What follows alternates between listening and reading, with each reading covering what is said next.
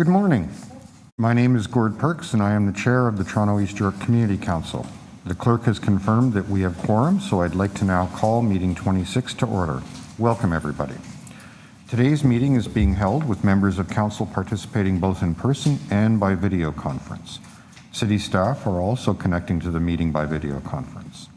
As City Hall remains closed, the public continue to participate electronically and can watch the meeting streaming live on YouTube at youtube.com/Toronto City Council Live.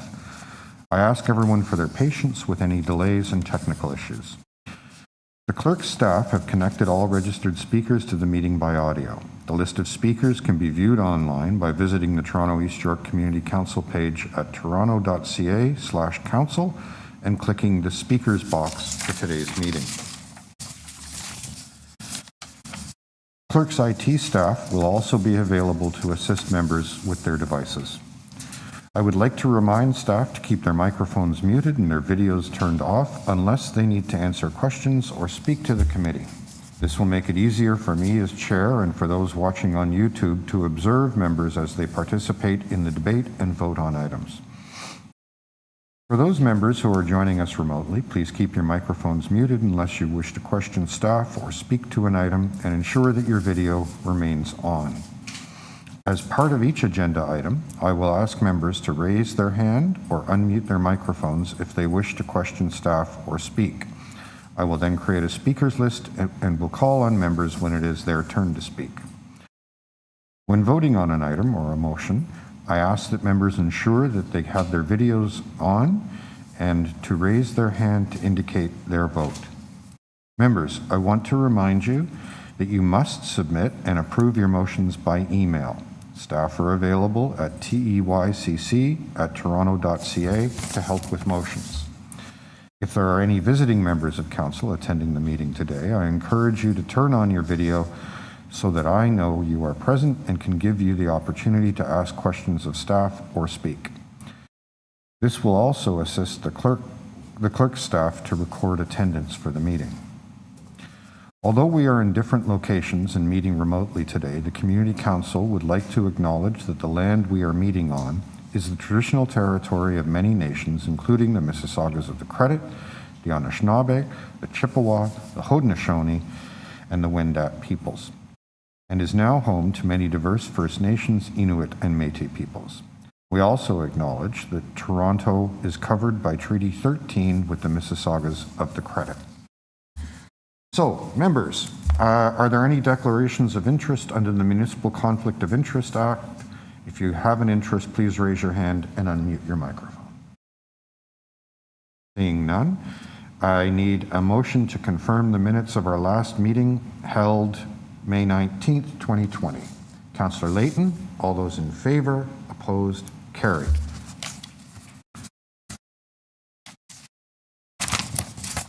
Okay, members, we have 90 items on the agenda today at this point. Who knows, that could keep climbing. And we are going to begin our agenda item rundown at TE 26.26. Changes to Business Improvement Area Boards of Management. Can I have a motion to adopt this item? Councillor Wong Tam, all those in favor, opposed, carried.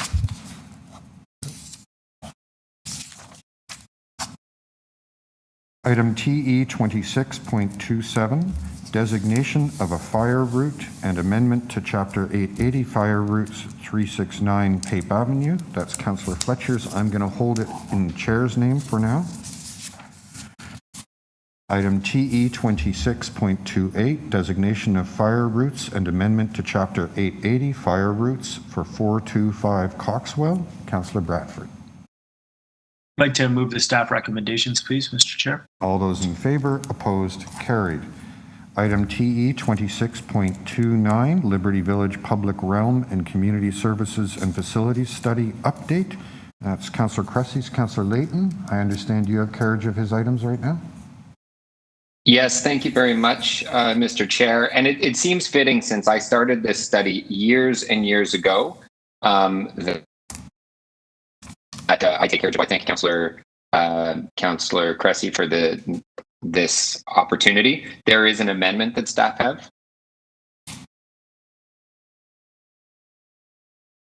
And essentially, it's to thank former Councillor Mike Layton for all his hard work in Liberty Village and for the opening of the new Liberty Village Child Care Center that wouldn't have been possible without the former councillor.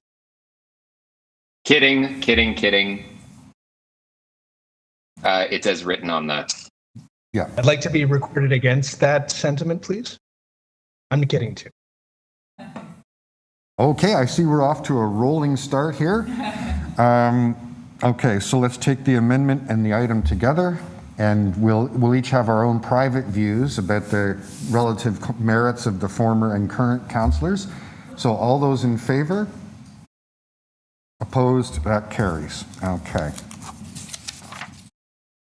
Item TE 26.30, King Spadina Public Realm Strategy. Again, Councillor Layton, you have this on behalf of Councillor Cressy.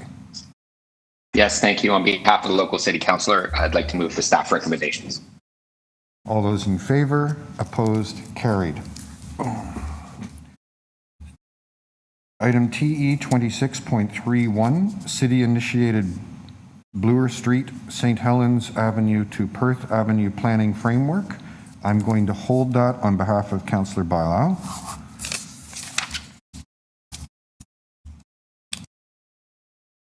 We have speakers on item 31, speakers on item 32, speakers on item 33, 34, 35. So the next is 36. 8 and 10 Talbot Street, official plan amendment application preliminary report. I'll hold that on behalf of Councillor Bailão. Item TE 26.37, 53 to 55 Yonge Street, zoning bylaw amendment application preliminary report. Councillor Wong Tam. Yes, I do have a motion. If the clerks can please put that on the screen. It's to amend the staff report and to direct them to have that community consultation meeting and have the applicant provide sign language interpretation if necessary. Also to direct staff to work with transportation services, city planning, PFR and other necessary city officials to create a working group for the site plan application when that time comes. It should also include all the relevant stakeholders. Part of the site plan working group should also have a construction and traffic management component to it. And we'd like to be able to bring forward issues as we identify them. And with that, Chair, that is the full amendment. Okay, so we'll take the item and the amendment together. All those in favor? Opposed? Carried. Item TE 26.38, I'm going to hold that on behalf of Councillor Fletcher. TE 26.39, I will hold that on behalf of Councillor Fletcher. Item TE 26.40. Yeah, I'm here. Oh, okay, Councillor, welcome. Let's go to now, there was, yeah, let's go back to 38. Item TE 26.38, 741 Broadview Avenue, zoning bylaw amendment application preliminary report. Councillor Fletcher. Yes, I believe the clerks have a motion asking it to be circulated as well to the Affordable Housing Office. Not have a motion on item 38. Sorry, I can't hear you. There is none? We do not have a motion from your office on item 38. Okay, that's fine. I thought you did, so I'll just check with my stuff. That's for 38 and 39, Chair. So we'll hold 38. Okay, item TE 26.39, 880 to 882 and 888 Eastern Avenue and 80 Knox Avenue, zoning amendment application preliminary report. Councillor Fletcher? It's the same. Sorry, that's got the same approval requirement. So just looking at it. Thank you. Sorry, I thought the clerk said that. I'll get that. I'll get it in there. Okay, we don't have a motion there either, so we'll hold that. Yep. Okay. Item TE 26.40, to 564 Kingston Road, official plan amendment and zoning bylaw amendment applications and rental housing demolition and conversion application preliminary report. Councillor Bradford.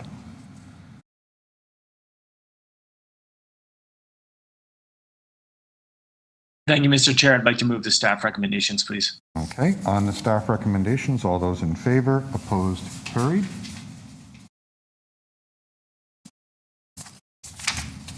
Item TE 26.41, construction staging area, 160 Front Street West, Simcoe Street Underground Tunnel. Councillor Layton, that's one of Councillor Cressy's items. Thank you very much. I'd like to move the staff recommendations. Okay, all those in favor, opposed, carried.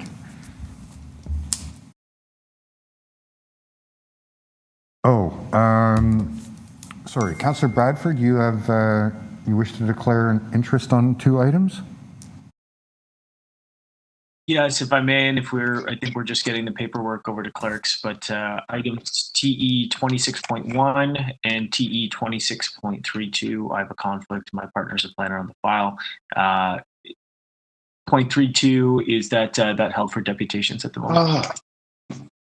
Okay, so Councillor, just to confirm, you have an interest on TE 26.1. Can you state the nature of that conflict? Or that interest? Yep, my partner's a planner on the file for both of these. Okay, so that's 26.1 and 26.32. Okay. I apologize. I should have No, That'll- all good, all good. 1 and 3, 2. Thank Yeah, you. we're just trying to make sure the clerk has the correct items. Okay.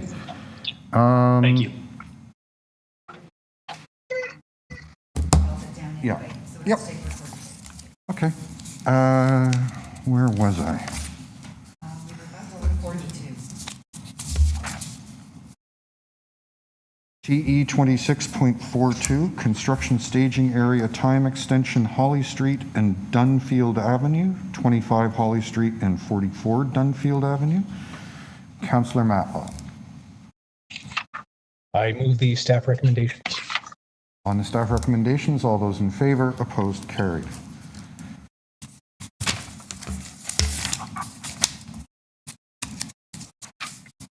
Item TE 26.43, construction staging area time extension 39 to 41 Roehampton Avenue. Councillor Matlow. I'm going to move this one to defer to the next community council meeting. So the September meeting, okay. That's right. All those in favor, opposed, carried.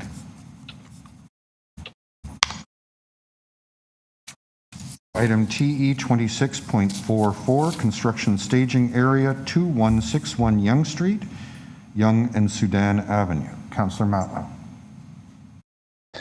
I support the staff recommendation and thank you to the applicant for working with us to find a way to keep the lanes open. All those in favor, opposed, carried.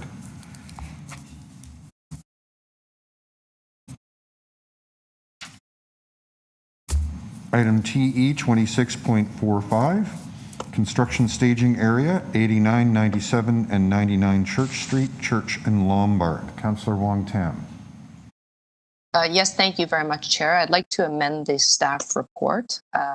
The applicant has asked that we close the street for their construction site for 35 months. I'm going to reduce that to 12 months. So that brings us to an earlier date of reporting back by July 2022.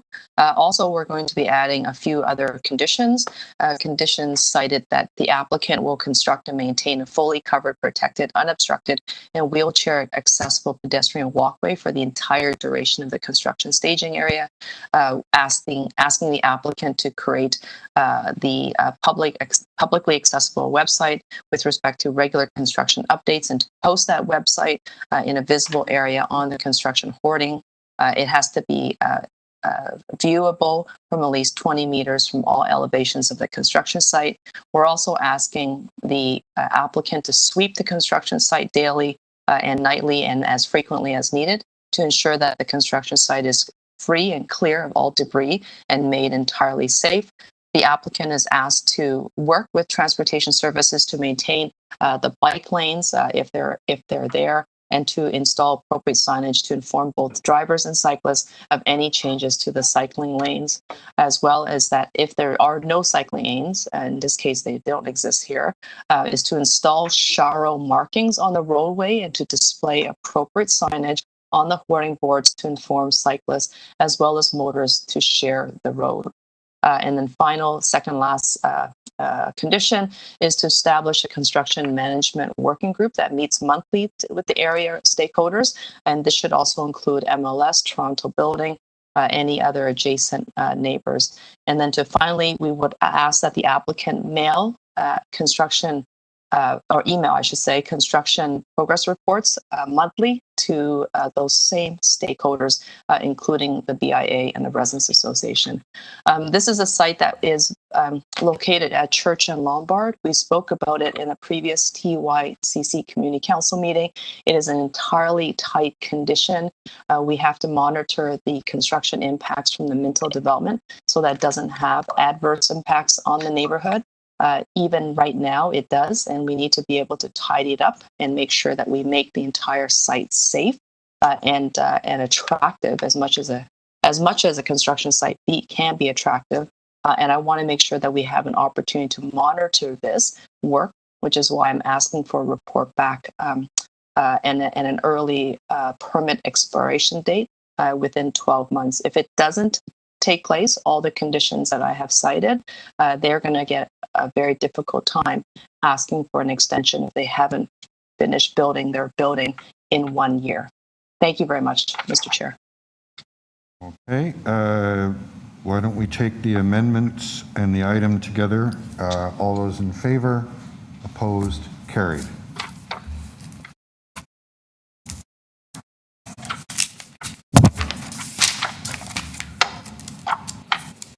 Mr. Chair, Yes. may I just take a moment of a point of privilege to acknowledge how creative Councillor Wong-Tam's staging-related motions are. They're just fine literature, and I really appreciate reading them. Well done. I wholeheartedly... Thank you, Councillor Atlow. I wholeheartedly agree. And, you know, during the pandemic, we all need entertaining and inspiring texts to read through, and Councillor Wong-Tam is clearly contributing to that literature. Okay. Item 26.46, construction staging area 28 Eastern Avenue. Councillor Wong-Tam. Thank you very much, Chair. Along Eastern Avenue, I'd like to move this motion. Once again, we're going to reduce the actual construction staging time. Expiration date on the permit will read December 31st, 2022. The balance of the motion is exactly as I read it to you earlier, the previous motion, and the motion is properly placed before you on the screen. Okay, we'll take the amendments and the item together. All those in favor, opposed, carried. Item TE 26.47, construction staging area time extension 319 to 323 Jarvis Street. Councillor Wong-Tam.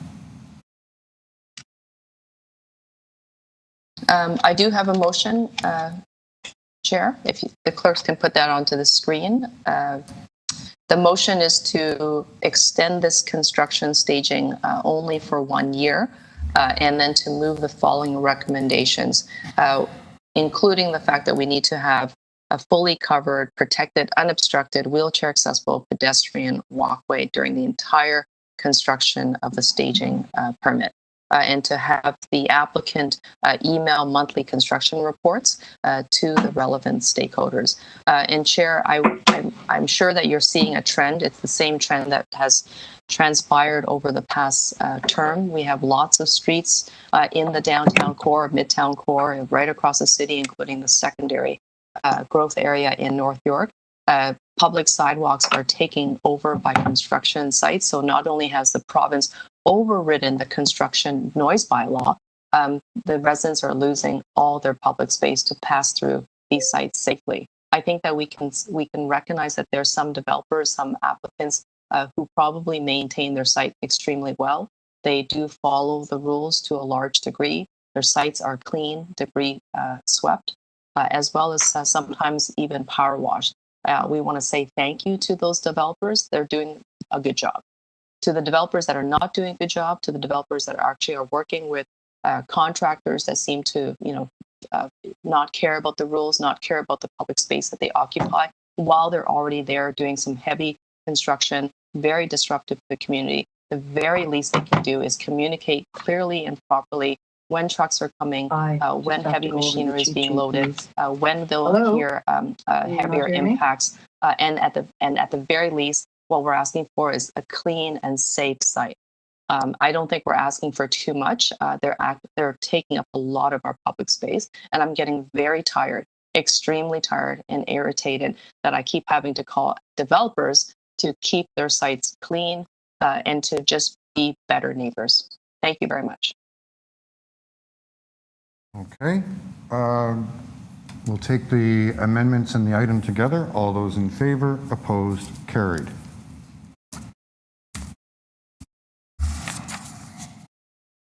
Item TE 26.48, construction staging area time extension, 485 Logan Avenue. Councillor Fletcher. Chair, just tell me that again. I'm sorry, not having a great moment. It's the construction staging area at 485 Logan, item 48. Yes, that's fine. Approving that. Okay, all those in Staff favor, recommendation. opposed, carried. Item TE 26.49, encroachment agreement, 160 Front Street West pedestrian tunnel. Councillor Layton, this is one of Councillor Cressy's items. Yes, thank you very much. I'll put forward the staff recommendations, please. All those in favor, opposed, carried. Item TE 26.50, feasibility of a temporary closure on St. Nicholas Street from Phipps Street to St. Joseph Street. Councillor Wong-Tam. Yes, thank you very much, Chair. I would like to move that we receive the staff report, and I just want to take a minute to thank our Cafe Teal staff. Staff in transportation have been working extremely hard, not just this summer, but they've been working hard all last summer, putting out all the different programs that affect the public right of way in the road. And in this case, we are providing an extended patio for Bar Volo, which is a very fine Southern Italian restaurant. For those who are in the neighborhood, we welcome you to visit us and visit them on St. Nicholas Street. But this is a particular Cafe Tio application I just want to flag because it sits directly on the public lane. It actually animates this laneway in a very European style fashion, allowing the restaurateur, who like all others across the city has been struggling to make ends meet, to keep their payroll up to scale, and to make sure that they can continue to stay in operation after decades, literally decades of business in the city.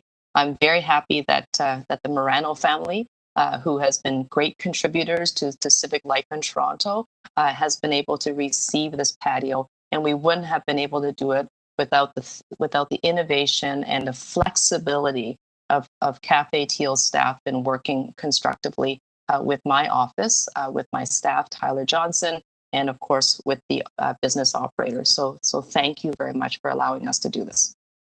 Thank you. Thank you. All those in favor?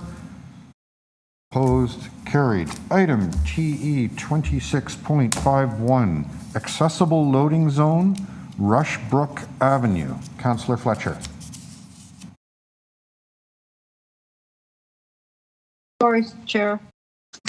I'm just going over those motions that we're looking for. Is that the accessible loading zone? Yes, it is. On Rushbrook. I'm just finding now if I can switch the time, so I'm going to have to hold that. I'm working with the applicant Okay. on the timing of that loading zone. Thank you. Very good. We'll hold that item in your name. Item 26.52, accessible parking spaces, June 2021 delegated. Okay, Nick, number one, get the deferral motion into. Councillor Fletcher, your microphone is still on. Sorry. That's okay. I enjoy listening to your conversations with your staff, but I've got other things that I have to concentrate on. So on this item, it affects Councillors Layton, Matlow, and Fletcher. Can I have Councillor Fletcher, I understand you have a motion on? Sorry. I understand you have a motion on 52. It's the accessible parking. If we can have the clerks put that up, Yes. please.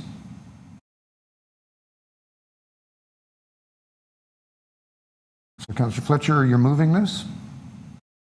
Yes, I am. Thank you. Okay, thank you. Are there any other motions on this item? No? Then we'll take the amendment and the item together. All those in favor? Opposed? Carried. Item TE 26.53, parking amendments, Joe Schuster Way. Councillor Layton? I'll be putting forward the staff recommendations, please. All those in favor? Opposed? Carried.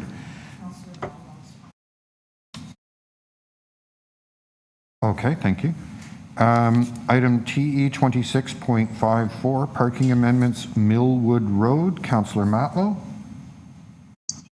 I move the recommendations, and I just want to express my gratitude for the partnership between my office, Davisville, Spectrum, Green Communities Canada, and the South Eglinton Ratepayers and Residents Association as we are preparing for a safe new arrival and a functional new arrival of the rebuilt and improved Davisville Public School and Spectrum alternative.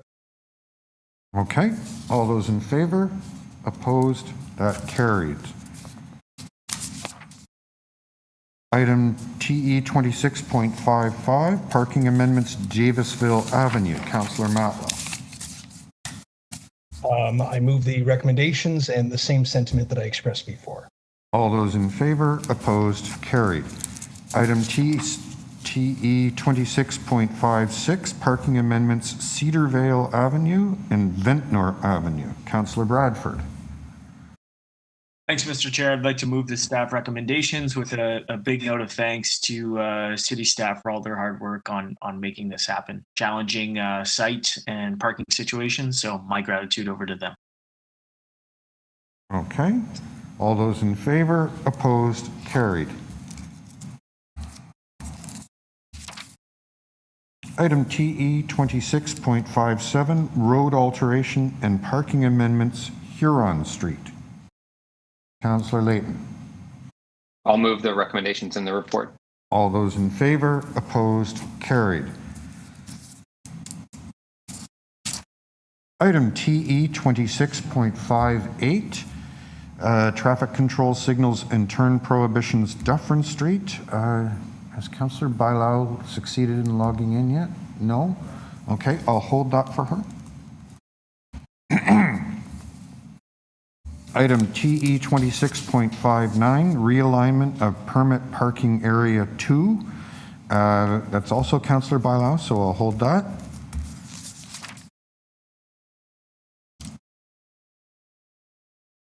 One moment.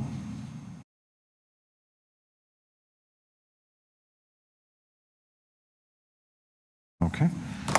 Item, did I just hold? 60? 60, we just held it. Okay. Item TE 26.61, realignment of permit parking area 4I and the exclusion of the development located at 938 through 950 King Street West and 95 through 99 Strawn Avenue. Councillor Layton, I believe there's a motion on this item. Yes, thank you very much. Actually, I don't think there is. No, sorry. 0.61, there is no motion, but I'll move the recommendations in the staff report. Thank you. That was my mistake. So on the item, all those in favor, opposed, carried.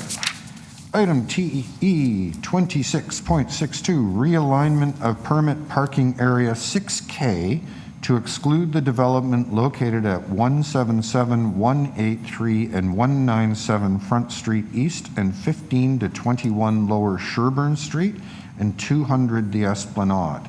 Councillor Wong Tam.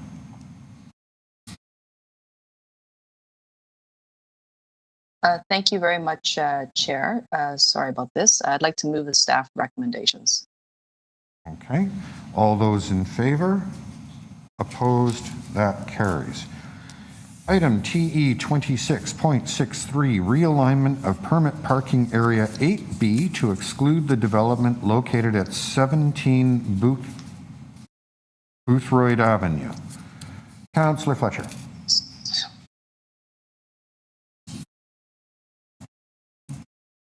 I'm afraid, Councillor Fletcher, that your microphone is not on. Sorry about that, Mr. Chair. I've just been asked to defer this, so if the Committee of Adjustment doesn't approve it, then we'd have no need to realign it because there's no extra. So I Can I believe that ask, Councillor, how long you would like to defer it for? Just to September? Oh, till September. Okay. Yes, I think the clerks have a motion there. So on the motion to defer until September, all those in favor, opposed, carried. Thank you. Thank you. Item TE 26.64, traffic calming poll results, Rains Avenue. Councillor Matlow. I'm moving the alternate recommendation. The response rate was 1 point off, but there was 88% in favor from the residents. Okay, all those in favor, opposed, carried. Item TE 26.65, appointment of public members to the Ted Reeve Community Arena Board. Councillor Bradford. Thanks very much, Mr. Chair. I have a motion I'd like to move. And just with the note of thanks to everybody who has applied and provided service to the board during an extremely challenging time for arena boards and all of our agencies. This round of appointments will see us keeping some... Councillor, sorry to interrupt. I understand that clerks are still working on that motion. Can we just hold it for a minute? And we'll come back to it. Sorry about that. Thank you. No problem.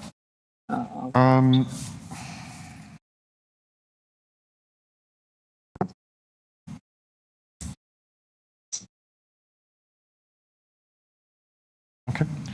Item 26.66, reopening item TE 25.26, construction staging area 1998 to 2000 Bathurst Street, amendments to traffic operations.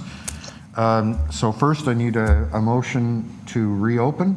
All those in favor? Aye. Opposed? Carried. Councillor Matlow, the floor is yours. It's just a technical amendment to make a fix. Okay. It was just there's a small correction to an error that was made. Okay. All those in favor? Opposed? Carried. Now. Okay. I now need a motion to introduce items 6.7 through 9.0. So 23 new items. Way to go, team. Okay. Councillor Layton, all those in favor, opposed, carried. You can always tell when it's the last meeting before the summer break. Okay, let's work our way through these. Item TE 26.67, 23 Fielding Avenue, request for city solicitor to attend the Toronto local appeal body. Councillor Fletcher.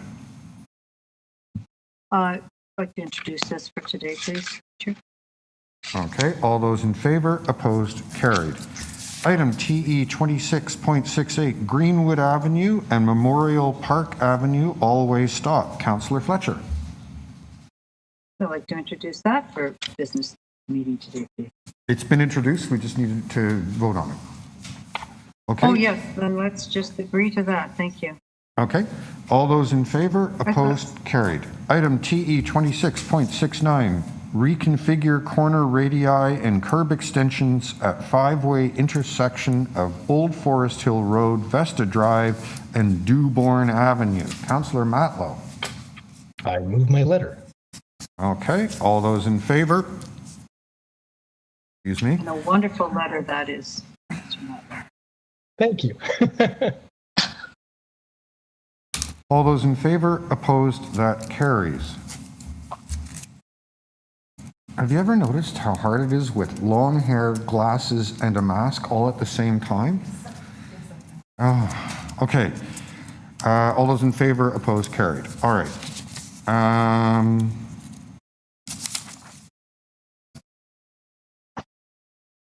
Oh, and welcome, Councillor Bilow. Thank you, Councillor Perks. We're at item 70 right now. Item TE Thank you. 26.70, prohibit parking on the north side of Montclair Avenue in the vicinity of number 194 Montclair Avenue. Councillor Matlow. I move the motion. All those in favor, opposed, carried. 26.71, the Clover School designated drop-off zone. I'm going to move the recommendations in my letter. All those in favor, opposed, carried. Item TE 26.72, parking amendments, Wyndham Street. Councillor Bilow. Thank you. Move recommendations in the letter. All those in favor, opposed, carried. Item TE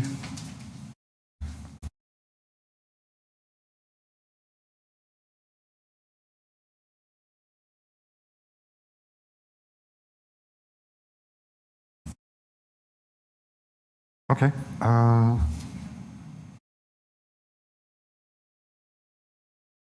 Well, I've got quorum, so. Yeah, okay. Item 26.73, parking regulations and speed limit reduction, Merchants Wharf. Councillor Layton, this is one of Councillor Cressy's. I'll move the recommendations in the letter. All those in favor, opposed, carried. Item TE 26.74, parking regulations, Bonnycastle Street. Councillor Layton, one of Councillor Cressy's. I'll move the recommendations in the letter. All those in favor, opposed, carried.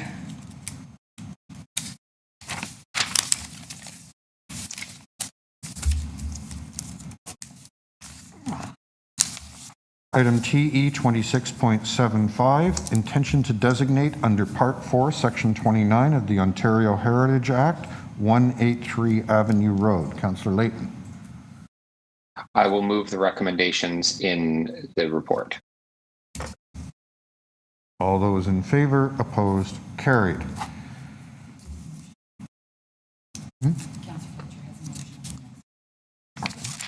Item TE 26.76, traffic control signals, Pape Avenue at Strathcona Avenue and Pape Avenue at Bain Avenue. Councillor Fletcher. Yes, I'd like to move the recommendations in the motion. Councillor, I believe you have an additional motion on this? Yeah, no, yes, I do. Okay. It's defined. Okay. That's a reopening of that, and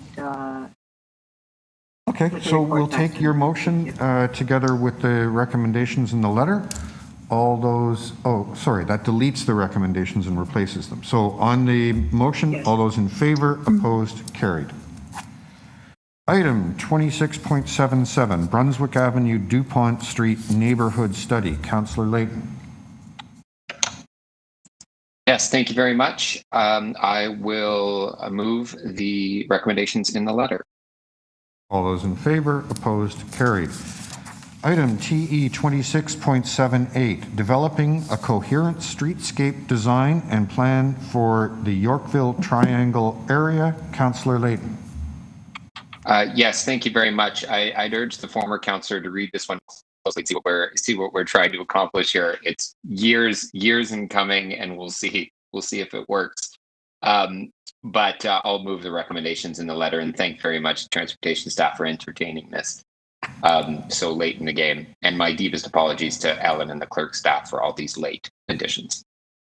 Yes, we all owe Ellen apologies and gratitude and best wishes all the time. Oh, she doesn't like that. She's getting all blushing and giggling. It's quite a thing. Okay. sorry. On the recommendations in the letter, all those in favor, opposed, carried. Okay. Item 26.79, exclusion of 203 College Street from 6D permit parking. Councillor Layton. Thank you very much. I'll move the recommendations in the letter. All those in favor, opposed, carried. Item 26.80, implementation of permit parking on Davenport Road between New and Berryman Streets. Councillor Layton. Yes, thank you. I'll move the recommendations in my letter. All those in favor, opposed, carried. Item TE 26.81, parking amendment, Sherburne Street, 405 Sherburne Street, Housing Now Development. Councillor Wong Tam. Thank you, Chair. I'd like to move the recommendations in my letter. And yes, Councillor Layton, I did read all your Yorkville motions. They're very well drafted. All those in favor, opposed, carried. This is such a great team. We all work so well together. Okay. Item 26.82, speed hump requests in Ward 11. Councillor Layton. Yes, thank you very much. I'd like to move those speed hump requests in the letter. Okay, all those in favor, opposed, carried. Item TE 26.83, two-way operation of Charles Street West between Balmuto and Yonge Streets. Councillor Layton. Yes, thank you very much. I am going to move the recommendations in the letter. Okay, all those. Oh, one moment, please. One moment, please. We're having a little issue with computers. It'll take a moment.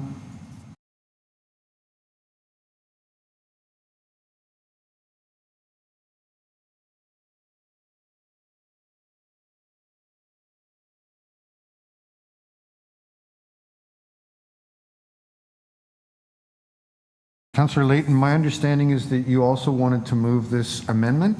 Is that correct? Sure, that seems correct. Yes. Okay. We're just impressing everybody out there in YouTube land with our skill at managing these complex public policy issues. Okay, so taking the amendment and the item together, all those in favor, opposed, carried. Oh, for goodness sake. Hang on.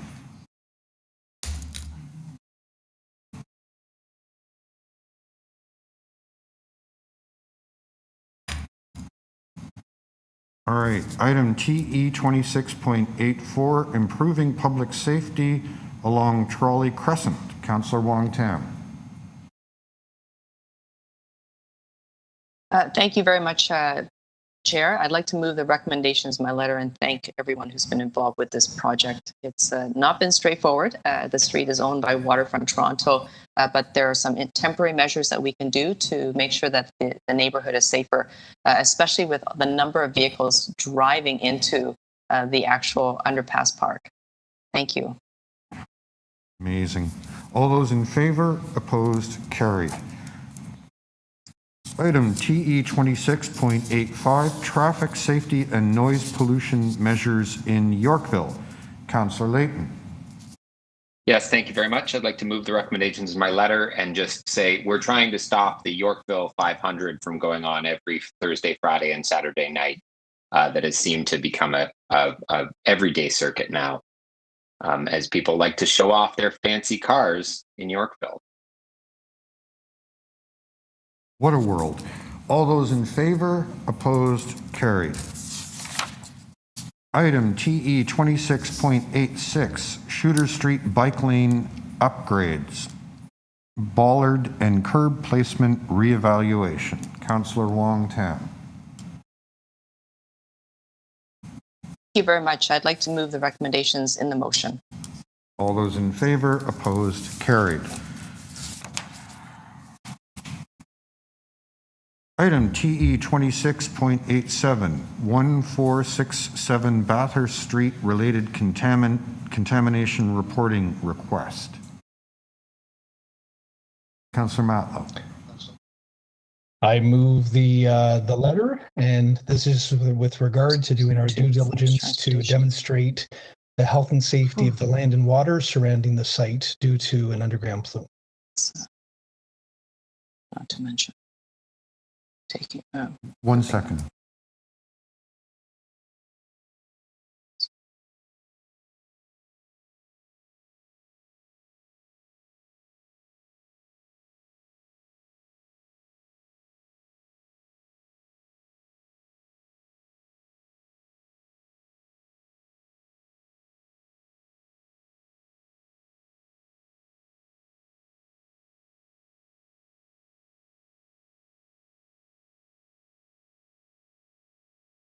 Okay, all those in favor?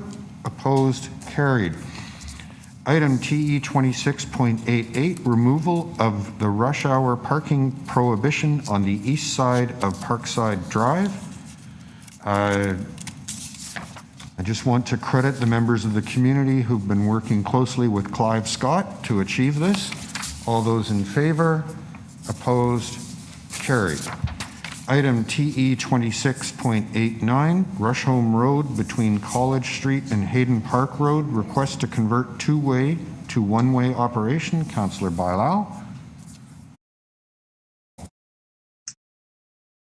Sorry, apologize, Chair. Today I only have one computer, so I have to be juggling between one app and one interface and the other. Move recommendations in the letter. Thank you. Sorry. Councillor, can I just suggest we hold this one for a minute? There seems to be Yes, some back and forth between your staff and the clerks on a revised version. Okay, so we'll Just hold heard this. about it. Yep. Okay. Thank you. Item TE 26.90, speed limit reductions for St. Clair Avenue East from Yonge Street to Mount Pleasant Road. Councillor Layton. Yes, thank you very much. I believe there is an amendment because this has to go to council. Councillor, we can it's taken actually, care we of. don't need to amend this. We can deal with this as a delegated authority matter. So we can move the, no, that's, sorry. No, I think she revised. Ellen was brilliant in just revising the motions in the letter, so it's fine now. So I'll move the recommendation. Okay. All those in favor? Opposed? Carried. Okay. Well done, guys. We got through the rundown. There were moments there when I thought we wouldn't. Okay. Mr. Chair? Yes, some of Councillor those, Fletcher. Thank you. I'd like to, if you're willing and able, I can clear a few. I believe staff now have those motions.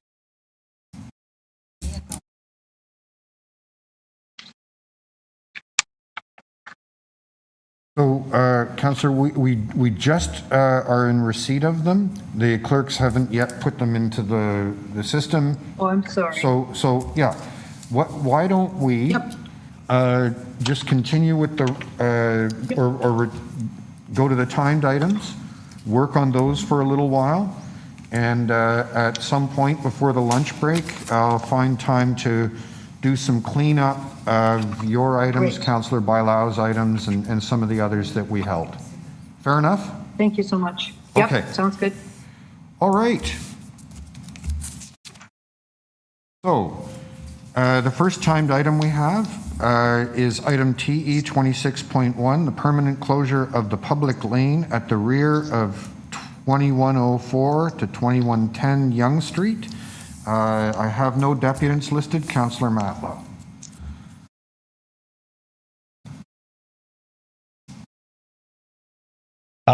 Yes, I will support the staff recommendation. Okay, on the staff recommendations, all those in favor, opposed, carried. Item TE 26.2, naming of a private drive for a development at 23 Spadina Avenue. Councillor Layton. Yes, thank you very much. I will move the staff recommendations. All those in favor, opposed, carried. Item 26.3, naming of an existing public lane south of Mansfield Avenue, extending between Manning Avenue and Claremont Street. Councillor Layton. Yes, thank you very much. I will move the staff recommendations. Okay, all those in favor, opposed, carried. Item TE 26.4, 33 to 49 Avenue Road and 136 to 148 Yorkville Avenue. Zoning amendment application, final report. Councillor Layton. Yes, thank you very much. I just wanted I don't believe there are any amendments at this time, but I'll move the staff recommendations with a deep thanks to our city staff, to the developers for bringing forward this a revised proposal, and for the community for really driving home, trying to make it a better development as a result.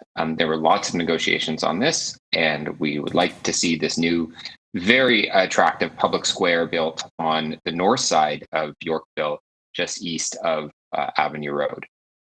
So we look forward to seeing that done. And I know I speak for the community where I say thank you to staff and to the developer for figuring out all of the smaller details. Okay, thank you. All those in favor, opposed, carried. Okay, item TE 26.5, 316 to 320 DuPont Street zoning amendment application final report. I have a deputant listed, Tomer Diamant. Tomer, are you with us? Yeah, hello. Good morning, everyone. I'm just here to answer any questions as needed. Does anyone have any questions of the deputant? Seeing none, Tomer, so thank you so much for making yourself available today. Not a problem, thank you. Councillor Layton, this is your item. Yes, thank you very much. I'd like to move the staff recommendations. All those in favor, opposed, carried. Item TE 26.6, 73 Queen's Park Crescent East.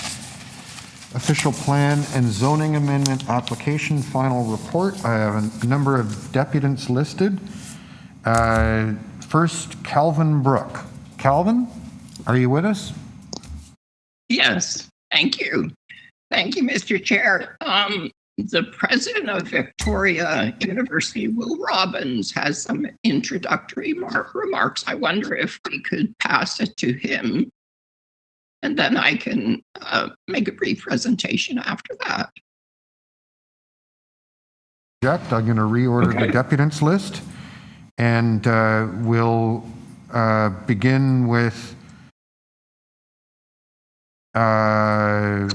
Mr. Robbins instead and move Mr. Brook to the end of the deputants list. Thank you. My name is Will Robbins, and I'm president of Victoria University in the University of Toronto, and I am pleased to introduce this application to the city, which will permit the creation of a new integrated learning center at Victoria University on the northeast corner of Queen's Park Circle. This is a project that will express in built form Victoria University's academic mission and its sense of community. Victoria University is an autonomous university that's federated with the University of Toronto. Victoria was one of the first institutions of higher learning in Ontario, founded in 1836 in Cobourg. And in 1890, Victoria federated with the University of Toronto, moved to Toronto, and took up its site on Queen's Park Crescent, which it occupies to this day. Victoria University contains two colleges, Emmanuel College for graduate programs and Victoria College for undergraduate programs. And the Northrop Frye Hall building is the main academic building for undergraduate Victoria College programs. It houses classrooms, lecture halls, faculty offices, registrarial services, and more. And our aim is to continue to anchor Victoria College's academic mission in a new integrated learning center on the site of Northrop Frye Hall, a center that's better suited to current and emergent best practices for teaching and community building. The current building is over 50 years old. It was opened in 1966, and its systems are at or are near the end of their useful life. And this gives us an incredible opportunity to re-envision the site's role in our campus environment and to address our pedagogical needs.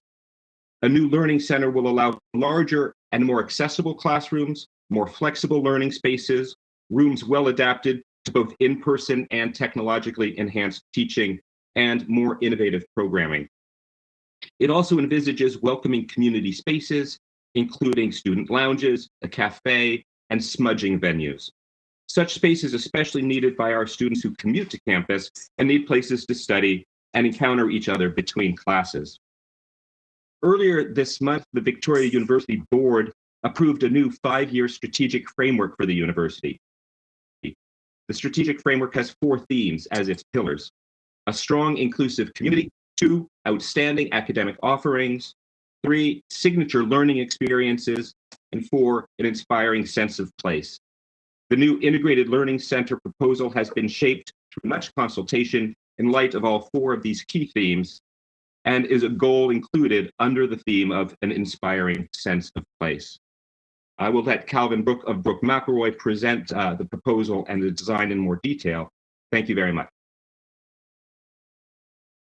Thank you. Are there any questions for Will? Seeing none. Oh dear. Maybe we should put Mr. Brook on now.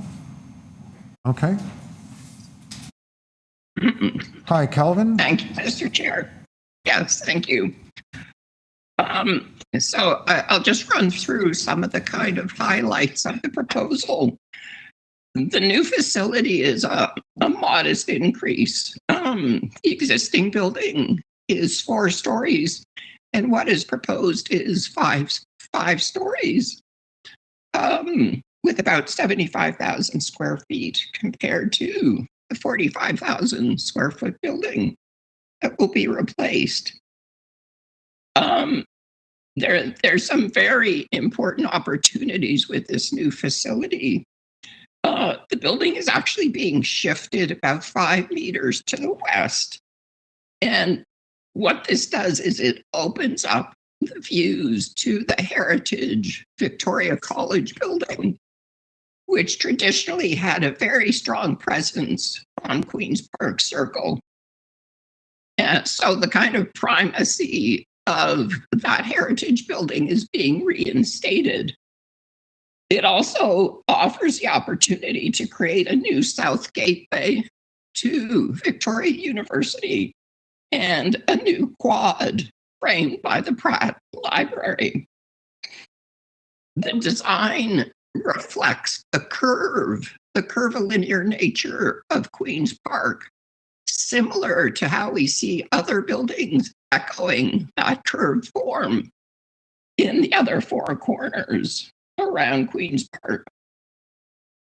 On the ground floor of the facility is a new student commons with a very kind of glass-like transparent facade, which prevents an opportunity to create a much more welcoming, friendly face to the city as a kind of gateway for Victoria University to the city. And I think this building positions Victoria to embrace the future with a state-of-the-art learning and teaching facility that also embodies an environmentally progressive future for the university. Thank you very much.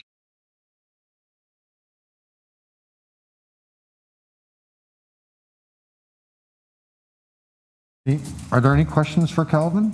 Seeing none. Next, we have Ray D'Souza. Ray, are you with us?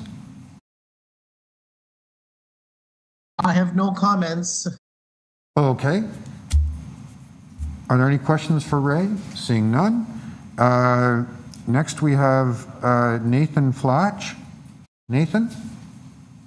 Good morning. I'm here to support Calvin and happy to answer any questions as well. Okay. Are there any questions for Nathan? Seeing none. Next we have Sue Dexter. Sue. Good morning. Good morning. Can you hear me? I can hear you wonderfully well. It's refreshing to hear your voice again. Yes, and likewise. I hope to see you maskless one day. So, good morning, councillors. I'm Sue Dexter. I'm appearing on behalf of the Harvard Village Residents Association, which shares the western border of the University of Toronto St. George campus between College and Bloor. I'm also representing the Queen's Park Heritage Precinct Coalition, a group of residents along with 242 residents associations, not just from the City of Toronto, but also from across the province.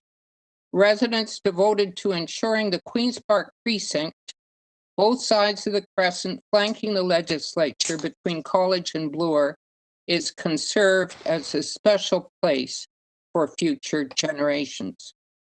Our deputation today is in praise of the Victoria University proposal and emphasizes the need for conservation and protection of this major social, cultural, and architectural landscape. It illustrates that changes today impact and potentially constrain our ability to realize a secure vision for a prized ceremonial street. This rezoning application has drawn only admiration and support. When we saw it, frankly, we breathed a sigh of relief and gratitude. Victoria clearly understands its role as a curator of marvelous heritage assets set in Parkland, framing a significant garden. You need only read the Brooks McElroy Master Plan and the ERA report to appreciate Victoria's sense of history and of place. It has embraced change in a respectful, responsible way. It understands the precinct. Imagine this, as Mr. Brooks said, 67% of the site is open space. The replacement building adds just one story. It's nested among a group of heritage buildings, Vic, Emmanuel, Burge, Carnegie, Burwash Hall, with each E.J. Pratt to be protected. It improves the sight lines to historic Victoria College building. An existing building is replaced, it's moved west, which achieves significant separation distances between buildings, allowing the landscape to breathe, and Parkland is enhanced. We are grateful to Victoria University for the restraint, modesty, and taste of its proposal, but conscious there is no certainty for the broader precinct ahead. The resolution of City Council, TYCC, and Preservation Board earlier this year calling for a cultural heritage landscape study is necessary and vital. There is no time to waste. The Queen's Park precinct is about to undergo a landscape level change. Arising from transformed TO, the city has before it the proposal for University Park, which would entirely remove traffic from Queen's Park Crescent West from Hoskins to College and restore the shores of Tattle Creek to Parkland. The Queen's Park Heritage Precinct Coalition has begun the second phase of its study and hopes to gain the support of council and staff for this work. The precinct is too valuable to be left to the sense of responsibility of individual property owners to curb their appetites. We ask that priority be given to the study before it is too late. And once again, we reach out to Victoria with gratitude for your work. We fully support the proposal. Thank you. Thank you. Are there any questions of Sue? Seeing none, where am I? Councillor Layton, I'm going to give you, are there any questions of staff? No? Councillor Layton, I give you the floor. Thank you very much, Mr. Chair. I'll move the staff recommendations, and with my gratitude to Victoria College and to the Community Liaison Committee at the University of Toronto, who have been apprised of this for some time, and for the willingness to bring forward the proposal on behalf of the applicant, to bring forward the proposal to that group as well. The University of Toronto is a complex region in our city with competing interests, large property owners, some of which have various level of governance controls within themselves, as well as the partners at Queen's Park, who have another set of rules altogether, and then a small number of other smaller landholders. That's like the legislature, the street, the surrounding buildings are a wonderfully eclectic mix of architecture styles and periods, and there are natural heritage features buried under the ground, available on top on the surface for us to see now. and that tower in the sky with the beautiful canopy that's in Queen's Park.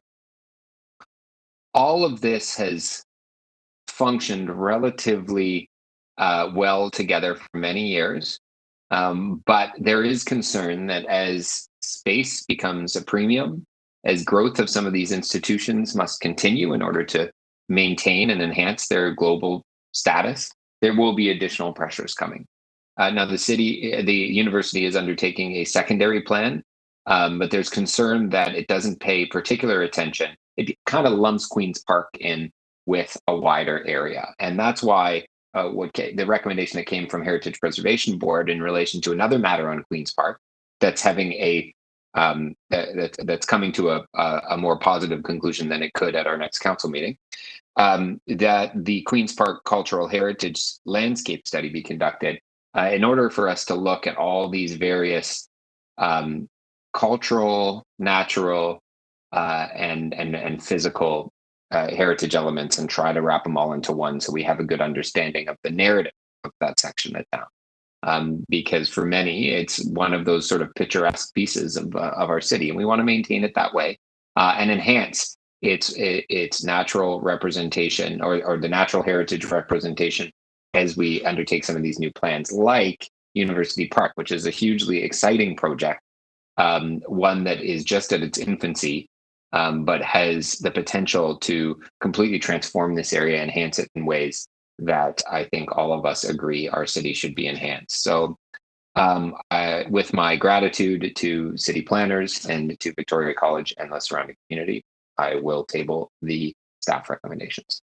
And sorry, and however I can stress to the planning department that the Queen's Park Cultural Heritage Landscape Study needs to be a priority as we keep working towards or working through all the applications that we're getting and no doubt will come in the future. Hey, thank you. And if I can just add, this item has particular resonance for me. Here I am trying to manage a virtual meeting in very difficult circumstances, and Victoria University is the place where I studied Dante's Inferno. It just feels appropriate in some way. Okay, so on the item, all those in favor, opposed, carried.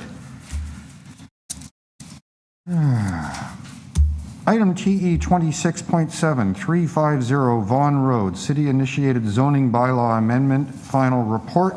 I have a deputant listed, Adrian Litowski. Adrian? Yes, I am here. Hopefully you can hear me. Yes, I can. So you've got 5 minutes to address the committee. Start whenever you're ready. Thank you very much. I shouldn't need nearly that amount of time. I'm just simply here, first by way of introduction, I am the planning consultant working with the landowner in this case, the owner of 350 Vaughan. I'm here to express our support for the staff recommendation. And likewise, to note that we have been happy to work with the councillor, his office, with planning staff, and with local residents to address various concerns that have come up through as this application has moved forward. And this is now the third time it has come before the committee, and I believe we're in a better place, like I said, having worked with everyone to address these concerns. And I am simply here today to make myself available for any questions that may come up as you consider this item. Thank you. Are there any questions for Adrian? Seeing none. Adrian, thank you for your time today. I have no other deputants listed. Are there any questions of staff? I don't see any. Councillor Matlow. So yes, I am moving the staff recommendations. This has been an item that Adrian is correct.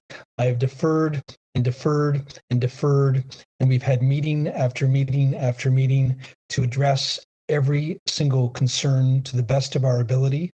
And ultimately, we've arrived at a resolution that the best thing to do is to move forward with this phased approach. And I appreciate that the landowner has done everything that they can to address the specific concerns that we heard from residents to make sure that this is the right plan to move forward with. So we're ready to go. Thank you. Questions to the mover? Anyone else to speak? Seeing none. All those in favor? Opposed? Carried. Item TE 26.8. 1075 Bay Street, zoning amendment application, final report. First deputant I have listed is Craig Hunter. Craig. Hi. Good morning, Chair, members of the committee. Craig, your voice is very, very faint. Let me boost that up.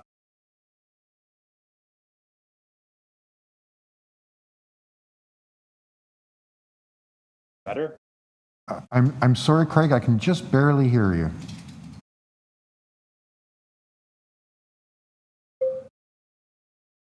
I have just disconnected my headset. Very good. Better. Much better. Thank you. Go Good ahead. morning, Chair, members of Community Council. Thank you for allowing me to address you. I'm the planning consultant and applicant on behalf of 1075 Bay. The owners of the site, a Canderel-related company. We're here today to express our support for staff's recommendations to allow this mixed-use 59-story building, which includes commercial space, 10 levels of office space, a new public open space, and a mid-block pedestrian link. We appreciate staff's efforts over the past year and a half, particularly the efforts of David Sitter and Catherine Bailey. And we also want to acknowledge the continued engagement and support of the Bay Clover Hill Community Association, who have provided you with a letter of support on the rezoning. And I'm here today simply to address any questions or comments that Community Council may have. Thank you very much. Thank you, Craig. Are there any questions? Seeing none, thank you for sharing your thoughts with us here today. Thank you. The next deputant I have listed is Robert W. Fisher. Robert, are you with us? Yes, I am. Can you hear me? Yes, I can, Robert. Welcome. Okay. You have 5 minutes to address the committee. You can start whenever you're ready. Yes. Good morning, council members. My name is Bob Fisher. I have lived in this area for 50 years on St. Nicholas Street, St. Thomas Street, and most recently on Inkerman Street, which adjoins the site that you're considering today. The planning report for the proposed building ignores the issue of winter ice buildup along this section of Bay Street. Falling ice is a serious threat to both pedestrians and vehicles during the winter months. Serious personal injury, smashed windshields, and possible death are the consequences of ignoring the problem. Anyone living in the area knows this new threat, aggravated by the massive height of the U condos on Bay Street's west side, and it's now a reality of life during our winters. Now the city is being told a similar building at 1075 Bay Street on its east side won't compound the original planning error. There's no discussion in the report for you this morning that addresses icing concerns. We ask that the proposal be denied until a thorough consideration of icing is undertaken. The new building's sleek sides appear ideal for ice formation that will cascade onto the sidewalks and into the street. Increased wind due to the building height and its funnel effect will amplify the risk. I'd also want to remark that Inkerman Street is a very narrow street. I'm concerned about the loading design that's being proposed and making Inkerman two-way at the Bay Street end of the of Inkerman, which is really a lane.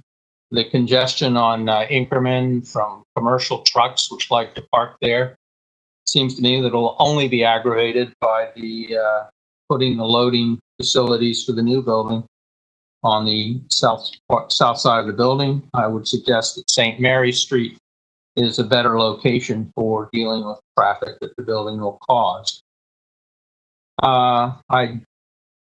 In short, then, I would ask that you do not approve the application before you this morning. Icing is a concern not just in Bay Street, but it's a consequence of all of our new high-rise buildings. The issue is cropped up with 1 Moore Street East on Young Street, and well, it could kill someone. So I appreciate your consideration of my remarks. Thank you. Thank you. Does anyone have any questions for Bob? Seeing none, the last deputant I have listed is Brian Byrnes. Brian is not present. Okay, that completes the deputants. Are there any questions of staff? Seeing none, Councillor Wong Tam, over to you. Thank you very much, Chair, and thank you to the deputants who took the time to meet with us today and provide us with your comments. I do appreciate them. I'm sure we all do. I want to move a motion, Chair, on this particular matter. I see that the clerks are trying to get the motion onto the screen. Thank you so much. I move that we move this report to City Council without recommendations and make a request of the Director of Community Planning to provide a supplementary report that addresses the concerns raised related to ice formation and mitigation measures needed to ensure that the safety of pedestrians are considered during the winter months. And I just want to be able to flag this particular issue. We have had in the downtown, and I suspect you folks have had some of these same patterns of performance from buildings where we do have weather protection along the pedestrian right of way. But there seems to be sheets of ice that do at times come down onto the street. And if you can imagine the velocity of this heavy material as it flies down smooth glass, it comes crashing down on the streets very seriously. So Mr. Fisher is absolutely correct. We have seen this in the area. And notably, I have seen this on 85 Wood Street as well as 251 Jarvis Street, as well as other condominium and building owners who have raised this matter with our office. I'm sure that there has to be a way that we can study how ice is formed, how the ice will travel down the side of a building, and how it hits the street and sidewalks. And I suspect that city planning can provide that additional information. We ask for a lot of reports when we're evaluating development applications. Oftentimes it's shadows and sun. We look at wind studies. We take a look at the ecological effect of these buildings. But I don't think that there's been adequate consideration on how these buildings perform in the winter, especially under extreme climate, and how it changes. The other thing is that we do not have a Section 37 agreement ironed out yet with the applicant. We are still in those conversations. I'm hoping we can get to a resolution by City Council. It's the desired date. However, if we don't come up with a agreeable Section 37 agreement, I will have no choice but to move this report to our next meeting of TEYCC, or perhaps defer it one cycle at council. Either way, I think everyone's working to a good outcome. I want to recognize that the BCCA has submitted a letter outlining their general support for the application with a few site area concerns that I believe can be largely addressed through the site plan. And hopefully we will be able to work on that when it's time for us to constitute the site plan working group. Thank you very much, Chair. That concludes my remarks. Thank you. Any questions of the mover? Anyone else to speak? Seeing none. On Councillor Wong Tam's motion to send it to Council without recommendations and request that supplementary report, all those in favor? Opposed, if any? That carries. Next, TE 26.9, 245 to 285 Queen Street East, 348 to 410 Richmond Street East, 88 to 106 Ontario Street, and 18 to 12 Bridgeton Place rental housing demolition application final report. The first deputant I have listed is Marie Dam. Marie, are you with us? Marie, could you turn on your microphone, please?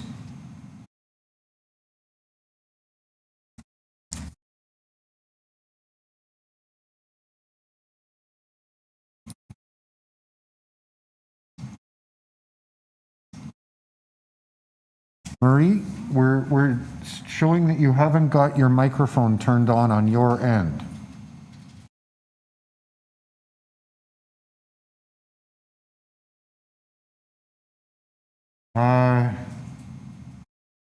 Okay, IT has attempted to contact Marie, I understand. Why don't we move along then?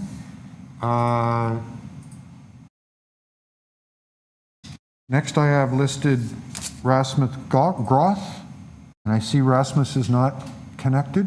No. Andre Berman, not connected. David Bronskill, I see that you're connected, but your microphone is not connected. Mr. Chair, can you hear me okay? Ah, there we are. Welcome, David. You know the drill. I'll give you 5 minutes. Start whenever you're ready. Thank you, sir. I had registered to speak, sir, mostly to answer any questions that members of community council may have or to respond to any deputations that you might receive today. There's a staff recommendation that our client fully supports, recommending approval of this application. It's been a lot of work with staff to get to this point, and we thank them for that.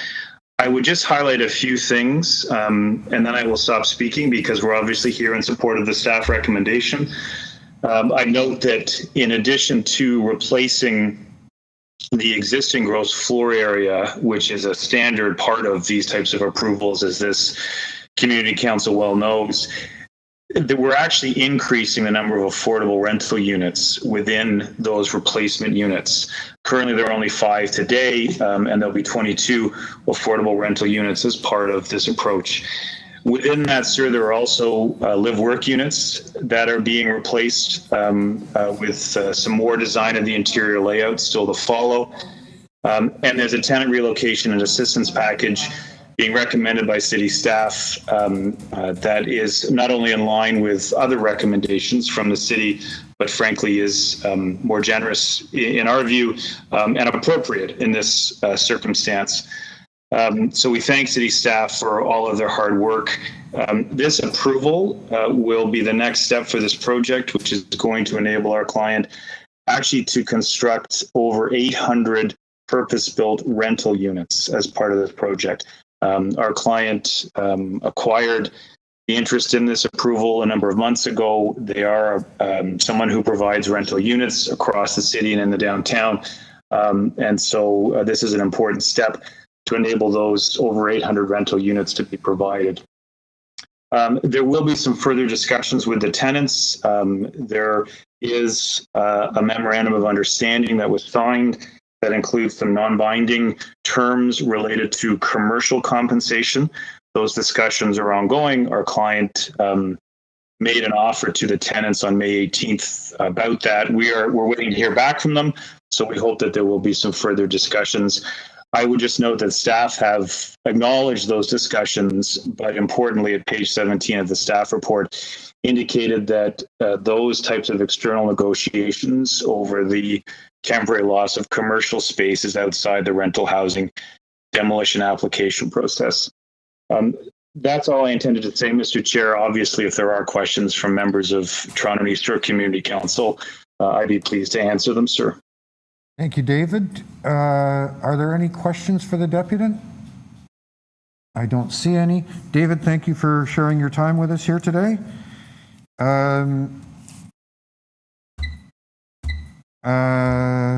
Is Marie with us yet?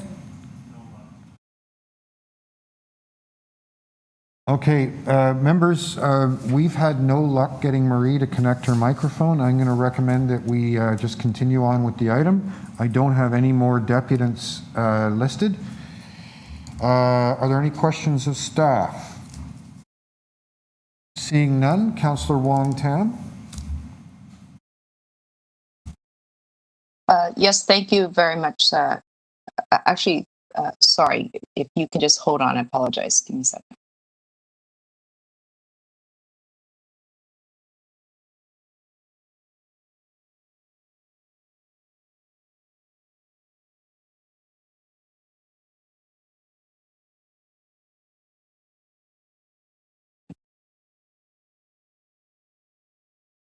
Sorry, Mr. Chair. My screen literally just went flash, flash, flash. I was hoping to get it back. I'd just like to move the staff recommendations contained in the report. Thank you. Thank you. Questions of the mover? Anyone else to speak? Seeing none. On the motion to adopt, all those in favor? Opposed? That carries. Okay. Item TE 26.10, 685 Queen Street East rental housing demolition application, final report. I have no deputants listed on the item. Any questions of staff? Seeing none, Councillor Fletcher. Yes, thank you very much, Chair. Very happy to move this. It is the Riverdale Co-op building at 685 Queen, and this will demolish 9 existing units and rebuild them to be accessible with a 99-year, can't do anything to them for 99 years, and also add 17 new co-op units, and also maintain the heritage facade here. This has been a long project associated with Riverside Square with Section 37 for that, and this is the biggest renewal of a co-op in the East End. So it's very exciting, taking 9 cramped units that are inside this old building and replacing them with accessible units and adding 17 new ones. So with that, I move this. Very happy with that. Okay, yes, good work all around. All those in favor? Opposed, if any? That carries. Item TE 2611, 571 Dundas Street West, Alexandra Park Revitalization Part Lot Control Exemption Application, final report. I do not have any deputants listed. Are there any questions of staff? Seeing none, Councillor Layton, this is one of Councillor Cressy's items. Yes, thank you very much. I am going to move on behalf of the local councillor the staff recommendations. All those in favor? Opposed? That carries. Item TE 26.12, 101, 111, and 129 St. Clair Avenue West Part Lot Control Exemption Application, final report. I have no deputants. Are there any questions of staff? Seeing none, Councillor Matlow, the floor is yours. I move the staff recommendation. All those in favor? Opposed? Carried. Item TE 26.13, 48 through 110 Eastdale Avenue, Part Lot Control Exemption Application, final report. I have no deputants listed. Are there any questions of staff? Seeing none, Councillor Bradford. Thank you, Mr. Chair. I'd like to move the staff recommendations, please. All those in favor? Opposed? Carried. Item TE 26.14, 386 to 394 Symington Avenue, 405 Perth Avenue, and 17 Kingsley Avenue, official plan and zoning bylaw amendment application, request for direction. I have no deputants listed. Are there any questions of staff? I don't see any. Councillor Bailao. Thank you, Mr. Chair. I do have a motion, and I thank staff for the support in refining this application and getting us some extra Section 37 that we were able to negotiate through these changes that we did as well. And looking forward to have your support to approve the application. Okay, thank you very much. Questions of the mover? Seeing none, all those in favor? Opposed? Carried.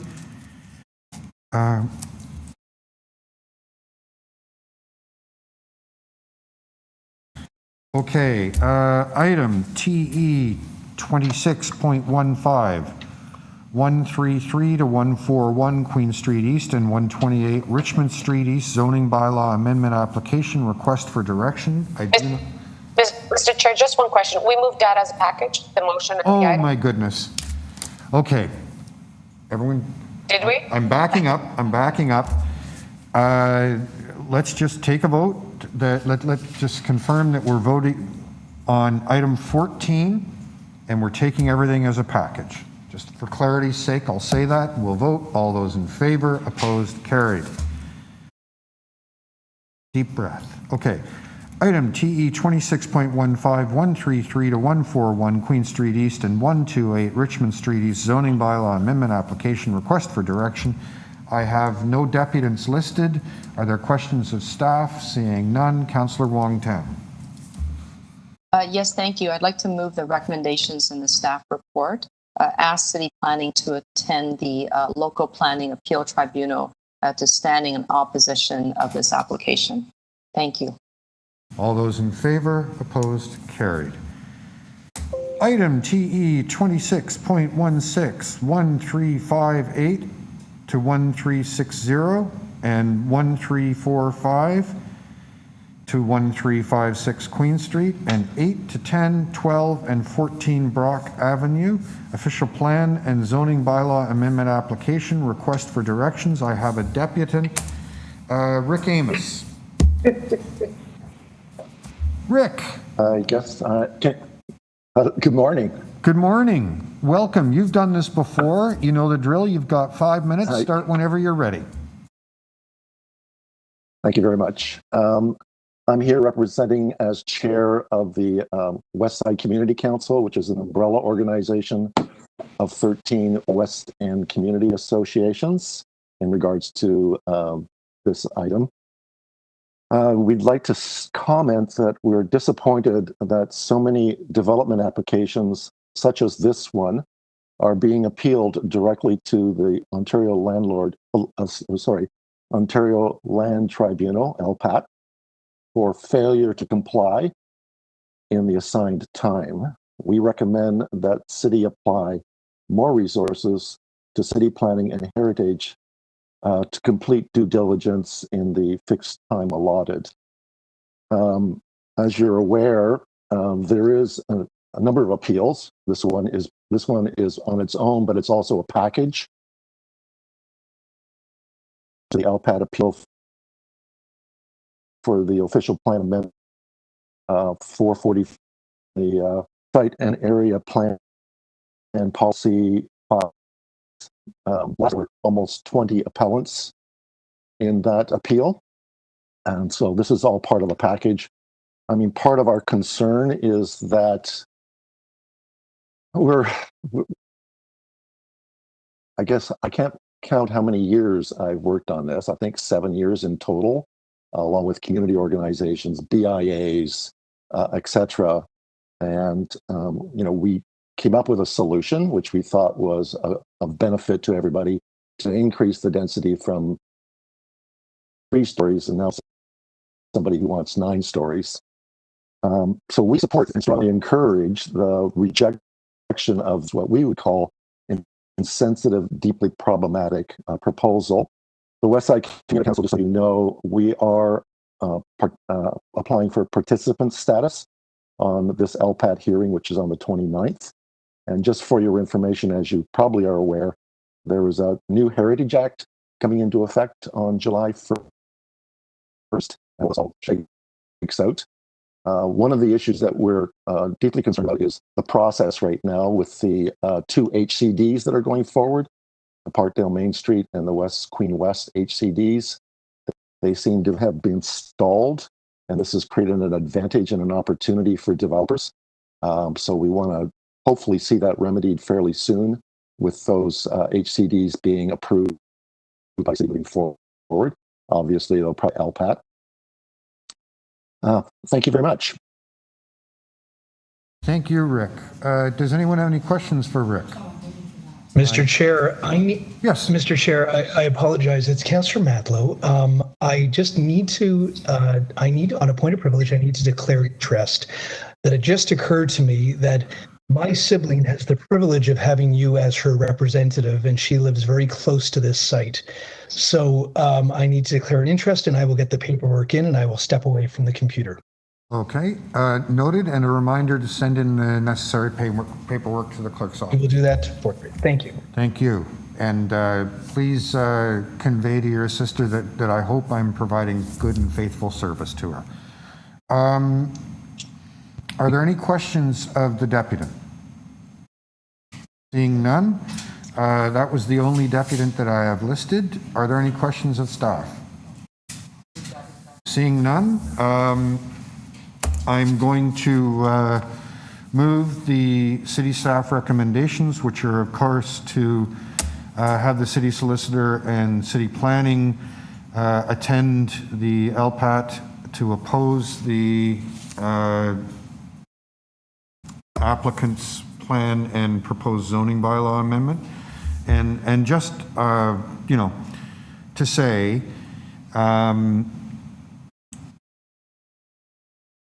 making an application, holding a meeting or two, a perfunctory meeting or two, and then just saying, well, you know, we're not interested in negotiating any further, we're just going to appeal because the clock has run out. This is not the way you build a great city. Okay, so all those in... Oh, I need a recorded vote on this so that we can be clear that Councillor Matlow was absent. All those in favor, please... All those in favor, please raise your hand. Councillor Bradford, Councillor Perks, Councillor Bailao, Councillor Cressy, Councillor Fletcher, Councillor Layton, Councillor Wong Tam, there's your hand? Okay. So there's Councillor Wong Tam, so that's unanimous of the members present and voting. Councillor Matlow, if you can hear my voice, you're welcome to return now. There you are. Hello. By the way, Gord, as a courtesy to my sibling Rachel, I just wanted to recharacterize how I described their proximity to my sibling lives near that site. I just wanted to correct my terminology. Thank you. Thank you. Mr. Chair, sorry, yes. I apologize. Yes. Point of order, please. I'd like to move to reopen TE 26.9, 245 to 285 Queen Street East, 348 to 410 Richmond Street East, 88 to 106 Ontario Street, okay. and 8 to 12 Bridgeton Place. I did mention that my screen, yes. Can I just say, we're going to note that, that's your intention. We've got 6 or 7 pieces of cleanup that we have to do, and I'm going to try to do them as a group, probably in about 40 minutes, okay? Okay, great. Can we just move to reopen then? Okay, thank you. Sure. All those in favor? Opposed? Carried. Okay, it's reopened, and we'll hold it for just a little while. I'm just trying to get through some of these other timed items. Okay. Item TE 26.17, intention to designate under Part 4, Section 29 of the Ontario Heritage Act, 600 King Street West. I do not have any deputants listed. Are there any questions of staff? Seeing none. Oh, Councillor Cressy, you're with us now. Welcome. This is your item. It's item 17. Yep. I have it. Thank you, Chair. And I will move the staff recommendations to designate. Okay, all those in favor, opposed, carried. I think we've got a full house now.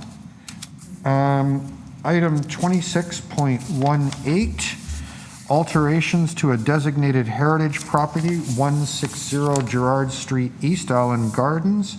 I do not have any deputants listed. Councillor Wong Tam.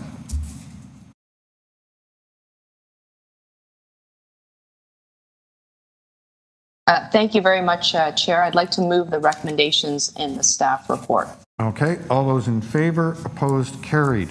Item TE 26.19, intention to designate under Part 4, Section 29 of the Ontario Heritage Act, alterations to a heritage property and authority to enter into a heritage easement agreement, 109 and 125 St. George Street. I do not have any deputations. Are there any questions of staff? Seeing none, Councillor Wong Tam. Yes, thank you very much. Along with the previous item, there is a letter from the Toronto Preservation Board. So I'd like to move the letter from the Preservation Board as well as the recommendations in the staff report. And I should have said that for the previous item as well. Thank you, Chair. Oh, actually, I look, it's I'm getting different instructions from the clerk. Councillor Wong Tam, it seems that the best thing to do here is to move to defer the item. Is that your intent? Yes. Yeah, that's what that is now my intention as alerted to me by the chair. so as to move to defer this matter until the September Community Council meeting. Okay, look at that. We all got on the same page. All those in favor? Opposed? Carried. Item TE 26.20, intention to designate under Part 4, Section 29 of the Ontario Heritage Act 1354, 1358, and 1360 Queen Street West. I have two deputants listed. First, Jack Gibney. Jack? Thank you, Gord. Jack Gibney here. Thank you for this opportunity to speak. We at the Sunnyside Historical Society have taken this item very seriously. We consider the Heritage Department's report to be very thorough, accurate, and thoroughly grounded in evidence. We are also very busy and have been spending a lot of time on this. We're participants in the LPAT hearing for a group of properties along Queen Street West and Parkdale Main Street, and we are participant status on this particular one for the Brock Queen building. We're spending a huge amount of time on this. We appreciate the fact the Heritage Department has done the Part 4 designation. We wish we could have a Heritage Conservation District that would save us a lot of trouble. I want to draw your attention today to my report of June 23rd, page 7. I have some detailed photographs here which demonstrate that the lawyer for the developer has been quite inaccurate in the things that he's representing. ERA is saying that, or ERA is inaccurate. Hope I don't get sued for saying that. They have a conflict of interest as an expert witness. They are paid by the developer.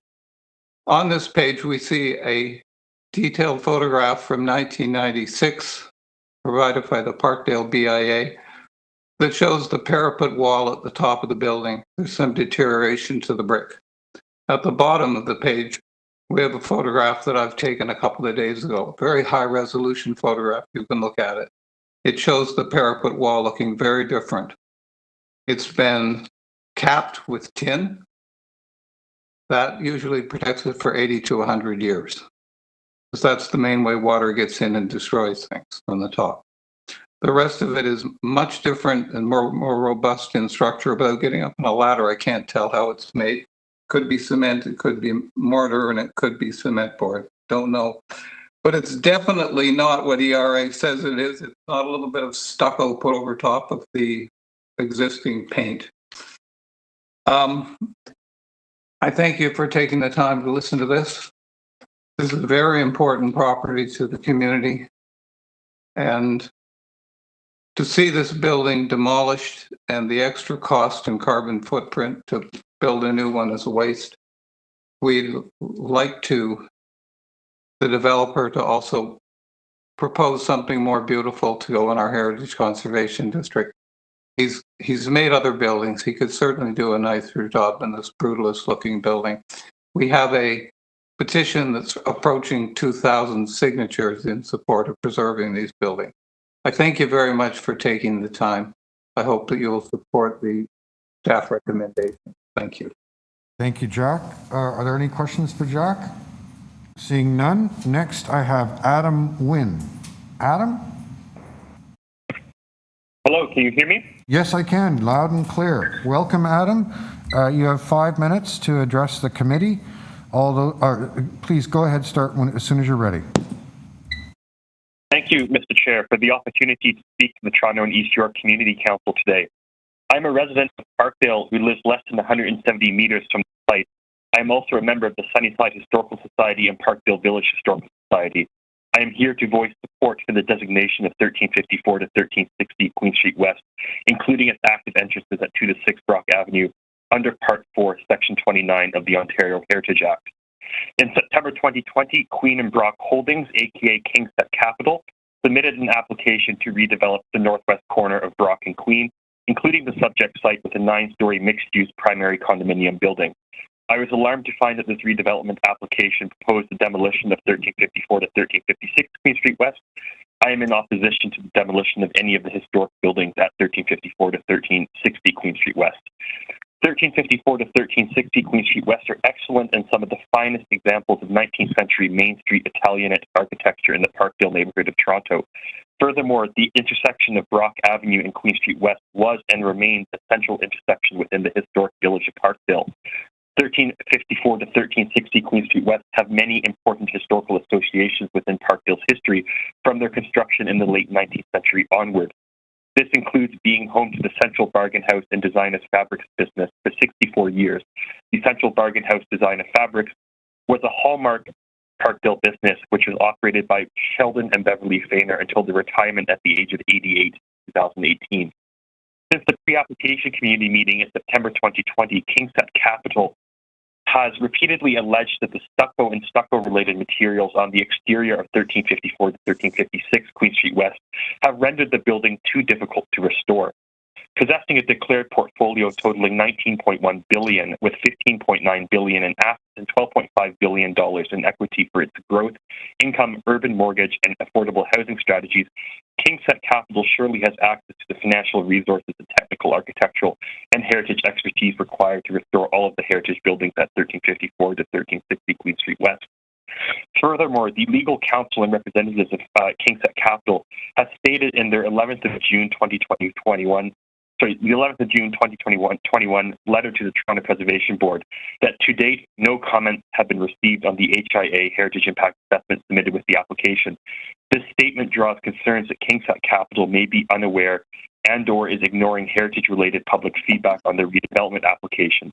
Numerous residents and other parties, including the Sunnyside Historical Society and Parkville Village Historical Society of Parkville and surrounding neighborhoods, have repeatedly and routinely communicated, both verbally and in writing, heritage-related comments directly with the City of Toronto staff and executive planning representatives at KingSett Capital from September 2020 onwards. These heritage-related comments have been primarily to express the importance of the support for the preservation, retention, restoration of both 1354 to 1356 Queen Street West and 1358 to 1360 Queen Street West, as well as to express significant community opposition to KingSett Capital's proposed demolition of 1354 to 1350 Queen Street West. I would like to further draw your attention to the presence of an online petition titled Save the Corner of Brock and Queen West, started by the Sunnyside Historical Society, Parkville Village Historical Society in April 2021. The petition opposes the demolition of the corner building and subsequently advocates for the heritage, protection, preservation, and retention of all of the historic Parkville buildings at 1354 to 1360 Queen Street West. This petition now, as of the time of speaking, has over 1,950 signatures, opposing the demolition and also supporting the heritage protection, preservation, and retention of all of these historic buildings. I have linked the petition for your review in my letter dated the 23rd of June, 2021. The extant buildings at 1354 to 1360 Queen Street West are excellent candidates for preservation, retention, and restoration as part of any ongoing or future redevelopment of the site. It would be a major loss both for the Parkville neighborhood and the broader City of Toronto to not proceed with heritage designation and protection of these important buildings. As such, I strongly encourage the Toronto and East York Community Council to follow the Toronto Preservation Board's decisions and approve and proceed with the heritage designation of 1354 to 1360 Queen Street West. Thank you. Thank you. Are there any questions for Adam? Seeing none. Those are the only deputants I had listed. Are there any questions of staff? Seeing none, I'll move the staff recommendations. All those in favor, opposed, carried. Item TE 26.21, residential demolition application 1 and 3 Boland Lane. I have no deputants listed. Any questions of staff? Seeing none, Councillor Bailão.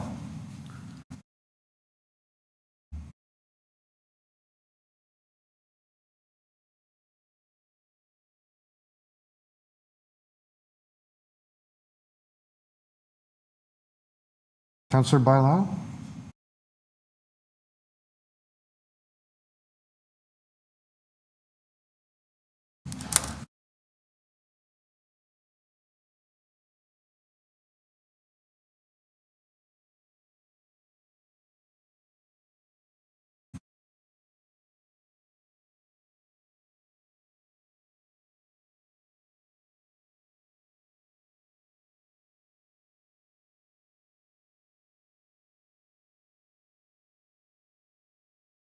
Yep, give me 1 second, Chair.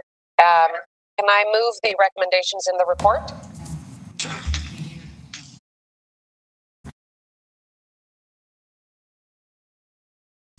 I'm very sorry, Councillor Bailao. The staff report presents options. You need to choose one of the options in the staff report. Should we hold this down? Give me 1 second. So it's to approve the demolition. With conditions or without? Without. Without conditions. Okay. So you have that, Ellen? Yeah. Okay. All those in favor? Opposed? Carried. Item TE 26.22, residential demolition application, 22 Rose Park Drive. I have no deputants listed. Are there any questions of staff? Seeing none, Councillor Layton. Yes, thank you very much. I'd like to approve staff report recommendation 1, which is demolition without condition. All those in favor? Opposed? Carried. Item TE 26.23, non-residential / residential demolition application, 72 Ashdale Avenue. I do not have any deputants listed. Are there any questions of staff? Seeing none, Councillor Fletcher. I do have a motion here to defer it. I believe Ellen has that. The clerk has it.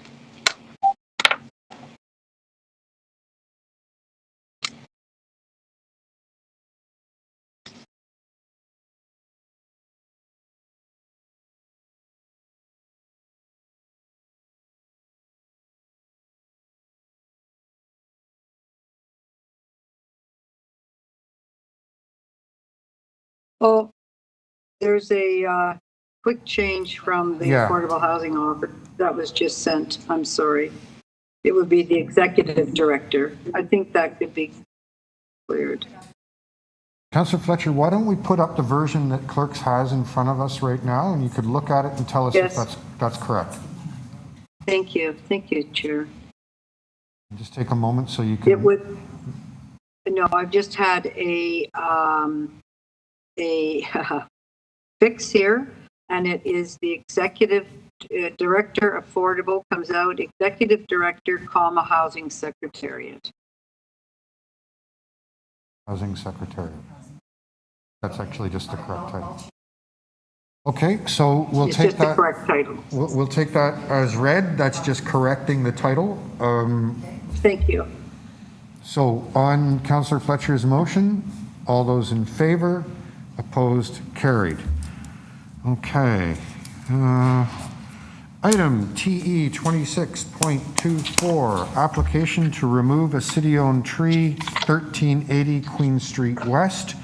I do not have any deputations.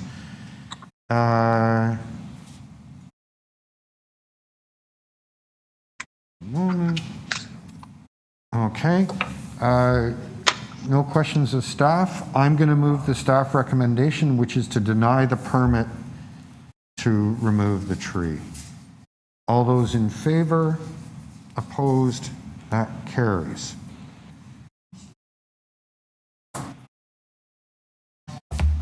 Item TE 26.25, application to remove a private tree at 51 Walker Avenue.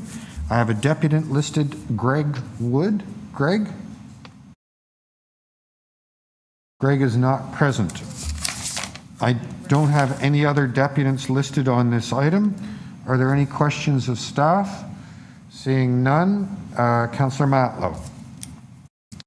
I'm going to defer this item for a cycle, so I have an opportunity to have a conversation with both the resident and staff together.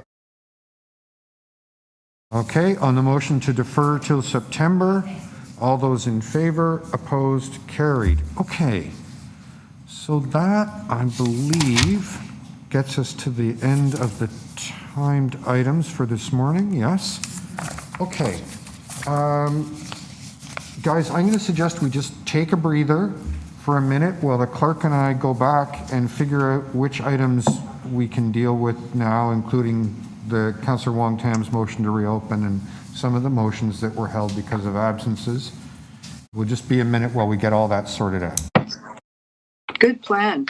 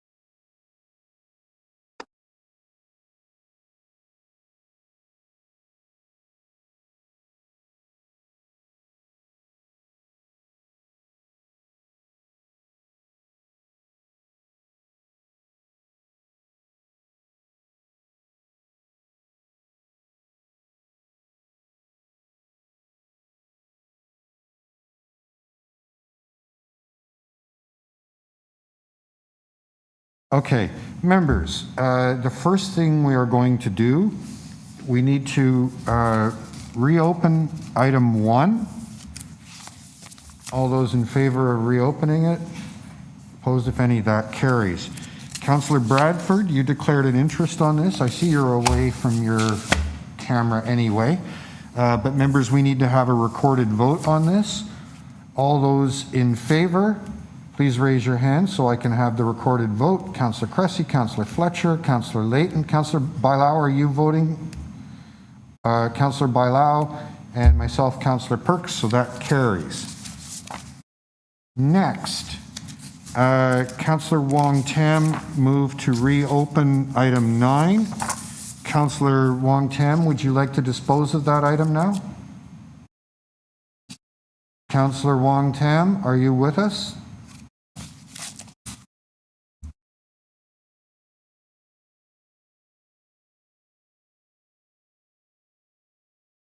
Hold on a moment. We're having a little bit of a technical issue. I'll be back with you in a second.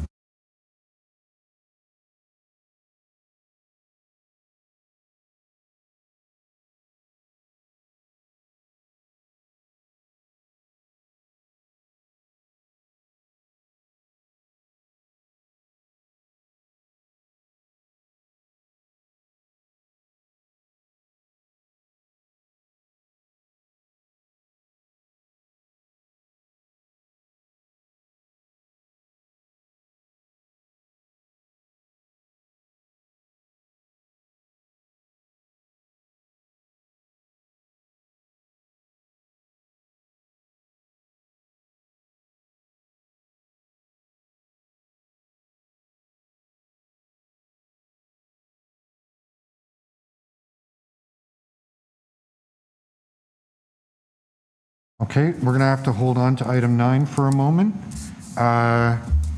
Next, let me just go back to my correct documents here. So,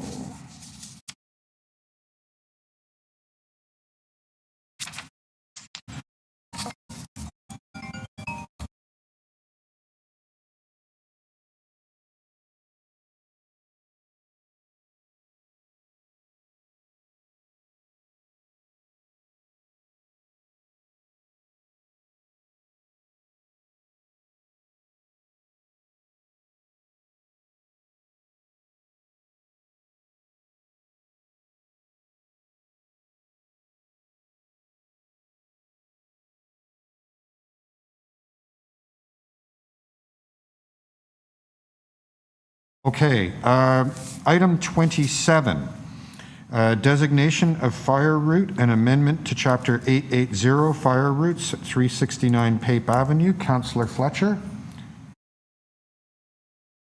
Recommendation. You got your voice dropped out there for a minute. Oh, moving the staff recommendation. Thank you very much. All those in favor, opposed, carried. Item 31, this is one of the ones Councillor Bradford had an interest in, isn't it? No. No, it's just... No, it's 32, okay. Item TE 26.31, City-Initiated Bloor Street, St. Helens Avenue to Perth Avenue Planning Framework. Councillor Bailao? Oh, there's a deputant. Oh, that's what... Okay, we'll hold that for deputations. My fault, sorry about that. 32 has deputations. 33, 34, 35. So what's the next one that we can, 36? 38. I think 36, right? Can I deal with 36? Okay. Item TE 26.36, 8 and 10 Talbot Road, official plan amendment application preliminary report. Councillor Bailao? Thank you, Chair. Move staff recommendations. Okay, all those in favor, opposed, carried. Item TE 26.38, 71 Broadview Avenue zoning bylaw amendment application report. I believe we have Councillor Fletcher's motion now. Councillor Fletcher, is that the correct motion? Yes, that is the current motion, and it is also to be circulated to the to the housing wow, there's a lot of noise. The housing secretariat. Okay, we'll take the amendment and the item together as one. All those in favor, opposed, carried. Item TE 26.39, 880 and 882 to 882 and 888 Eastern Avenue. That's a lot of 8s. And 80 Knox Avenue zoning amendment application preliminary report. Councillor Fletcher? There are a lot of 8s. It's very, very lucky location, but it won't be so lucky if I think if they can't find some affordable housing. This is a 12 recommendation for a 12-story, and I would just normally not pass this, ask to turn it down, because all of the other height on Eastern Avenue is associated with Toronto Community Housing and getting affordable housing on that site at Don Somerville, as well as Councillor Bradford's ward with the Housing Now site. So this is a piggyback on that, and I'm just letting everybody know I'm not up for that. So I think it would be great if they can find a way to include affordable housing in some of those 12 stories, and then maybe we'll have something to talk about. And that's FYI developer, and there's the motion.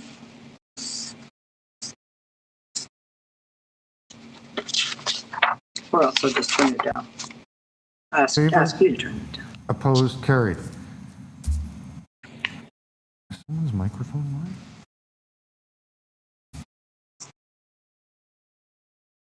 live? Okay, next. Guys, I'm sorry this is a little bit scattered, but it's really hard to do this virtually. No, 30. We have depths in the 30. Okay, is that clean up everything that was sitting out there without depths?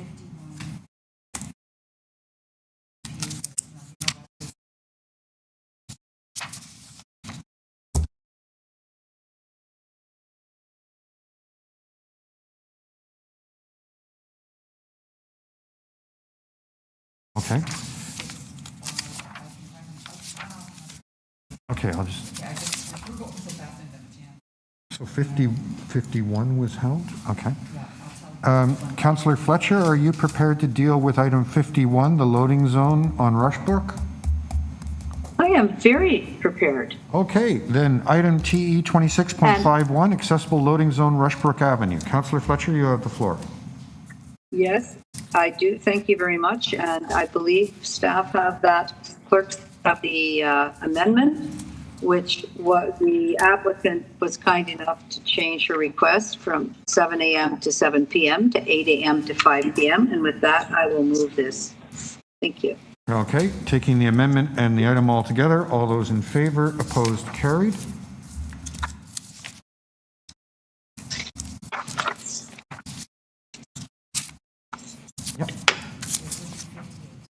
Okay. Councillor Bailao, are you ready to deal with item 58, the traffic controls on Dufferin? Councillor Bailao? Oh, she's on the phone.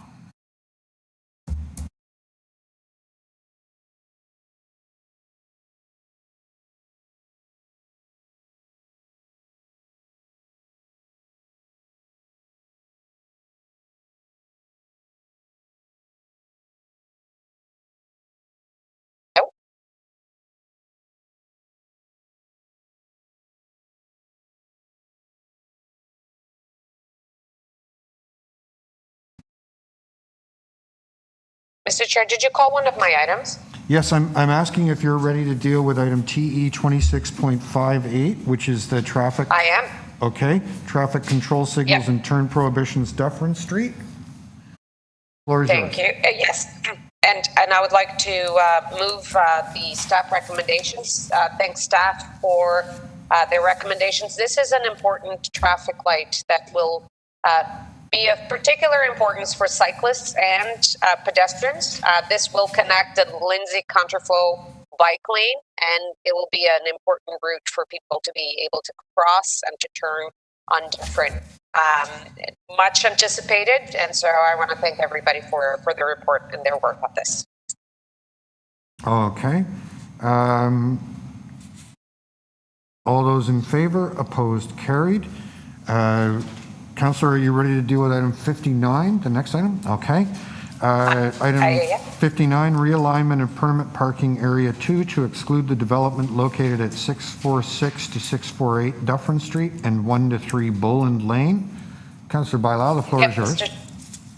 Thank you, Mr. Chair, and I move staff recommendations. All those in favor, opposed, carried. And item 60? As well, moving staff recommendations. Okay, item 60, realignment of permit parking area 2 to exclude the development located at 1494 to 1502 Dundas West. Councillor Bailao has moved the staff recommendations. All those in favor, opposed, carried. Councillor Bradford, did we solve the problem? Yeah. Councillor Bradford, are you prepared to deal with item 65? The Ted Reeve. I am, Mr. Chair, and if I could just move the motion that I have submitted to clerks. And again, I want to thank everyone who applied for the arena board and has provided service over the past 15 months, year and a half, where it's been really challenging for all of our facilities. This round of appointments, we're going to just see keeping some continuity there for a brief period and start the process for rotating board members as the term starts to wrap up. So motion's on the screen there. Okay. All those in favor, opposed, carried.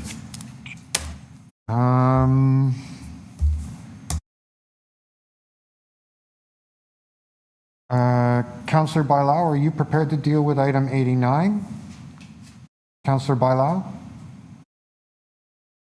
Councillor Bailao, are you prepared to deal with item 89?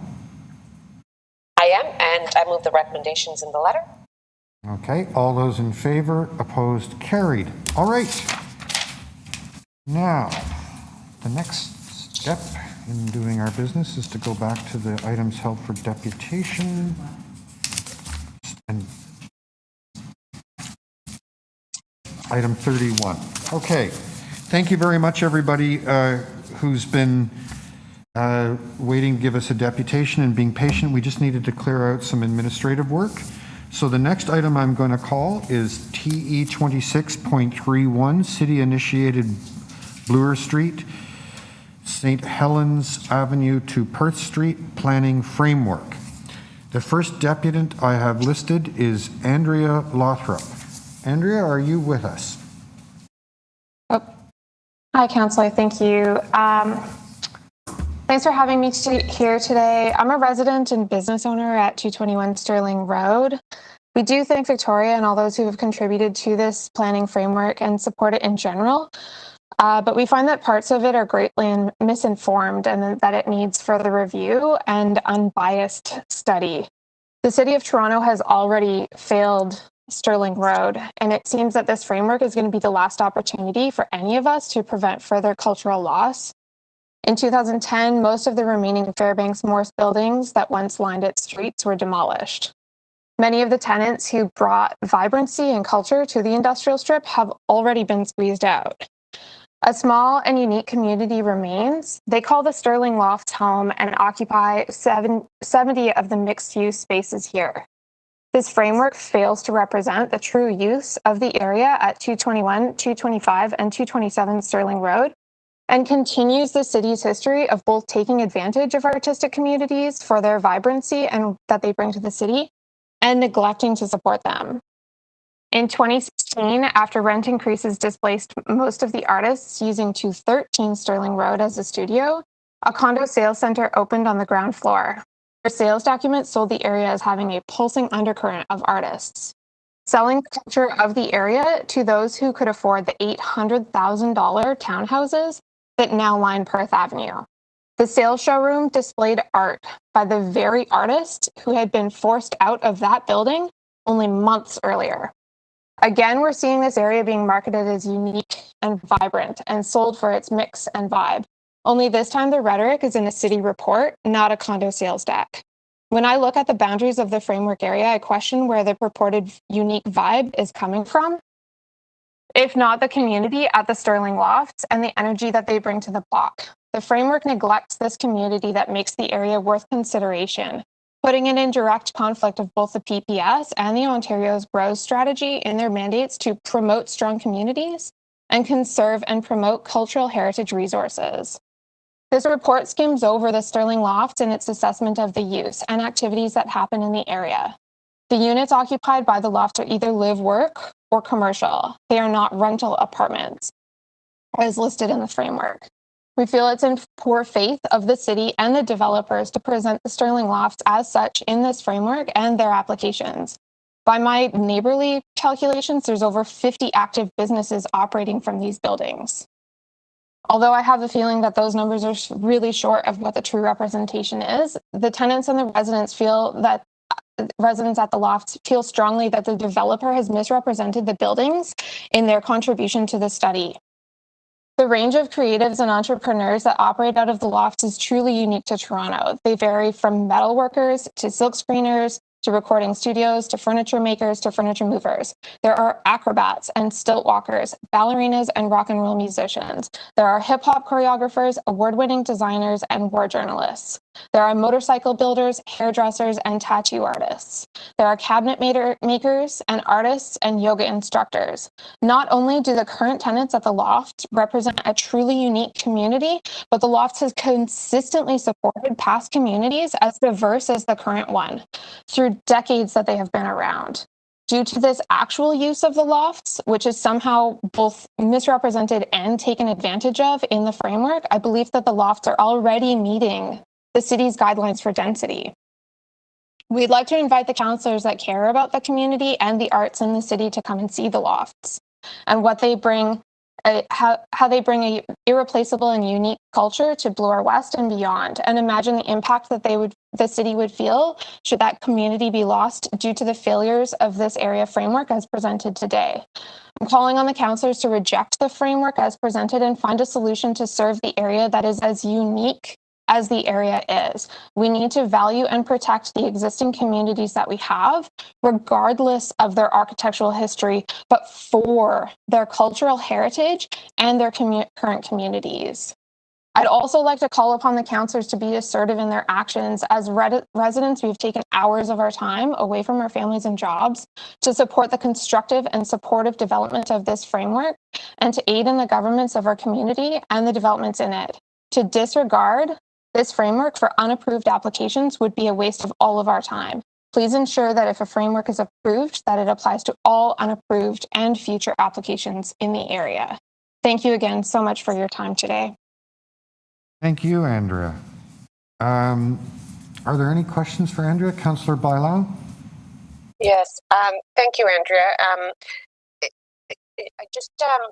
So there are rental units in the place as well, because the city does have a rental replacement policy, and one of the things that it had been at risk in the past, and we want to make sure that we continue to protect is the the rental units that are at 221 Sterling. So you don't have an issue with that. You would just like to see the study having a bigger emphasis on the commercial units as well. Is that what I'm hearing?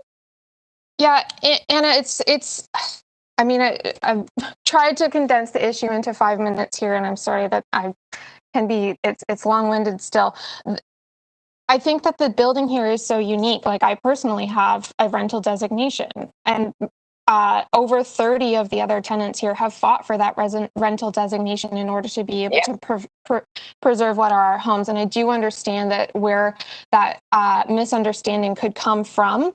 The problem in the framework and the contributions that Firm Capital have contributed to the planning framework are really problematic, because they all know that we also operate businesses out of our units. And I don't know exactly where the designation for our live work status should come from in the city as far as that rental protection. But I think that the community here is offering something that is truly unique to the city, and we are protected by that rental status. We have been offered these replacement units, but I don't think that it's good enough. I think that that we have an opportunity with this planning framework to come up with a better solution that will protect people like myself and the community that is here at the loft to operate in a little bit of a different way. A rental replacement unit, an apartment builder or a condo, or even a for sale live work unit in a replacement condo is not sufficient to be able to support the community, especially when we have decades of history in supporting. The MoCA is here on this block because of the established artistic community that has been here for decades. And when you talk about replacement rental units, it just doesn't actually serve the community. What you're saying is go further. It's the live work component that is really important. That work component we did need to emphasize more, correct? Yeah, absolutely. Because it seems to me that this planning framework has been contributed to by the developers who are going to be spinning a narrative that is beneficial to them while denying what's actually happening here and how people are using the units. And it's striking to me that none of those commercial units were presented in the framework. And I don't know if Pia Bowman ended up here in the meeting today. I've been speaking with her at length this week. And she operates the ballet school that operates out of the building. That's an incredible cultural resource that we need to protect. Pia has just moved into this area and offers support for communities further beyond the study framework by offering after school classes and supporting arts and culture in this city. And now she's again being forced out of an area and pushed further beyond. It's like, how long are we going to keep chasing around these cultural institutions in our city until it's just completely unlivable and until they can't afford to do it? I've spoken to a number of the small business owners in the building here and asked them, you don't have a replacement rental unit. Where would you go? What would you do? And they really have just confirmed that they would have to close. Okay, thank you, Andrea. Thank you all for your time and consideration on this. Thank you, Andrea, so much for taking the time to share your thoughts with us today. Next, I have listed Jessica Davis. Jessica? Hi, everybody. Can you hear me? Yes, we can. Please, Okay, you've got 5 minutes to address the committee. Start as soon as you're ready. Fabulous, thank you. I really appreciate this opportunity to speak, and let's start with a question. Have you gone for a walk around the University of Toronto campus recently, particularly St. George Street? I know there has been much development and change over the last 20 years, but when I visit today, I can hardly tell. You can see the architectural elements in new buildings that pay homage to existing structures, and the new buildings seem to elevate the campus without overshadowing it. These types of details give so much, and I note that this feedback has been well identified in the Bloor Street study report, so thank you for this.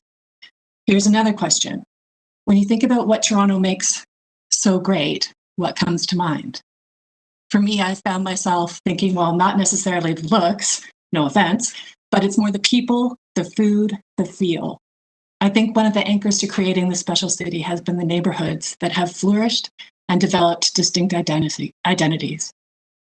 To the south of our study area, much work went into restoring the Tower Automotive Building.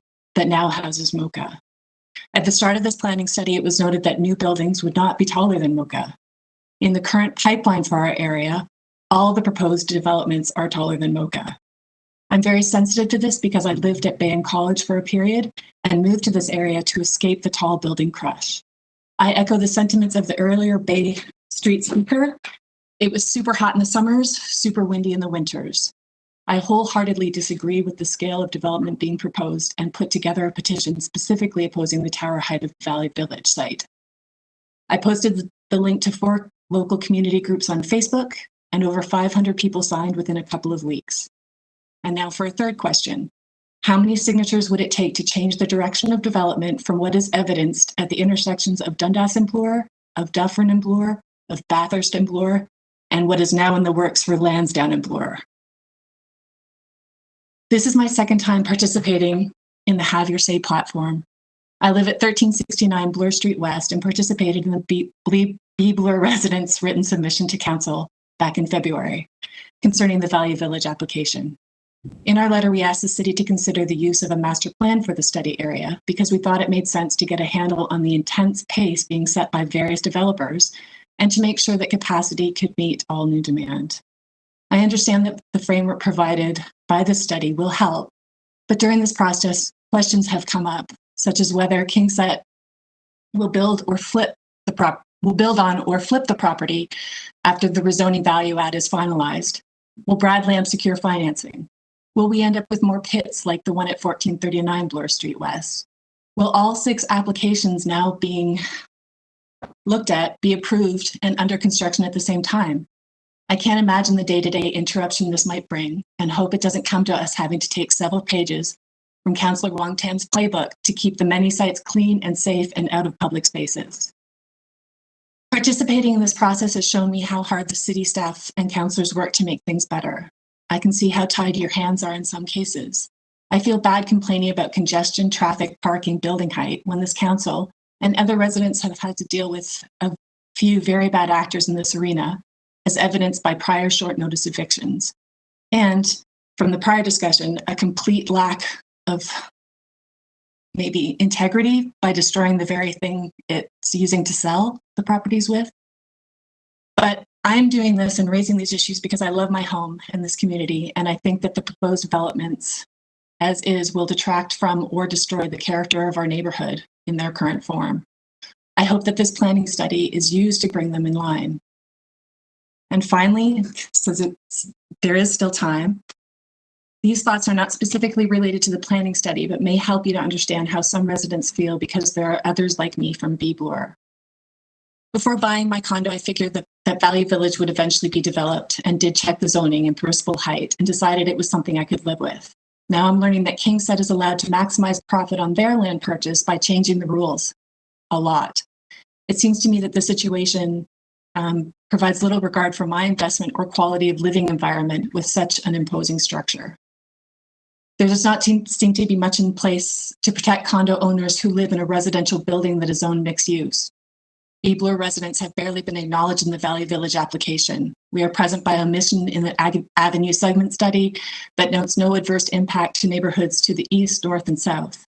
In listening to the city's design review meeting, I noted that many points were raised to advocate for residents on St. Helens to the east and the loft to the south, but more concerns seem to be shown for the residents of the proposed building with respect to light levels in the courtyard affected by the massive height of the towers, rather than the hundreds of people who currently live to the west of the site, only a few hundred feet away.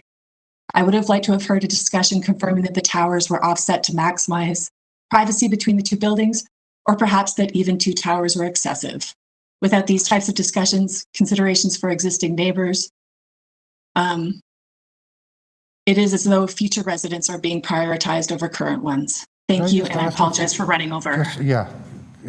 Thank you. Thank you very much for sharing your thoughts with us today, Jess. Are there any questions? No? Thank you, Jess. Next. Thanks. Pia Bauman.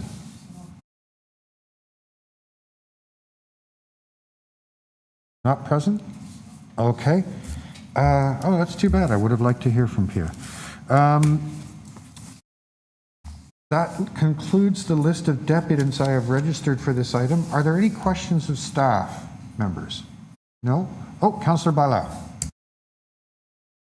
Just a very quick ones. With regards to Andrea's concerns around the live work studio and the how we can emphasize that more in the study and protect that better. Can you comment on that? Maybe some of the tools or lack of those tools that we have available. Through you, Mr. Chair, thanks for the question. So as you are aware, there is a development application on 221 to 227 Sterling. So in addition to us reviewing the site as part of the planning framework, we also have a development application on the lands. So we are working with various divisions looking at the existing uses that exist in the art and cultural hub. It is very difficult for us to try to replace non-res uses. We do talk about replacing the existing rental units that exist, but we have become aware of the art and cultural hub that does exist within the building, and we are looking at it through the development application, and we can look at adding a cultural lens to phase 2 of the planning study as we develop the policies that would implement the planning framework. Okay. Do you need me to move a motion on that, Victoria, or you're gonna that can we just add that? The planning framework doesn't address that currently, so if you'd like to move a motion so that it's on the record, I would have no concerns with that. Okay, we'll work on that. Well, I might have to stand down the item, Mr. Chair, just to work on that. Just giving you a heads up. Okay. My next question. I'll finish the questions though. I have one more question. Is around the height. So, what are some of the things that you need to take in consideration in terms of height for this study area? So through the planning framework, we've identified that character area A, which is the easternmost limit of the study area where there's a proposed transit-oriented development. It's the TOC at 1319 Bloor Street West. We've identified that portion of the study area as being the height peak, so where we would expect to see the tallest buildings. And then as you transition west across Bloor, we would expect some taller buildings along Bloor because it is an avenue and its proximity to transit, but those buildings would have to be mindful of transition requirements to adjacent neighborhoods, adjacent buildings, things like that. Okay. Okay. Thank you, Mr. Chair. If I could just ask that you stand down, I'll just draft and send something to clerks right away on a motion for this item, if you don't mind. One moment.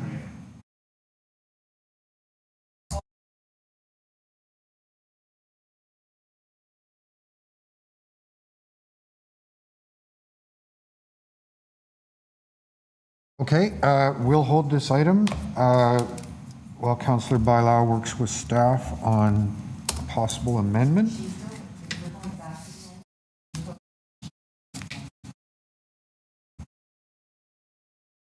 All right, so we won't vote on that right now. Instead, we will go to item TE 26.32.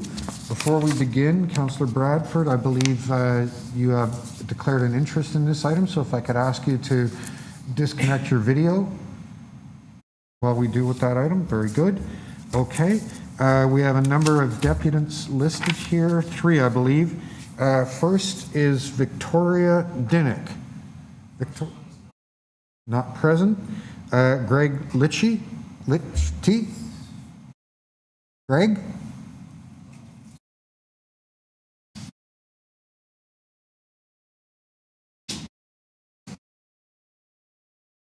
Okay, Greg dropped off. The only other one I have listed is Michael Tucci. Michael? Good morning, sir. Hello, Michael, is that you? That's me.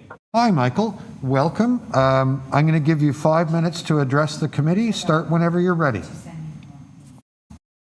Thank you, Mr. Chair. I'm simply here this morning to, first of all, to respond to any questions from members of the Community Council, and also just to thank staff for their collaborative efforts in trying to work with us to find a solution to the current condition along Queen Street. So thank you for the opportunity to speak. Thank you. Are there any questions for Michael? Okay, I don't see any. Michael, thank you so much for making yourself available. I understand that Victoria is with us now. Victoria, you need to connect your microphone.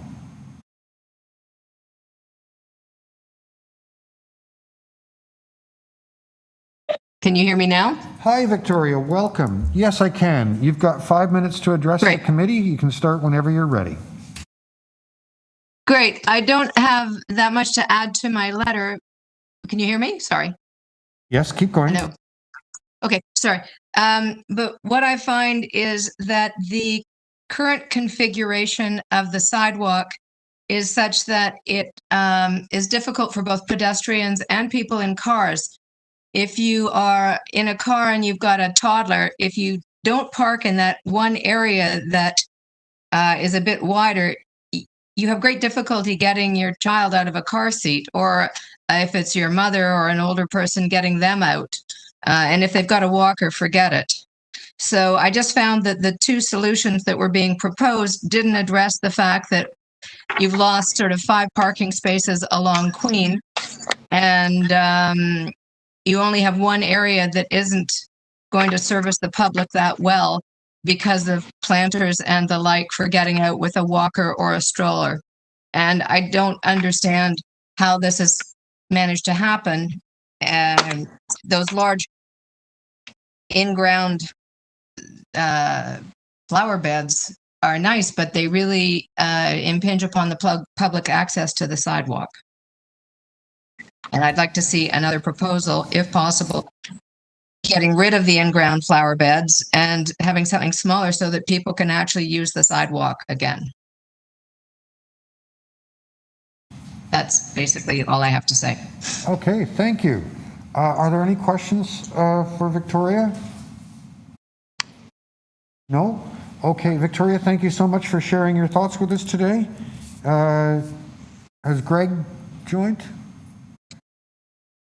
He's not coming. He's not coming. Okay, that completes the deputations that I have listed here. Are there any questions of staff? Sorry, I saw a deputation there earlier, Mr. Chair, from Michael Tucci. Is he not speaking? He has already.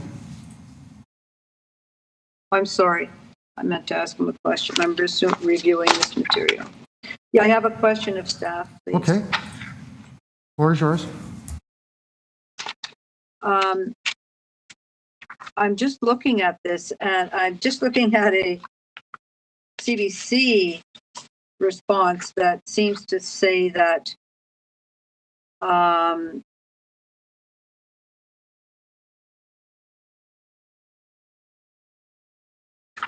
that this, I can't understand how this happened. Can I hear how this happened, please? It was pretty shocking. I don't think it happens very often that it's 8 or 9 inches too high. Who would like to answer that?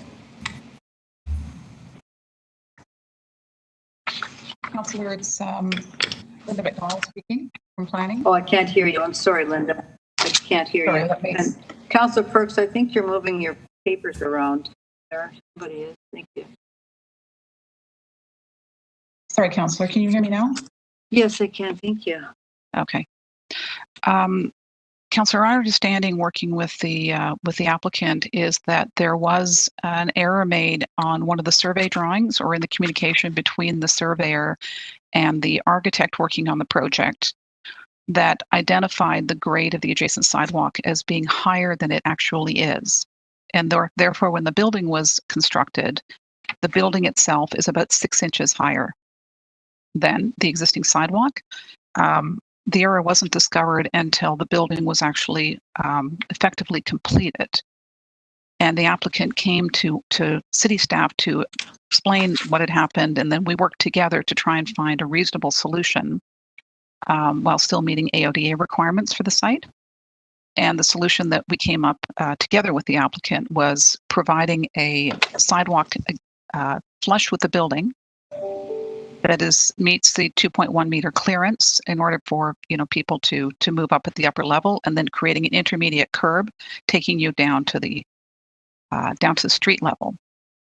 The planters that are there were part of the original design. They were part of the original design when it was at grade sidewalk rather than a 2-level sidewalk, correct? That's correct. The original plans showed a 1-level sidewalk.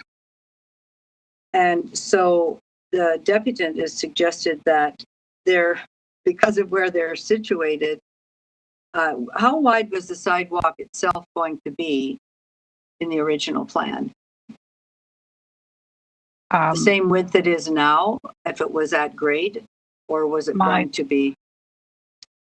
My understanding is wider? that the sidewalk is effectively, the sidewalk between what would have been the planter beds is effectively the same.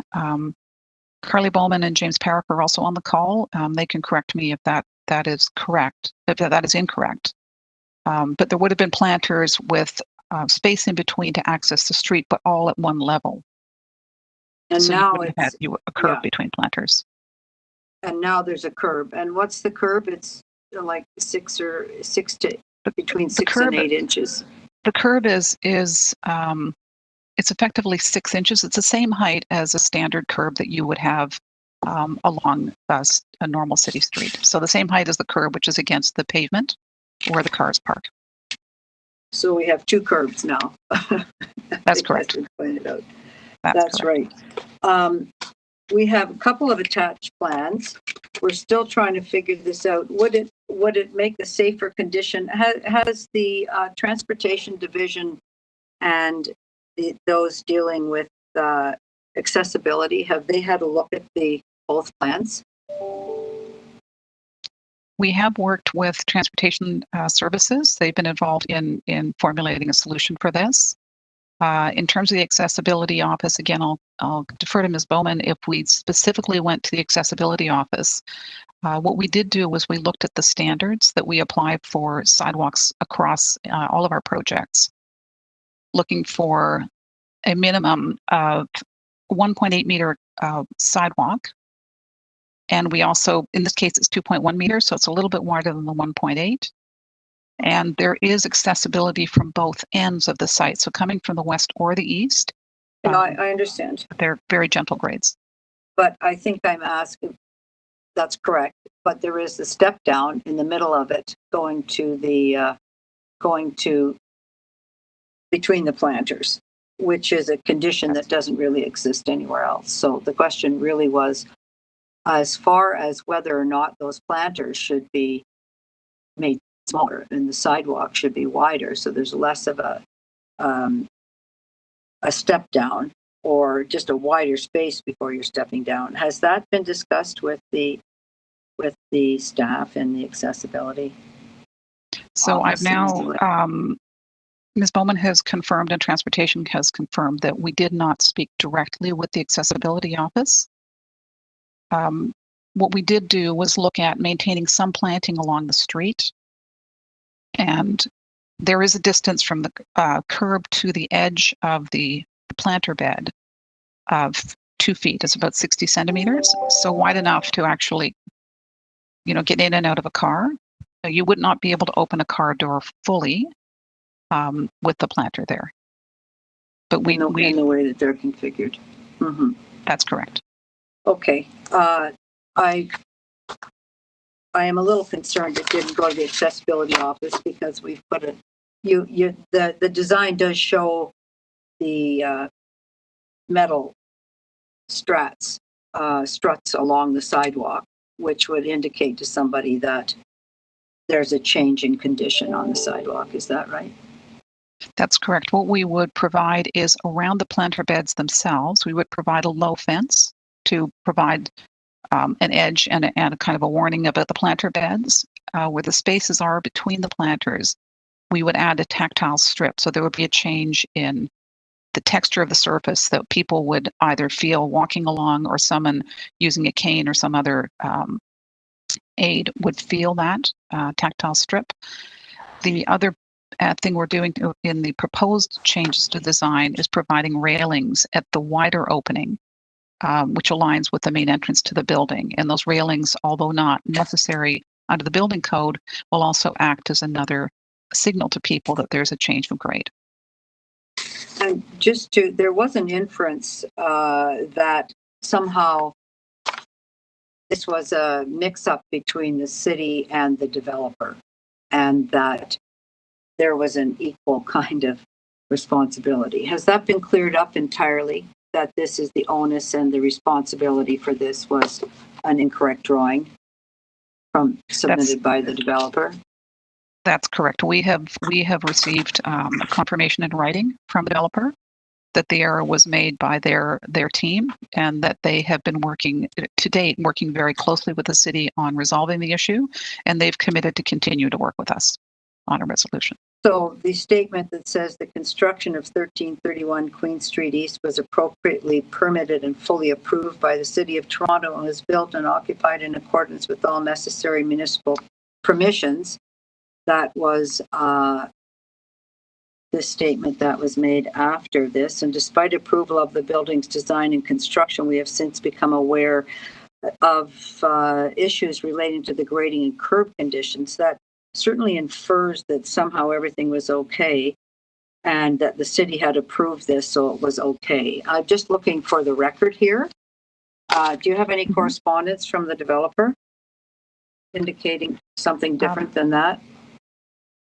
So in terms of the quote from the CBC article, based on the plans that were submitted, the applicant did go through the normal process and they were reviewed by all city divisions. It wasn't until later in the process that the error in the grading was discovered. What we do have is an email that was sent by the developer directly to me, confirming that the error was made on their side by their consulting team, and that it was not the city's error in any way. Can you submit that for the record, Ms. McDonald, please? Yes, I can. I can provide it to the clerk's office. That would be good to provide that to the clerk's office. Thank you. Thank you. Thank you. Mr. Chair, I have there's motions here. I'm wondering if you could just hold this down, please, till after lunch. I'd appreciate that. We're happy to do that. Okay, we'll defer consideration of this for the time being. Till later in the agenda. Yeah. Till later in the agenda. I understand. Yeah. I'm just wondering, the next item has 3 deputants, and the one after that has 2. Do we have anything that doesn't have deputants?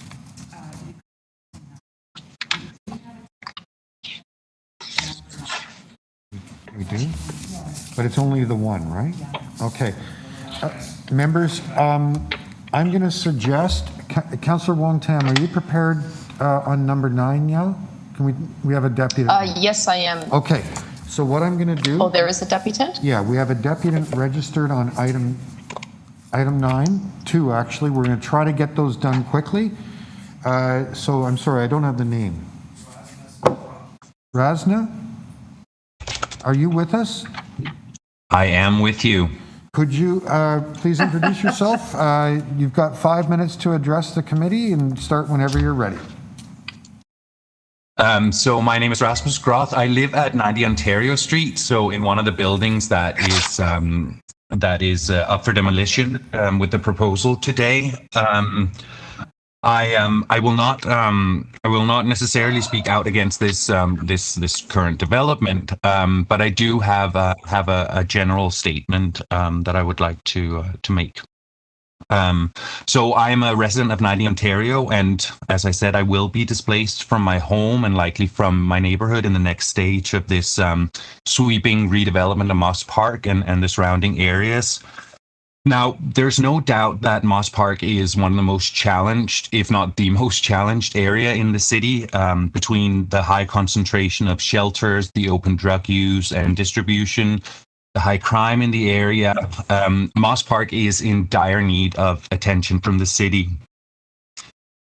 And it shouldn't happen by simply removing the issues and pushing them around the city, as has been seen in Parkdale and other areas. But the city should make a concerted effort to address the homelessness and the drug use on a long-term basis with compassion and with outreach. Now, the proposed development on 245 to 285 Queen Street East, etc., will be right in the epicenter of all this. In Brickton Place, which is adjacent to my unit, and the buildings that surround it, we have daily visits from people shooting up and passing out. We have bike thieves who strip their stolen bikes. We have shouting matches between homeless individuals. And I can find no official plan or strategy from the city on how to address this outside of building tower after tower with next to no revitalization of the streetscape.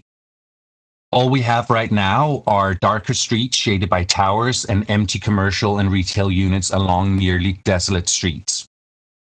Now, there's no doubt that the area between King and Queen and Richmond and Adelaide, or Queen and King, Parliament and Sherbourne, has long been in dire need of development. And I'm in full support of adding housing both to the area and the city. However, as it stands right now, the already developed towers that are in the area are in the traditional gray uniform design that is slowly melting the cityscape together into rolling hills of concrete and indistinct architecture. As it stands right now, the revitalization, if you will, has done nothing to support a safer and more vibrant community in the area. And I don't see how this proposed development will make any difference in that right now. So I would invite the councillors, especially Councillor Wong Tam, to address this issue and communicate what a long-term strategy would be for the area. And further, I would invite Councillor Wong Tam to join me on a walk through the area and see the challenges that are going on and figure out exactly how a development like this will actually, in a real sense, in an actual sense on the street, how that would make a difference. Because I am not against development, but I am for development with actual effect in the neighborhood and the area. Thank you. Thank you. Any questions for the deputant? Seeing none. The next deputant I have listed is Andre Vermont. Andre, are you with us? Yes, can you hear me? Yes, I can, Andre. Welcome. You'll have 5 minutes to address the committee. Start when you're ready. Great, thank you so much. And thank you, councillors and members of the Toronto East Community Council. My name is Andre Vermont. I'm a longtime resident of Queen East with a number of years spent on Queen and Sherbourne, which is just opposite of the site in question. And like the speaker before, I'd like to make a statement not so much on the demolition itself and the agreement between the city and the applicant, but more so of what the development will end up representing, and which is, of course, is development. And the consequences that will bring to this community, as already highlighted by Rasmus, which is going to continue to bridge the have and have-nots of our city, with Queen Street East being the proverbial demarcation line. I understand that development in the private sector that mostly does it is integral in the process of gentrification. And I know the cities around the world, in particular Toronto, lean on the private sector to do the development in areas that need to be developed, areas that are underused. And then around the Moss Park area is certainly ripe for development in every sense of the word. However, in this area in particular, again, as highlighted previously, there is ingrained issues that the city, unfortunately, has been able to address. And these issues extend way before the terms of the current councillor and even before Councillor McConnell. This is decades back, of concentrating a very narrow demographic in an area with very little to no social elevation. And over time, the city builds this ghetto, which then subsequent social services come. And now, many decades after, we have development, and it's just pushing and pushing this very small community. Obviously, in the long run, things will change. We have a proposed subway coming. However, in the short term, in the years that coming up to this massive change, it's really going to put a lot of pressure on the vulnerable community there. And there's already so many issues in terms of drug abuse, crimes, a huge thing, which is very rarely addressed. And it's just very sad to see as a citizen who have lived there for years and had come from an affluent neighborhood in the Annex to come down there and understand that obviously not all places are like the Annex, and they have deeply ingrained social issues. And it was very jarring as a young man when I moved there, and it still is now, many years later, as I get more involved in the community. I really do hope that the city does understand that there is consequences to every tax and understand that this area is in dire need of some tender love and care in every manner of the word. And I appreciate the time. I'll end my statement here. Thank you. Thank you very much. Are there any questions? No? Seeing none? Thank you so much for sharing your thoughts with us today. Councillor Wong Tam, we have three options. It is 12:29. We could either wait to do this until after lunch. We could move to extend to complete, or you could move whatever motions you have in under a minute. What would you like to do? I would like to move to extend to complete the item. Okay, good. All those in favor, opposed, carried. Any questions of staff? Seeing none, Councillor Wong Tam, you have the floor. Thank you very much, Chair. I would like to move this report to City Council without recommendations at this point in time, and also just to thank the deputants who came before to speak to this matter. I think that the comments that were raised by these particular speakers and those that spoke on the issue just before I moved to reopen the item, I think is very important. The reason I actually I made a mistake when I moved to adopt the staff recommendation earlier on, because my screen was blinking back and forth, and I thought we were on a slightly different matter. But nevertheless, we're here today. I just want to recognize, Andre's remarks as well as Ramas's remarks are absolutely accurate to the way they reflect the current situation within the area.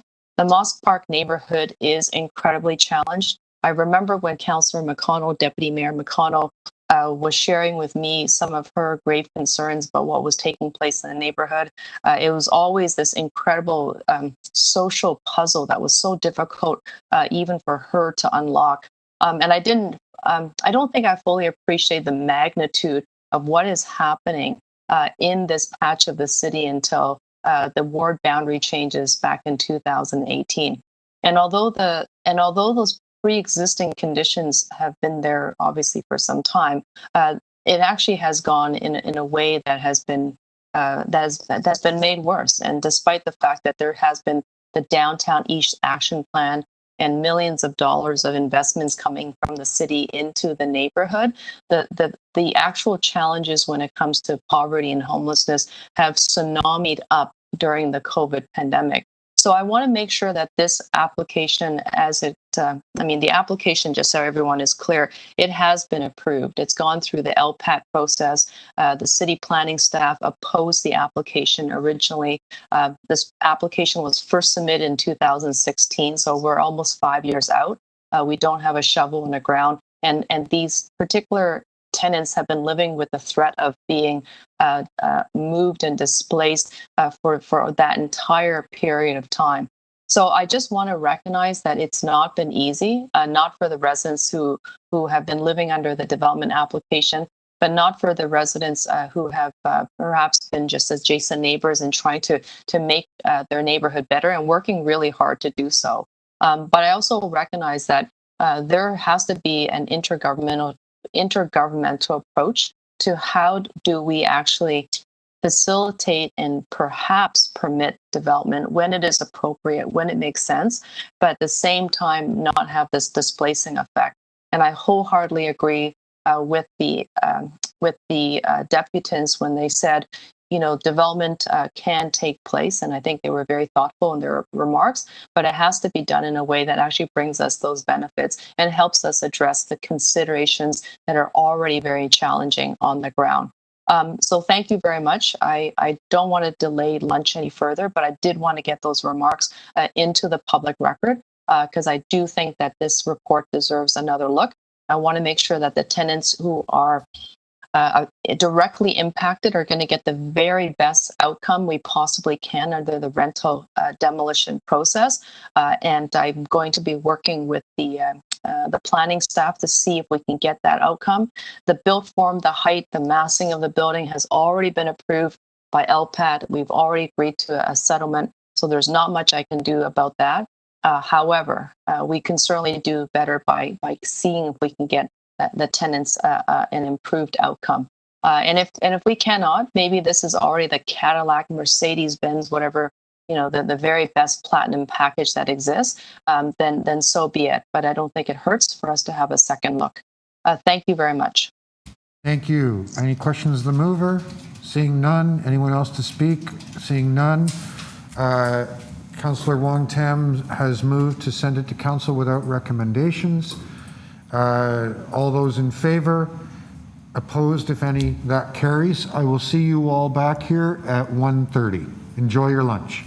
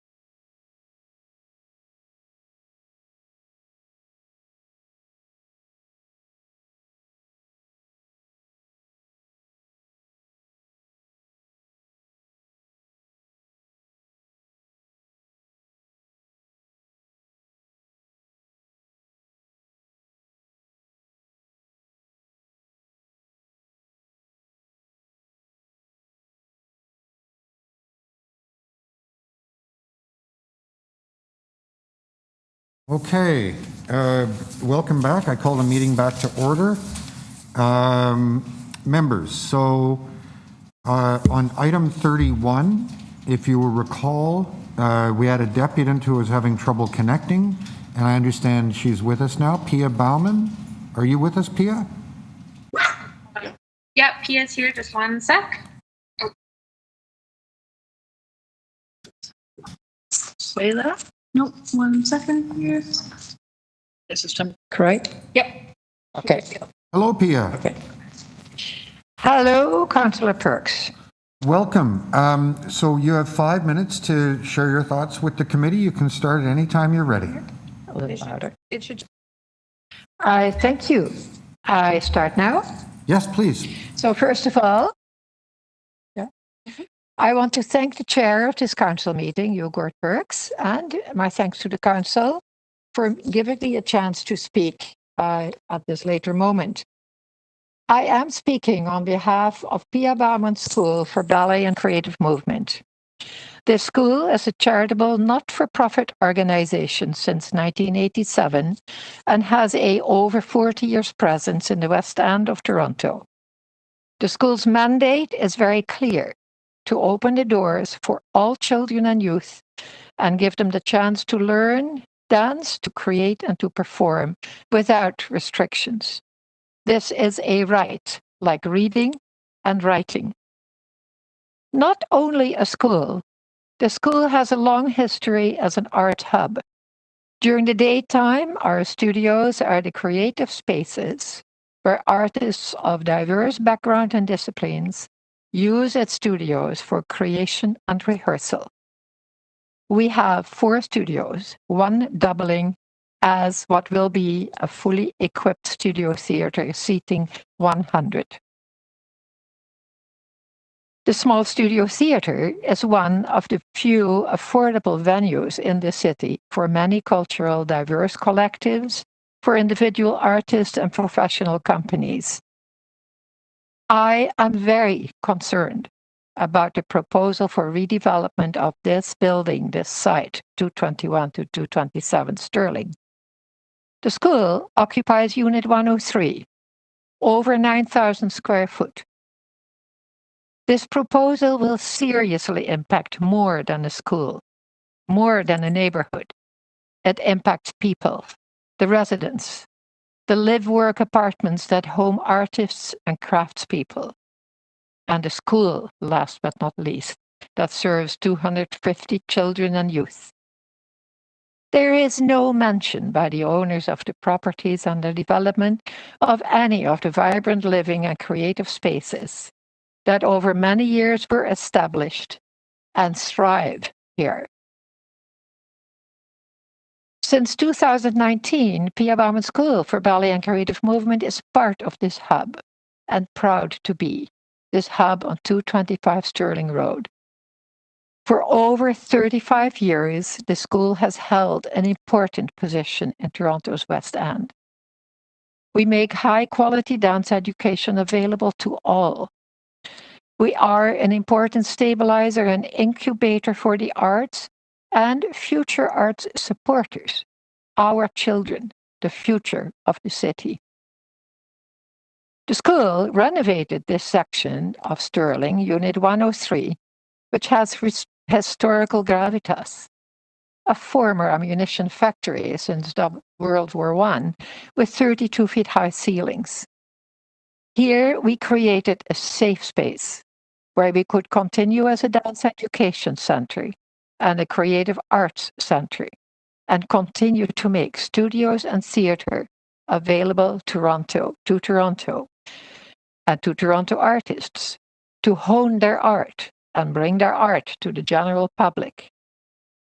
The school employs 9 teachers, 4 class accompanists, and an administrative staff of 4. Each of the teachers and accompanists have university education. This is their love and their joy and their job. Council members, a city is alive and thriving when all needs are served for all who live and work in your city. With the proposal as it stands, artists are pushed out of their creative spaces. Families lose the school where their children can enjoy the creative disciplines of their choice. And both together, artists and youth, lose that precious exchange of youth learning from the inspiration, passion, and discipline of the mature artists, who in turn never stop learning. Moreover, the love for the arts in all the expressions connect us to MoCA, a unique concept that gives access to contemporary art to all who come and encourages our elastic brains to stretch. It houses a Nancy Press, and as my neighbor Andrea Lothrop has mentioned, so many artisans and creators.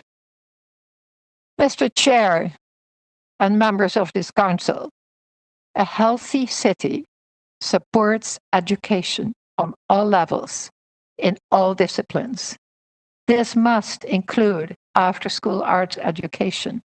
Pia, I'm going to have to ask you to... today Pia, I'm going is to have to ask you similar to to finish what up. we faced in 2017-19, when the chance to keep our home Pia, there washed away with the tide. I'm going to have to ask I am you to... nearly done.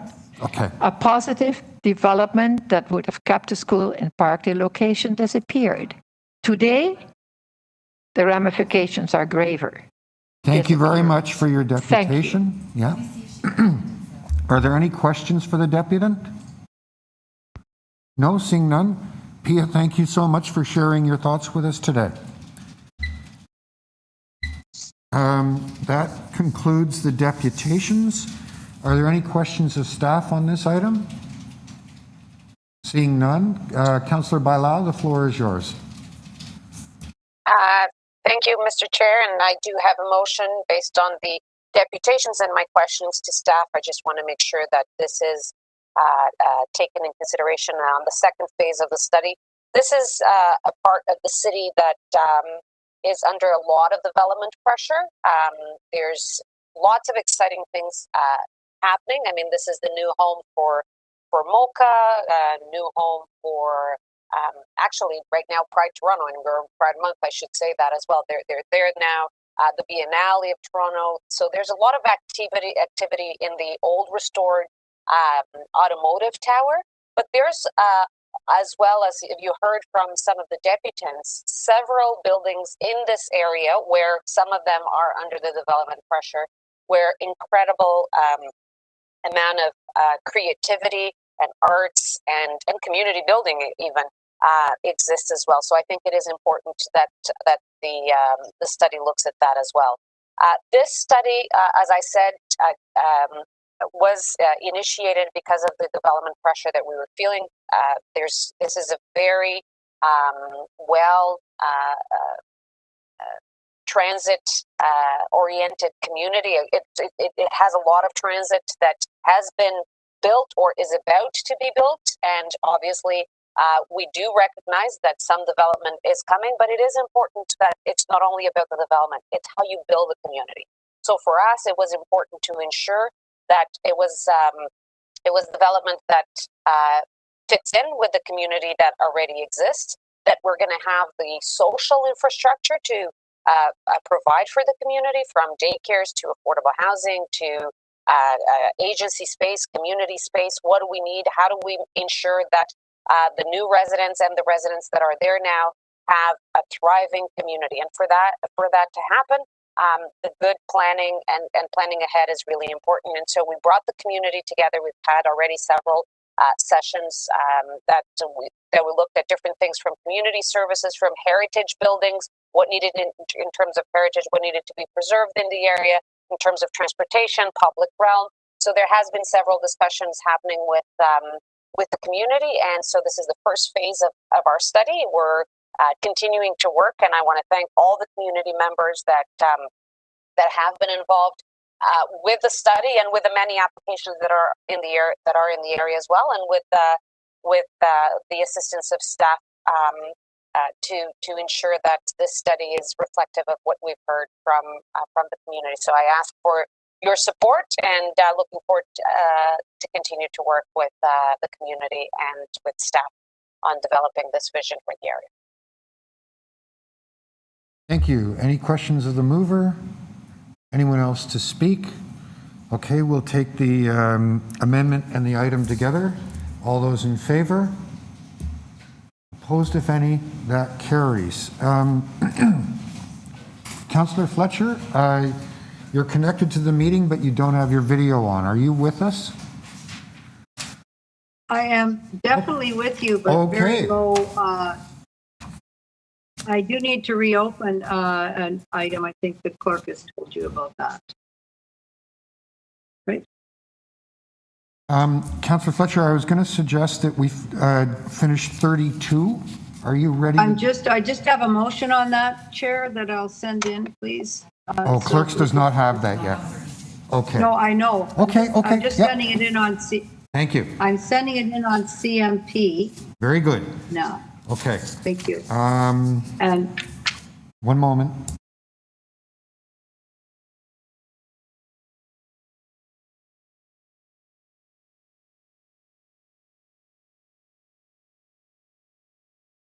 Okay. All right.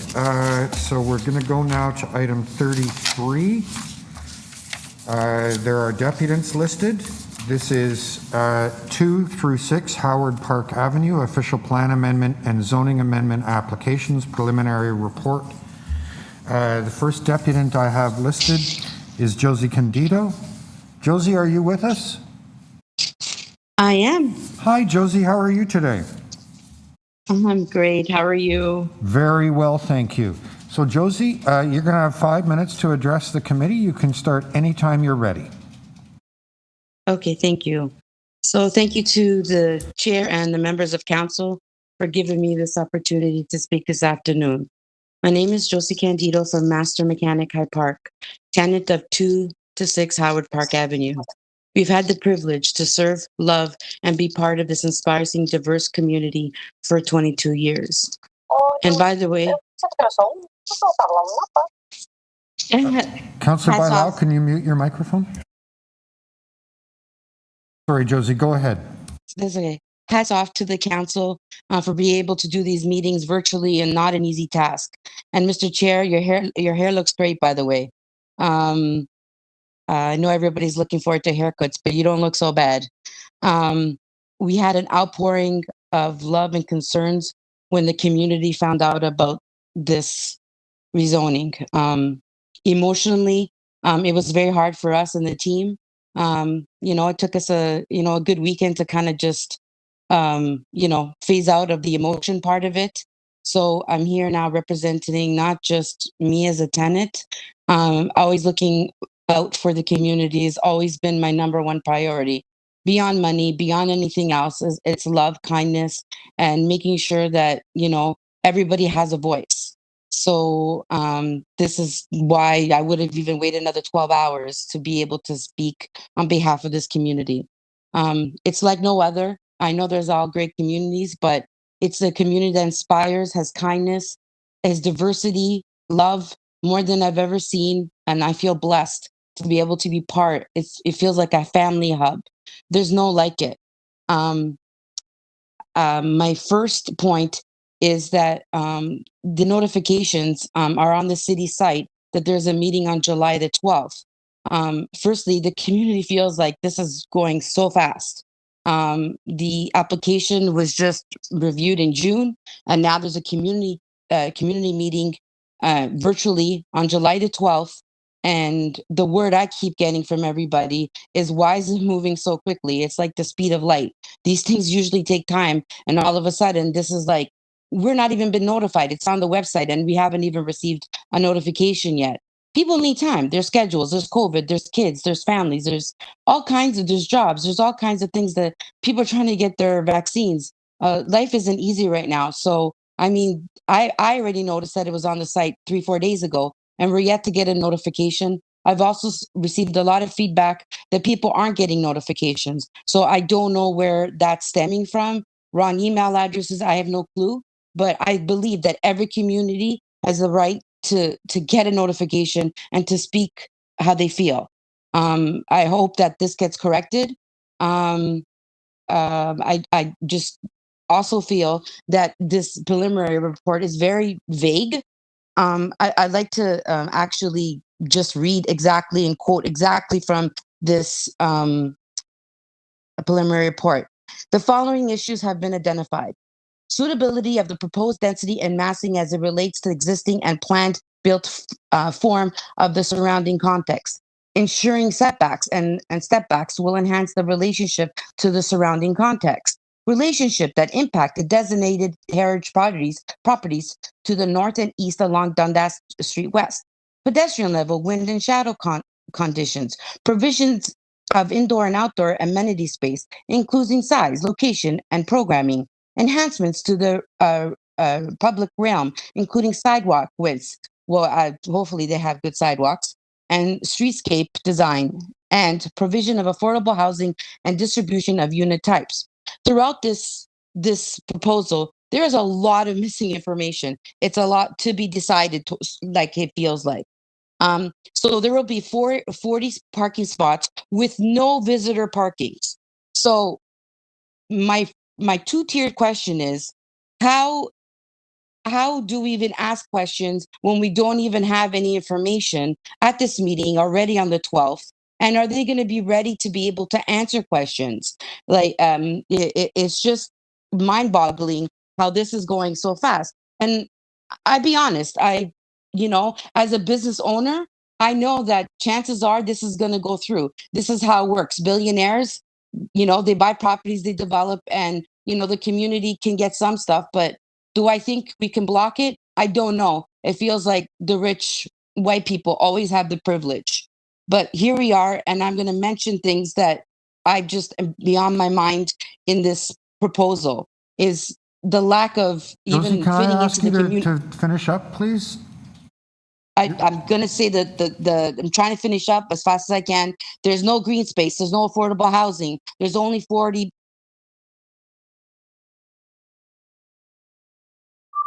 Okay, thank you very much, Josie. Are there any questions for Josie? I don't see any. Josie, thank you so much for sharing your thoughts with us today.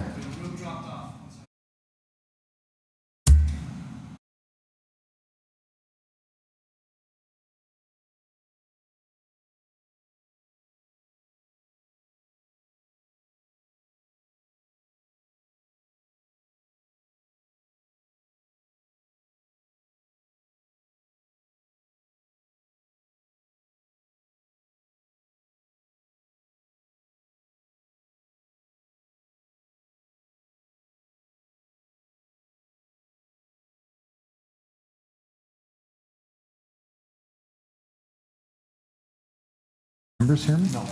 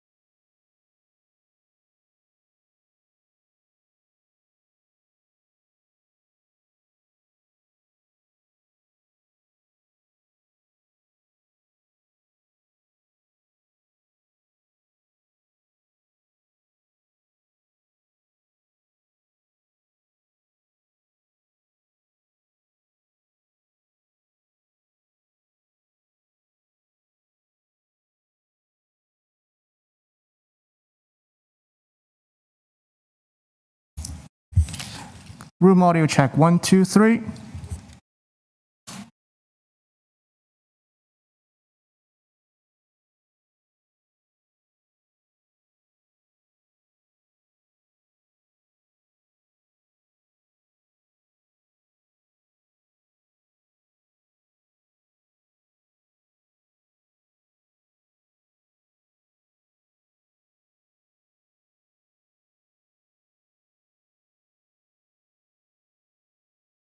Test, test. Members, can you hear me? Can anyone hear me? We got you. Okay, thank you. It looks like we have the room connected again, so now we're going to all switch off of our laptops and back into the regular thing. That was a lot of fun. Okay. Let me give staff a minute to get reoriented, and then I'll call the meeting back to order.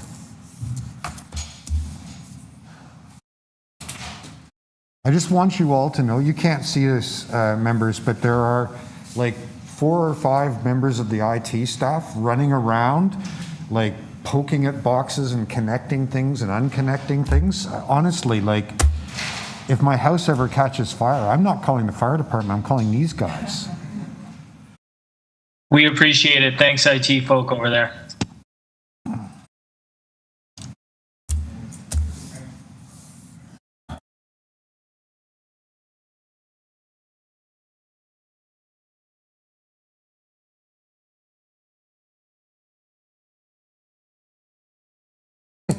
All right, so I call the meeting back to order. My apologies to everyone. We had a loss of internet connection in the committee room, and it took a while for the city's IT staff to get it back up. So we're now back in business, and where we had been, we had just had a little over 5 minutes of deputation from Josie Candido. We lost the room again.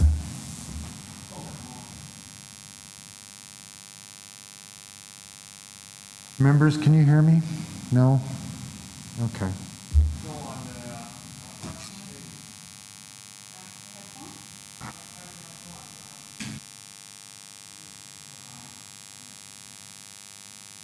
Oh, members, hi, it's me again. So we got the room back up and then it crashed again. So we're still going to be on recess for another moment or two while we try to run the meeting from laptops.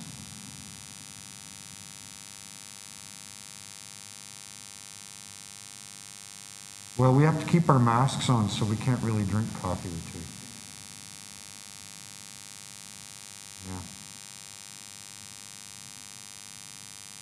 Yeah. Honestly, with the mask, my glasses, this headset, and my tinnitus, you're all going to have to forgive me if I can't follow what you're saying sometimes.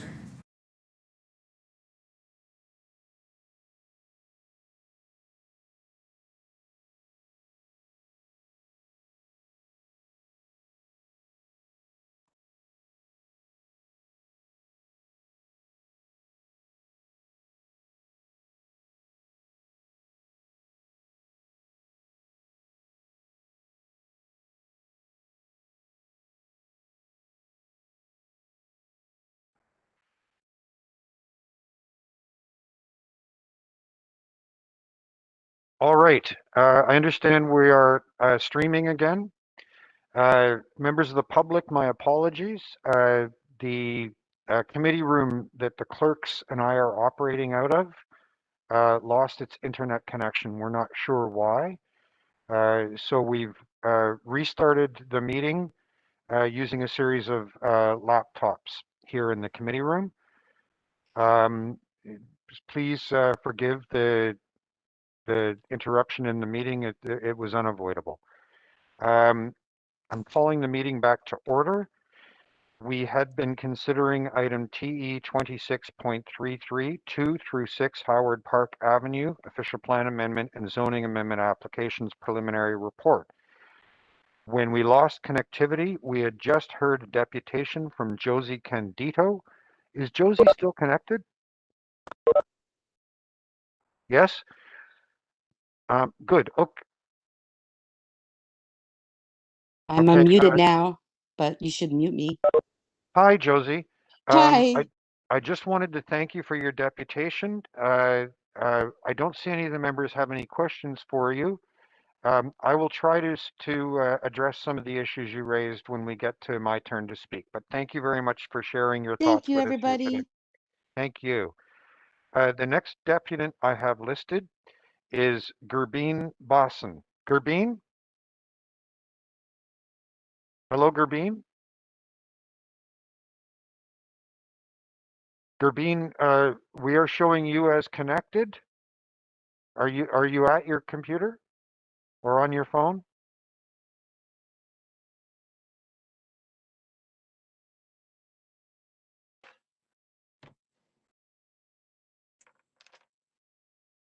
Okay, Gurbeen, we're going to put you on hold and move to the next deputant, Joanna Diorio. Hello there. Can you hear me? Hi, Joanna. Hi. Welcome. And thank you so much. So you'll have 5 minutes to make a deputation to the members of the committee. You can start as soon as you're ready. Thank you, Mr. Chair, or Gord, if I may call you that. It's thank you. It's a pleasure to finally meet you. My name is Joanna Diorio, and I am a longtime resident of the Junction. As we've heard, Josie Candido owns Master Mechanic. She employs 11 people. That's 11 families that she supports with her business, along with her business partner, Master Mechanic, which is located at the site of 2 to 6 Howard Park. Since I have 5 minutes to speak today, I don't want to talk to you about things that I'm not an expert on. I'm not going to bring up podium heights or shadow fall or all the other buzzwords that the planners can rightly educate you all on and are referenced in the report. However, I do want to speak to you all about a couple of items that are very important in our community.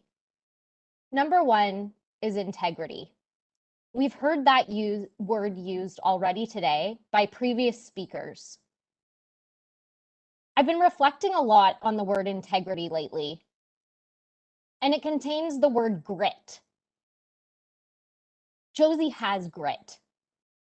The team that work for Josie and alongside her at Master Mechanic High Park personify this word. This shop is so much more than a mechanic. It is a safe place for women like myself who've resided in the Junction for almost a decade to take their vehicles and not feel harassed. It's somewhere for us to go to have our winter tires changed and our oil changed and our batteries replaced and know that we won't be ripped off. It's also a collection depot for the Period Purse, a local organization that I too personally support with both my time, talents, and treasures. Master Mechanic is the site of a kind word on a gloomy day on their now Instagram famous public sign. Master Mechanic is a pillar of this community. Josie has gone above and beyond with her advocacy for those less fortunate that we are fortunate enough to call our neighbors. It's time for us, her neighbors, and her members of her community to stand up for her. A woman who owns a business that she started 22 years ago to support this community. The second thing I want to talk about today is village. It takes a village, as we all know. And Roncesvalles Village, in which Master Mechanic is a central part, is just that. When I think about a village, I don't think about 8-story buildings, let alone 10 stories. I certainly don't think about monstrosities or modern buildings that have no place in a community that is vibrant, full of life, and supported by art. When I think of village, I think of Bloor West Village. I think of Roncesvalles Village. I think of the many other villages in the west end of Toronto and the broader city. Thank you. After leaving a message, you can hang I up believe or somebody press is pound off for of more mute. options. Thank you. Our neighbors in Roncesvalles and Bloor West villages rely on Master Mechanic. Our neighbors in the Junction and beyond rely on Master Mechanic. It is an essential service. Countless of us, and probably many of those folks on the phone line today, have visited Master Mechanic throughout the pandemic, not only to help with our cars, but also as a place of emotional support, a laugh, a place to collect a treat for our dogs. Master Mechanic is essential. And while we're all looking forward to getting back to our new normal, to getting our hair cut, and by the way, Gord, I also think your long hair looks great, as does yours, Mr. Cressy. I think it would be very, very, very sad to see Master Mechanic no longer located at 2 to 6 Howard Park. And what I think would be even more devastating would be to see one more woman's business destroyed by the greed of a white man. Thank you for the time. Thank you, Joanna. Are there any questions for Joanna?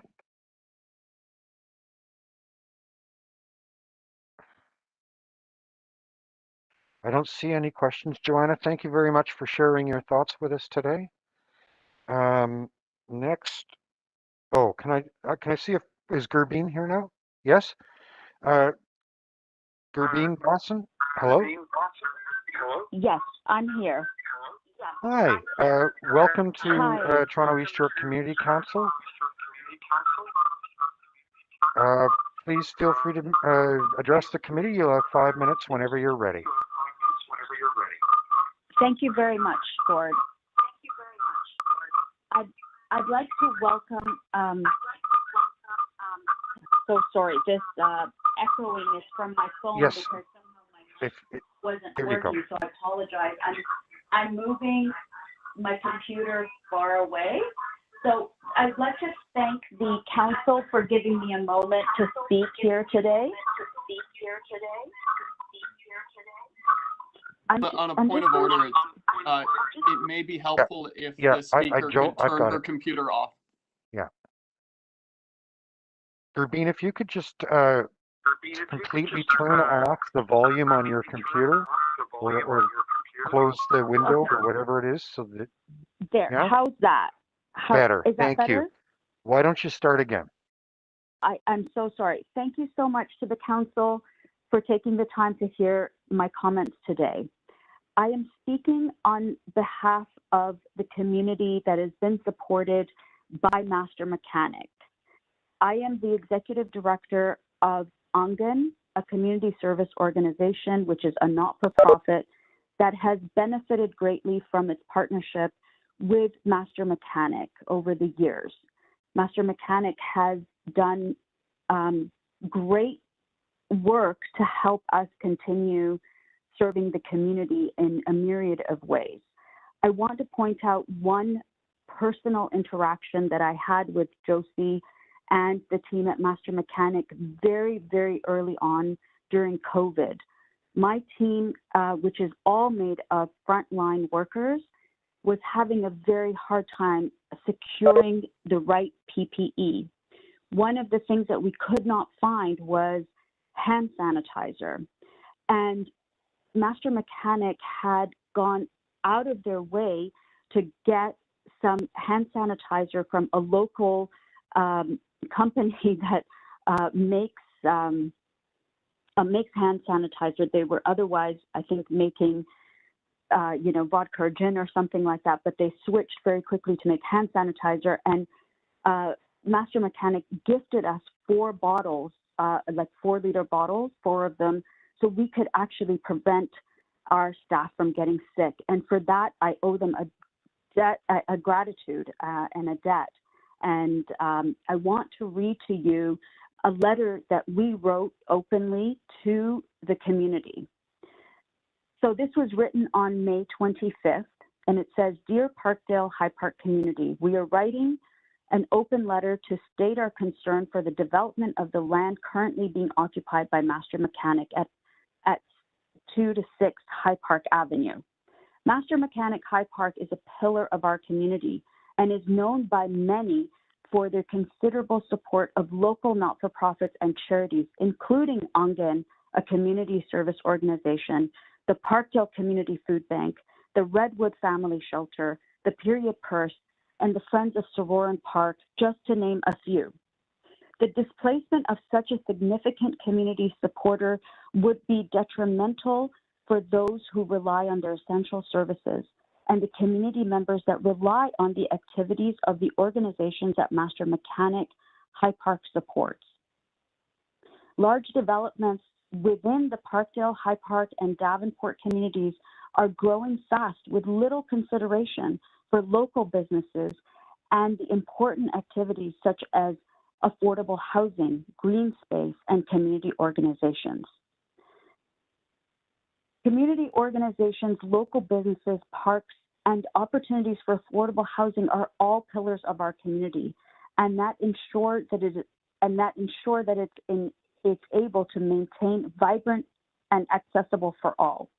We want to see local businesses such as High Park, Master Mechanic remain a mainstay in our community for years to come. I would like to say that my predecessor who just spoke before me talked about women-owned businesses. And as a female executive director of a social enterprise not-for-profit, I understand how many barriers women face daily on running businesses and running organizations. And I understand that the city council has its ways of doing business, and I highly respect all of you. I do hope that before the July 12th meeting, you can find a way to really hear your community and really hear the fact that Master Mechanic is a pillar that we need in the community. They have supported all of us. I mean, I know the Parkdale Community Food Bank, I sit on the board. I've sat on the board for over 5 years. And I know that we could not be able to deliver the kinds of food that we deliver to residents who are underwaged and underhoused and have so many barriers if it wasn't for the support of Master Mechanic and repairing our vehicles, you know, at cost or at no cost. And I have to say, as a community member, but also as a person who serves the community, that they are essential to all of the community that they support in so many ways. Thank you, Gerbine. I'm going to have to ask you to wind up there. Okay. Thank you for your time. Are there any questions for Gerbine? No, I don't see any. Okay. Councillors Bradford, Cressy, Matlow, or Layton. There we go. Okay. I was short for quorum there for a second. Just wanted to make sure we were all here. Okay. Are there any questions of staff? No, I don't see any. Just very quickly, I want to thank the members of the community who came out and made deputations today. Yes, you're absolutely right. Josie and Master Mechanic are one of the cornerstones of this community. Just to be clear where we are, I know there were some questions about the process. This report that is at Community Council, what it achieves is to establish a public meeting and to give us just a very bare bones description of what the applicant has told the city they want to do. We're going to be having a public meeting July 12th. and that will be an opportunity for people to bring issues to city staff's attention and to the applicant's attention, and to build the list of things that need to be considered by council and community council in reviewing this application. So we're just at the start. So because I want that community meeting to take place, I'm going to move the staff recommendations in the preliminary report. All those in favor? Opposed, if any? That carries. Okay. I'm going to take a minute and figure out what we're doing next.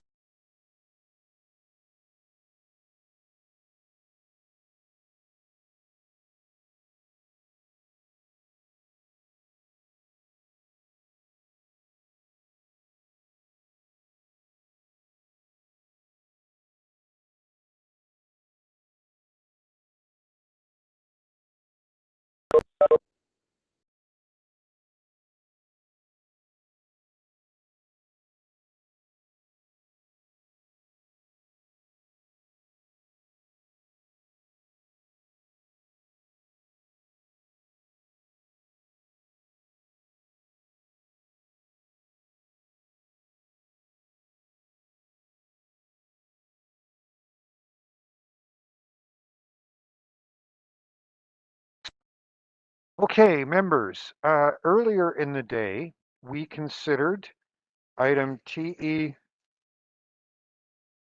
26.67, and I'm just getting the title of it up.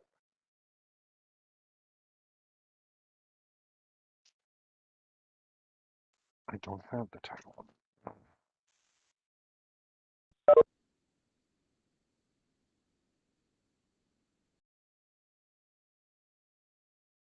This is 23 Fielding Avenue, a request for the city solicitor to attend at the Toronto local appeal body. This is in Councillor Fletcher's ward. For reasons that we don't understand, the city website did not list some deputants who had registered with the clerk's office. So I failed to call for deputants on that item. So what I'm going to do is move that we reconsider item TE 26 or 0.67. All those in favor? Opposed, if any? That carries. And somewhere here, I don't have the list of deputants. I do.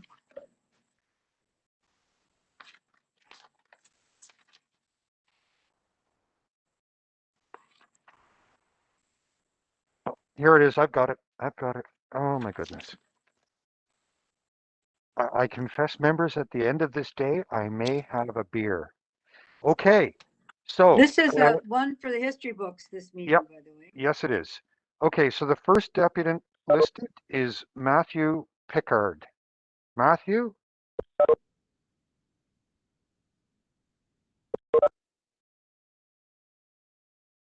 Matthew, are you there?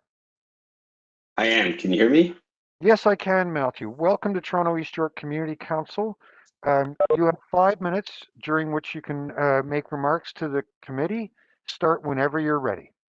Okay, thanks. And just to confirm, sorry, my apologies. I called in there just last. I'm the first one to speak on this matter. Yes, you are. Okay, thank you, sir.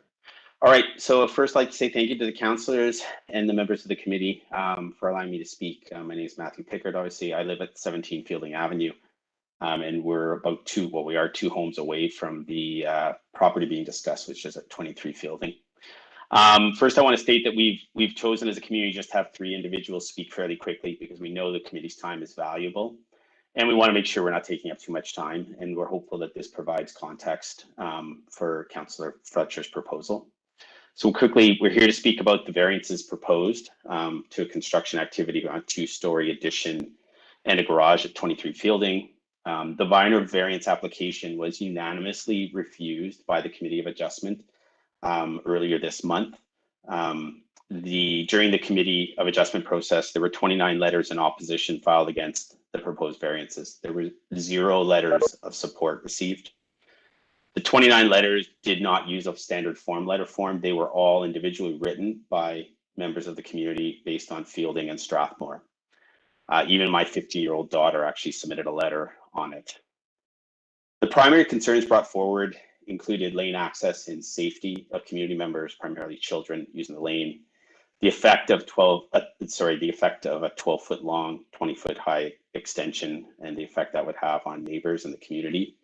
And the fact that the proposed development had had no contact with the community members other than one, the neighbor next door. In fact, the only formal engagements that we received, some of us received or some individuals received, was from their legal counsel demanding that we remove submissions made to the Committee of Adjustment. During the hearings, there were 15 individuals scheduled to speak in opposition. Due to some delays, we had about half that number speak. During those presentations, our concerns were identified and were brought forward and acknowledged by the Committee of Adjustments. My focus was on lane safety and access. Should the garage be granted, it would reduce setbacks and increase blind spots, increasing risks to users and the numerous children that use the lane as a safe play space. In addition, access for anything larger than a passenger vehicle will become next to impossible, which is all things identified in the Committee of Adjustments. In fact, the 311 Toronto was there last week and started a case file because the 311 van was unable to make the turn in the lane. This property is actually at a T-juncture, so allowing their structures to move closer to the corner means less space for turning. There were also various things identified and discussed at the Committee of Adjustment. There were numerous inaccuracies in the proponent's submission, including areas where they failed to acknowledge a 100-square-foot deck. They provided inaccurate information on previous fence placements and inaccurate representation of the degree of use of the lane. In addition, they inaccurately placed the date of which they purchased the property. The neighborhood feels very strongly that the deep pockets of this individual shouldn't allow them to push so strongly on an appeal when it was a unanimous vote of the Committee of Adjustments not to allow the variances.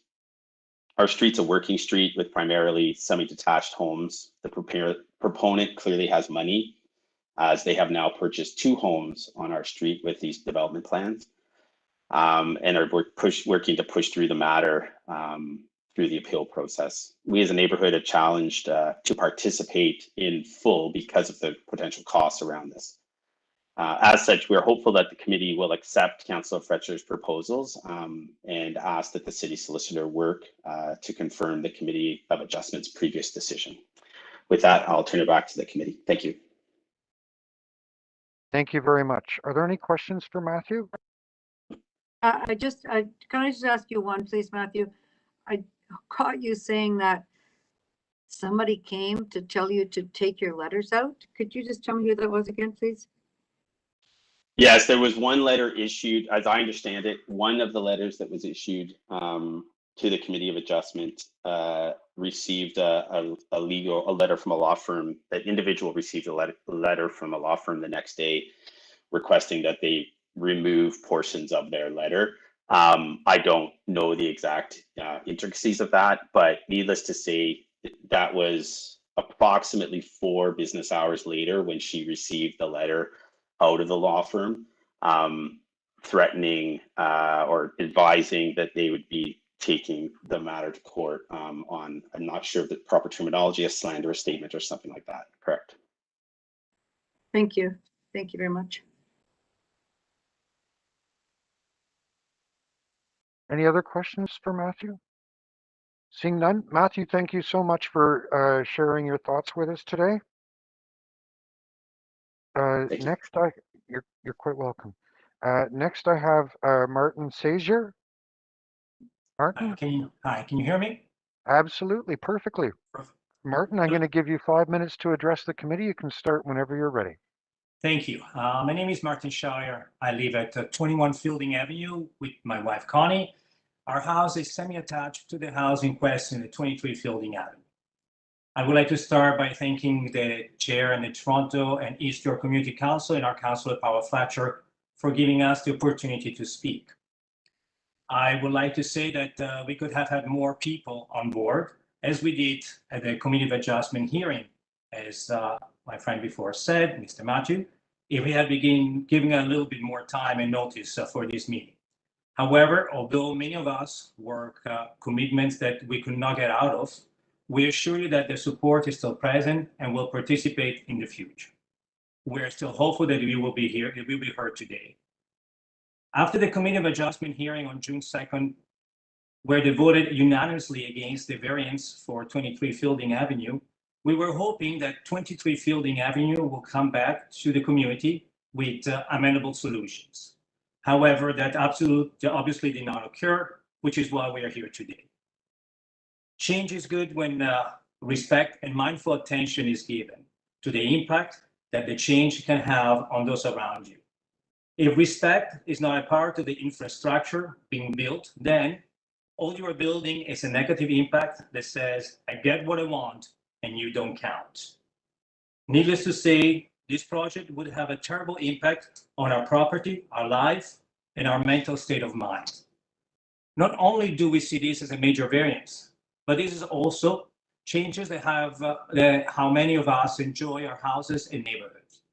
Not only will we at 21 have this full impact, but west of us will also see a big wall and a lack of natural light. We emailed the committee 2 pics where you can see the impact that a 12 feet by 20 feet wall will have on a small property. The property in question is asking to extend the property more than 20% above the 0.69 times the area of the lot. We have tiny lots and we're semi-detached, so a 12 feet by 20 feet high solid wall will definitely not go unnoticed, since to complete this project, they also have to remove the 20-year-old black oak tree that is on our side of the fence and has given wonderful filter light when looking out our bedroom, kitchen window, and when sitting on our back porch and yard. Please view the pics that we have sent to see the impact of a solid wall. We have had no negotiation with the owners of 23 Fielding Avenue, which make us feel that these owners are not in the least bit invested into our neighborhood, but rather just buying a house for investment and thus the lack of care of the impact that they cause. As written by the lawyer, I quote, "The community of adjustment appears to have been swayed by concern raised that were at their heart, not focused on the variances requested," unquote. This type of attitude shows again the belittling nature when one speaks of the value of a community and the impact that selfish structure can have.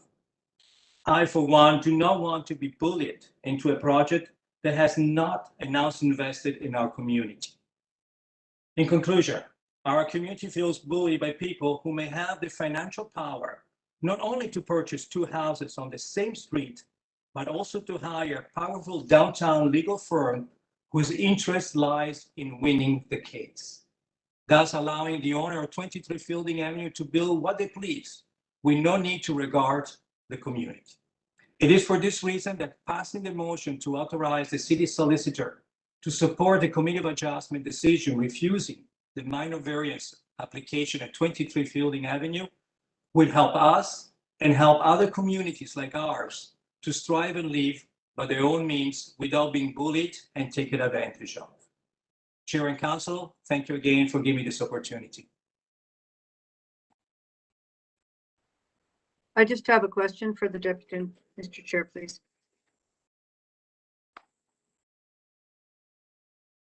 Yes, Councillor Fletcher, go ahead. Yes, I just wanted to know more about this tree, please. It's a black oak tree. Is it on your property or do you share that tree with the? Yes, it is on our property. It's touching the fence, very close to their property. It's been there for when my daughter was a few years old, so probably 23 years old at least. It was there when other neighbor was with us and we planted most of the landscaping together. It's a beautiful tree. Apparently the The Forest Department of Toronto, they keep telling us that we have to measure at 1.41 meter from the soil, and the diameter should be 30 centimeters. This tree, although it's over 20 years old, is not reaching that by a few centimeters. And it's kind of sad to see that just like that, they'll be able to put it down. Thank you. It is the 30 centimeter requirement. And could you just let me know who the lawyer is that's been in touch with, or that was there at the Committee of Adjustment? Yes, I can tell you in 1 second. I have it somewhere down here. Is from Bennett's legal firm. If you could give me 1 second. I don't have it here with me actually right now. It's a large firm, legal firm. That's okay. I'm sure you can give it. Hello. It's okay. You can give it to my staff once you find that. Thank you. I haven't heard that before. Thank you so much, Martin. Thank you. Are there any other questions for Martin? No, seeing none. Martin, thank you so much for sharing your thoughts with us here today. Thank you. Next, I'm going to go to David Downey. David, are you with us? Yes, I am. Hi. Hi. Welcome to Toronto East York Community Council. I'm going to give you 5 minutes to address the committee. You can start as soon as you're ready.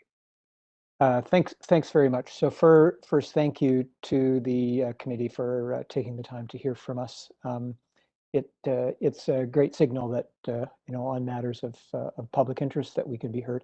Second, thanks to Councillor Fletcher for making this proposal, because we feel as a group, I think that we're kind of under the gun from a developer who's just quite intent on getting his way. I would say my colleagues have summarized quite nicely most of the things that I wanted to cover. So I'll keep my remarks brief and cover three things.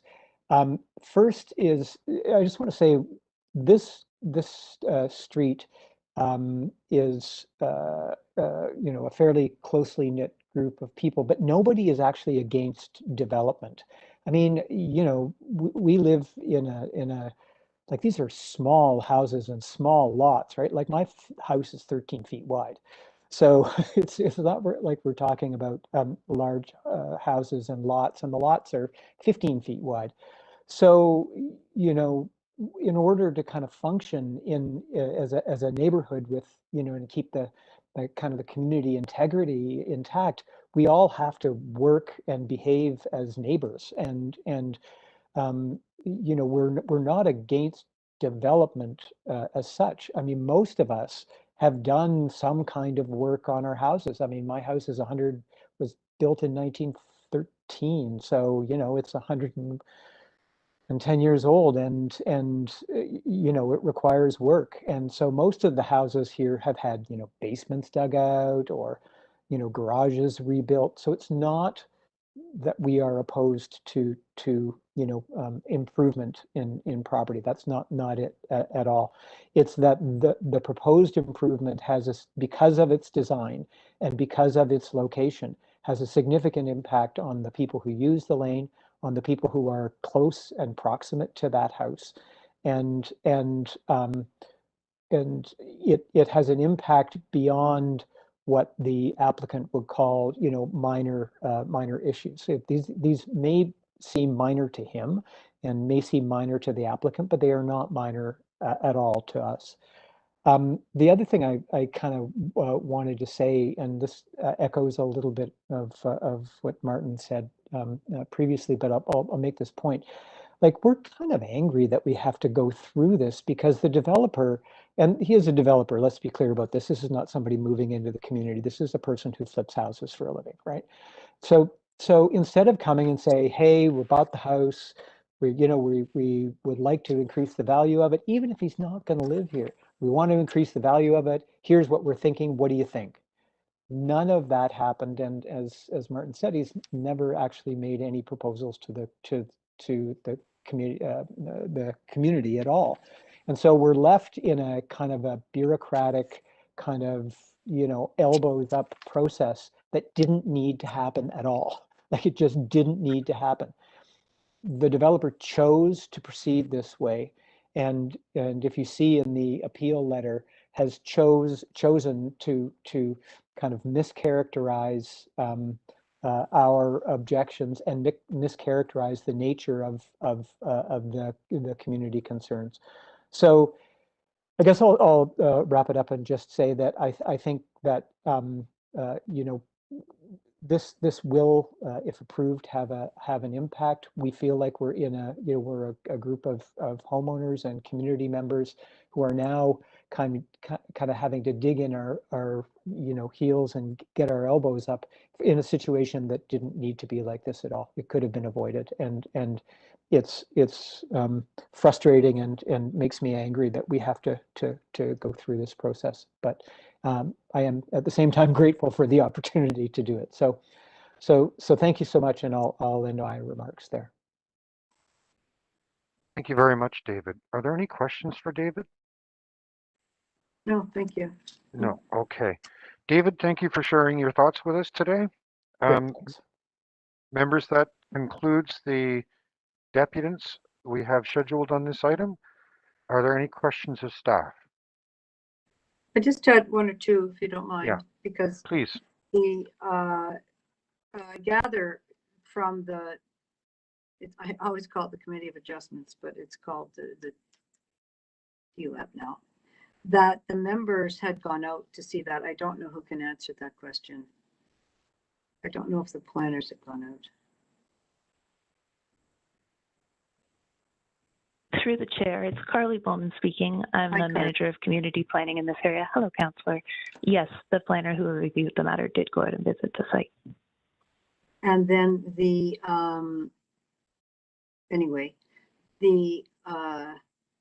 just to clarify that the TLAB was a unanimous decision to refuse, correct?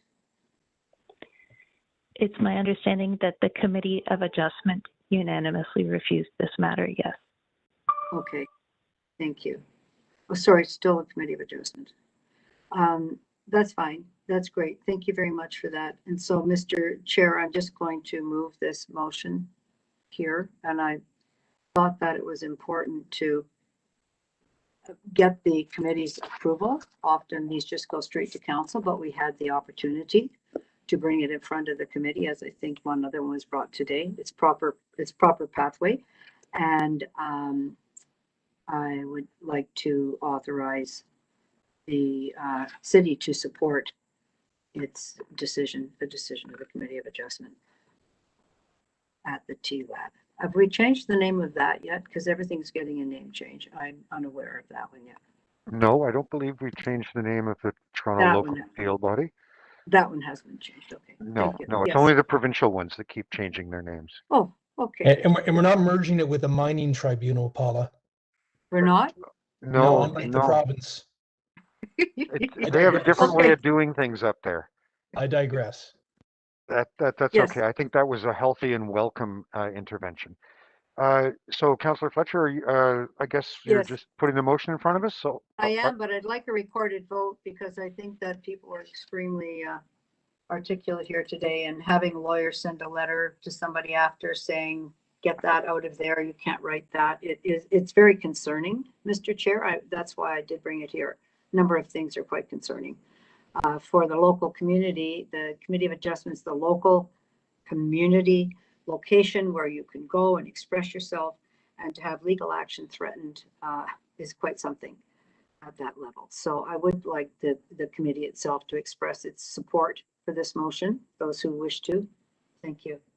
Okay, so we'll record the vote on this. All those in favor? I have Councillor Perks, Councillor Fletcher, Councillor Matlow, Councillor Bailao, Councillor Wong Tam, Councillor Cressy, and Councillor Bradford. So that is all of the members who are currently present, unanimous. Okay.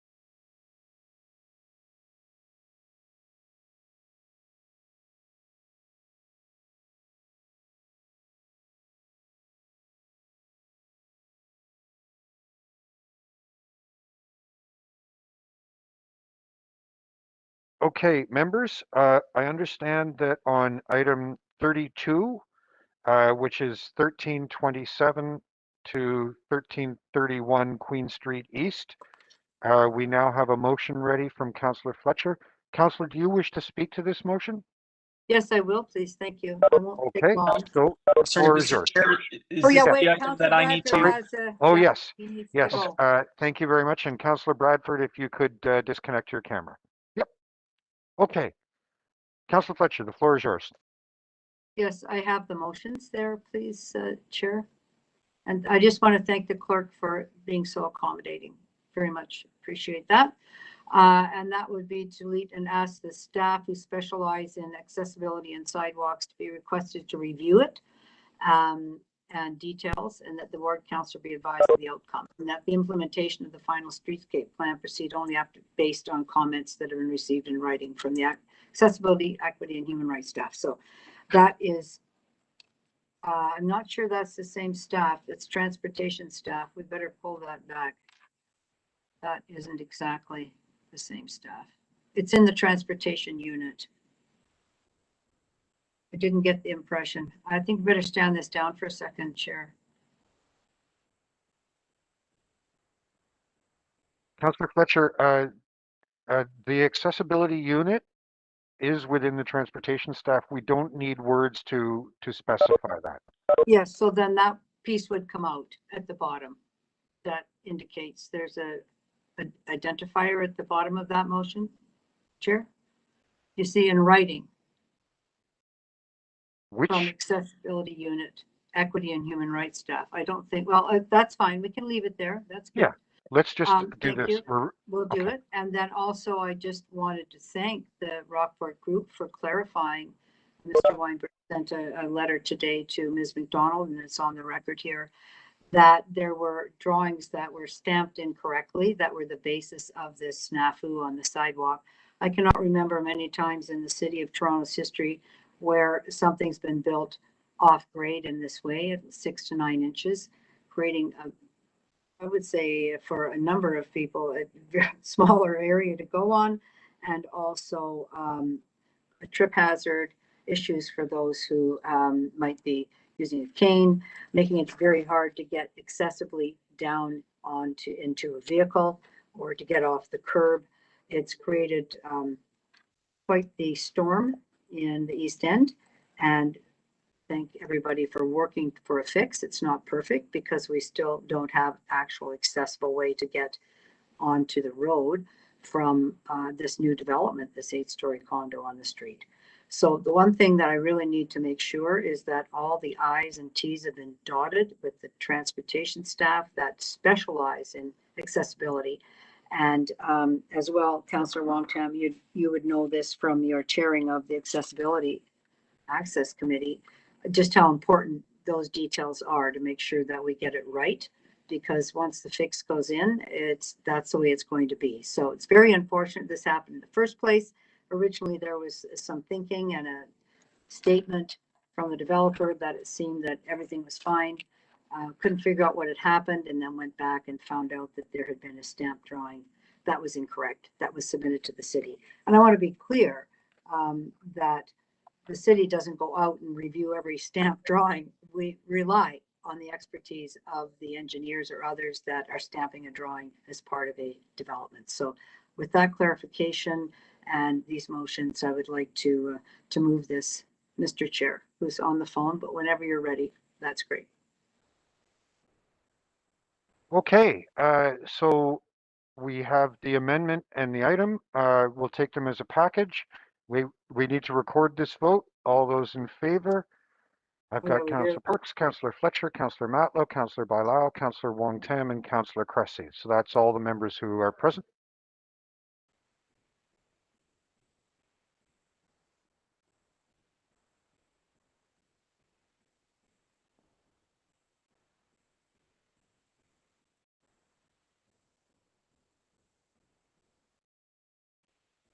Councillor Bradford, you can rejoin the meeting now. Okay, members, before we get to the next item, I need to do something that's a little bit out of order. Normally, we would do this at the start of the meeting. I thought we should take a minute and have a moment of silence in recognition of the devastating news that's come out of Saskatchewan today.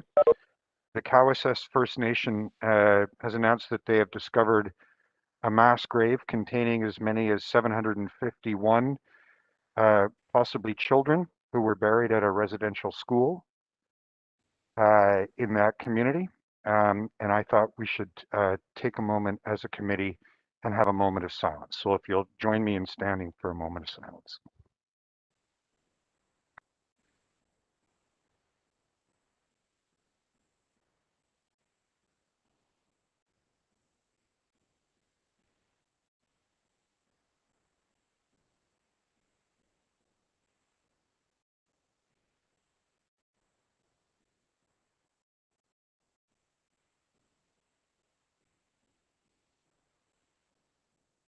Thank you.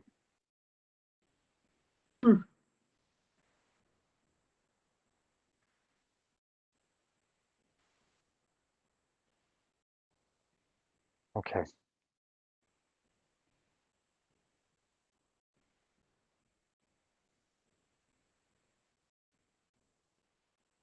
Sorry, 30. Okay. The next item, sorry.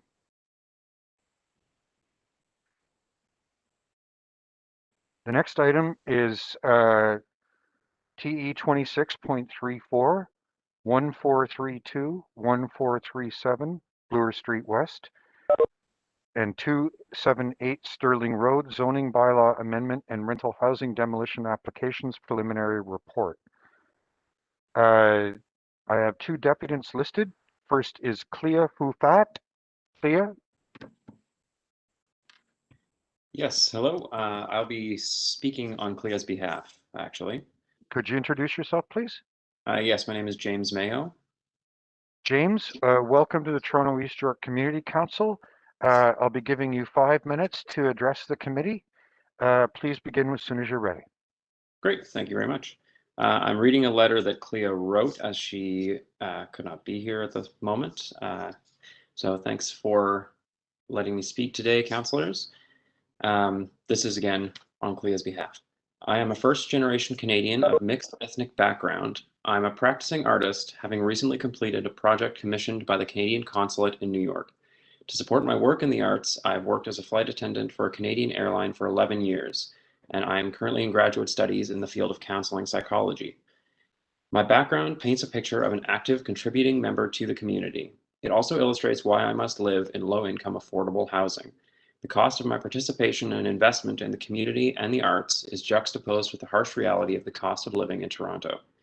I cannot purchase or affordably rent a new condo in the city I provide culture to, and I'm at risk of eviction because of gentrification with limited legal binding guarantees. At a personal level, a letter stating that I may be offered a replacement unit is not a guarantee or transparency, and the city is the bridge between individuals like myself and financial enterprises like Kingset Development. Condo fees, long-term rent control increases, and options for subsidized purchases are legal details that need to be set as a standardized expectation if developments are being approved at the expense of residents. I would like to discuss both the present and future of my home and community. I'm asking the city to proceed with caution and move forward with great care. I believe the present paints a clear picture of the future. Upkeep of the building I live in is not undertaken by Kingset, which would be at negligible cost compared to development. Instead, my home has been boarded up, giving the appearance that it needs to be torn down and presents that there are no current residents living there. To me, this attitude indicates that the focus is on financial bottom line, not on the people who live in the community. How will this translate to quality of development in building practices and a focus on community and health of residents in the future? There are already major condo developments that have been slated for the neighborhood, ones that have not broken ground for almost a decade. The condos around the Museum of Contemporary Art Toronto are down the street. Is it appropriate for the city to demolish current low-income living space right now, or should the focus be improving the developments on unused land in the area when there's already a lack of affordable housing, and there are current tenants who use the affordable housing that exists? The current focus and standards upheld for our neighborhood now, which should be upheld by landowners and the city, are a direct reflection of the standards that will be upheld in the future, and so it is crucial to consider these questions. It is the responsibility of the city to protect and advocate for current living residents. At an individual level, how is the city actively working to protect residents being displaced who may not have adequate access to aid in navigating their displacement from a legal, language, or disability perspective? It is imperative to learn from community residents to gain an understanding of what their needs and vision for the future are, to maintain accountability and create clear expectations for what developers should return to this land if they stand to profit from its sale. Changes to zoning and height bylaws will impact quality of life for residents in the entire West End and change city standards at large. Tourist approachability could be lost if glass facades extend high into the sky and the impacts of sunlight, heat, and wind are ignored. My neighborhood is a community of families, but we are on a tourist line. How will developers be accountable for foreign sales, Airbnb users, and lack of street parking? What is being done to ensure the health and mental health impact on the community while listening to multiple condos being built for years, all in the same area? Please do not forget that what is fundamental to the future health and vibrancy of our city is inextricably tied to what happens right now. Retaining diversity, vibrancy, culture, and continued generational investment through families requires care and support for individuals already present before they are displaced and evicted from the city because of the bottom line for businesses and developers. If the goal is to attract tourists to a cultural artistic center that maintains an international standard for development, the choices made now will be what shapes this future. Thank you for providing me with this time and a voice in this space. Thank you very much. Are there any questions of the deputy? No, seeing none. Thank you so much for sharing Cleo's letter with us today. No problem. Thank you for listening. Okay. The next deputant I have is Caitlin Blaine. Caitlin, are you with us? I am. Can you hear me? I can. Cleo, Wonderful. Sorry. Caitlin, thank you so much for joining us. You'll have 5 minutes to address the committee. You can start as soon as you're ready. Thank you so much. I was told to contact Gord with the good hair for my IT needs, that he looked kind of like Stevie Winwood, and that he needed a beer at the end of today. Okay, it looks like I'm at the right place. Thank you so much. Also, Paula Fletcher, what is your Twitch or YouTube channel? Also, a shout out to IT because you've been making so many changes. And of course, thank you to the chair and the members of this council for allowing me to speak. I'm a high school teacher, so I know what it's like looking at a whole bunch of blank screens and you're not really sure if someone's having a sandwich. Anyway, thank you so much, and thank you for the moment for the 751 unmarked graves as well. I'm here to speak for the 1423 to 1437 Bloor Street West development, and I would like to thank Andrea and Jessica for speaking this morning, and Pia as well as James on Clea's behalf this afternoon. Also to Josie and Joanna and Gerbine, I'm gonna go to Master Mechanic now, so definitely please don't get rid of it, because now I know it exists. So you might know my apartment, and without knowing you know it, because City TV released an article that said John Tory wants to impose vacant home tax, and then it is all of our apartments. I'm not joking. All my friends were like, when did you move? I was like, I didn't. I live here. You might not know this because it says they're vacant, and there's huge boards that the company Triobest refuses to take down for our safety, but probably the safety of the buildings. Anyway, so you might have seen it there. However, what you might not know is that we do have a diverse range of tenants here, just as you heard Clea, a working artist. We have illustrators, visual artists, teachers, musicians, and we know that we will be displaced, but we want legally binding contracts to protect us. Rent control, I can promise you as a teacher who gets my benefits from bartending, that's right, I taught full-time night school and day school all year, that having rent that's affordable is so important. There's so much that's not currently written, like condo fees. There's 15 rental units currently slated for this new building, but Is there going to be rent control? Are we going to be grandfathered in without it? Are we guaranteed a similar space? There's some really unique spaces here. If someone has, a separate entrance or parking, is that going to be guaranteed? Right now it says comparable unit. Also, is there going to be a low income housing with subsidized buy-in for current residents, similar to the Artscape initiative? Or are they keeping ownership options open for the current residents so that we can afford to stay in our location?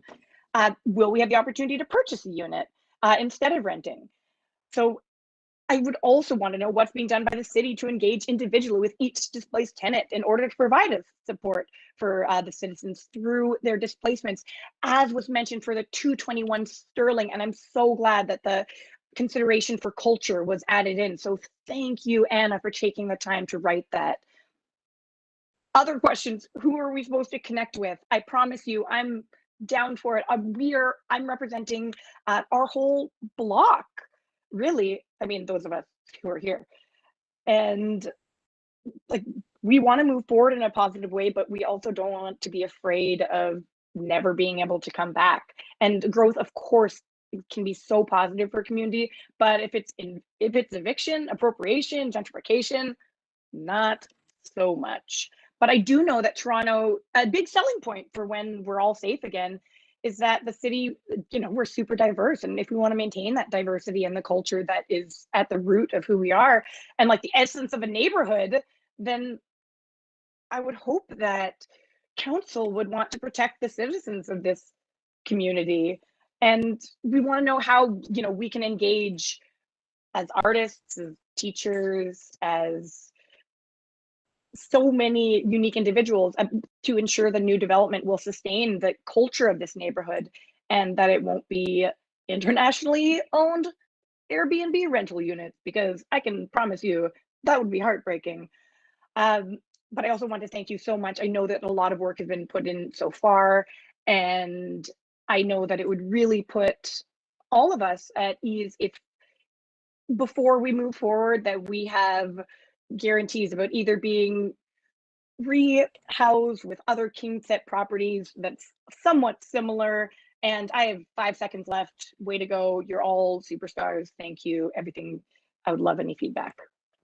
Thank you. Are there any questions for Caitlin? Councillor Bailão. Just a quick question for Caitlin. Caitlin, could you watch us for another 5 minutes? Because I will be posing a lot of those questions to staff and get some answers to the things that you've just asked. So don't disconnect. Oh, I will be here okay? for like another 5 hours. You're committed. I'm committed. Thank you so much. Okay, so I'll be putting those questions to staff. Okay. Thank you so much. Okay, and members, if you guys drag this out for another 5 hours, I will curse you all. Okay. Councillor Bailão, you had some questions of staff. I do. Can you please let me know how many rental units are in this property? Well, in the group of properties. Through Mr. Oh, sorry. Go ahead, Allison. Oh, thanks. Through the chair, this is Allison Smith, the housing policy planner. I'm just working on behalf of Keir Matthews Hunter today. But as of now, our understanding is that there's 15 existing rental units across the sites. Great. So I would be right in assuming that rental replacement will be in full effect, correct? Yes. Yeah, it is required. Okay. And the city is very involved and brings the tenants together with the developer to create a package. Is that the way that, and in my office as well, is that the way it works? Yeah, so the way that it works is that staff will work with the applicant and tenants to secure a tenant relocation and assistance plan, and that includes the right to return to a replacement unit as well as compensation. We're still early on in the process. It's just the preliminary report, but there will be a city-led tenant meeting in the future to discuss all of this as well. And all tenants are welcome to reach out to our team to bring up any concerns and to discuss those matters as well. Okay. And how are you ensuring that you have everybody's contact information right now of those 15 tenants? Will you be reaching out to make sure that people are aware of this? What's the city's process on that? So the city's typical process is that the applicant is to provide rent rolls with contact information of all tenants. And then from that, we send out tenant notices through the applicant, and it's meant to go to every unit. So I believe that Cleo did speak to this notice that they received. So all existing tenants should have received a notice by now. If not, and if any of the tenants here today know of any tenants that weren't notified, they're encouraged to reach out to our team as well. Okay, great. Thank you so much. Thank you. Does any other member have questions? I don't see any. Councillor Bailao, the floor is yours. Thank you, Chair. I would like to put forward the notice for the expanded notice for the neighborhood. And as you heard, there are 15 units that are as part of this group. This is the preliminary report, but we will be working closely with the tenants to address the displacement issue, but also with the community in general to make sure that the community facility, for example, that is being proposed here is adequate to the needs of the community, and that the development is actually a development that fits in with the community. So I'll move the expanded notice and the preliminary report.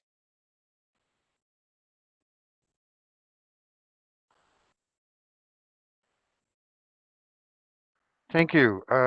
Does any questions of the mover? Anyone else wish to speak? Seeing none. All those in, I'll take the amendment and the item together. All those in favor, opposed, carried. Next, item TE 26.35, 316 to 336 Campbell Avenue, official plan and zoning bylaw amendment and rental housing demolition application, preliminary report. I have two deputies listed. First, Pedro Lopez. Pedro? Not present. Tabby Nasiri? Tabby?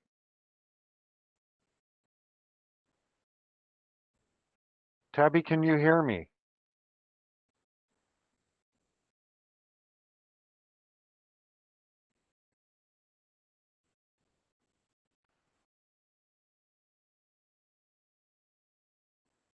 I understand that, oh, hello?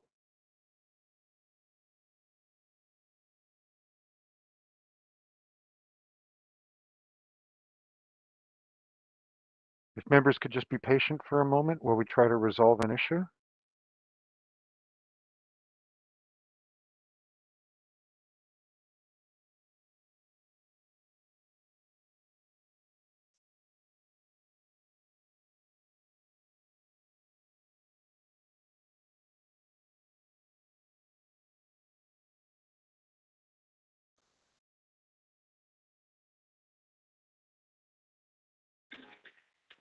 Welcome to WebEx. To continue in English, press 1, followed by... Okay, that was weird. Your entry.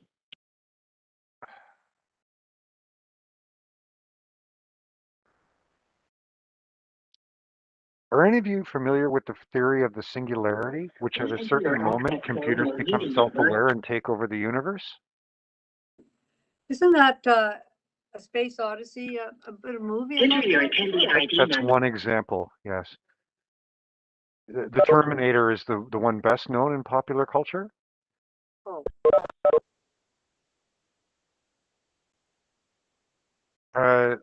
Tabby Nasiri, are you with us? Hi, can everybody hear me? Sorry, I had Yes, to we call can, in. Tabby. That's great. Okay, perfect. Welcome. I do apologize. I do have some technical issues with my laptop. I thought that it's been resolved, but it seems like the WebEx is still acting up on my system. I do apologize.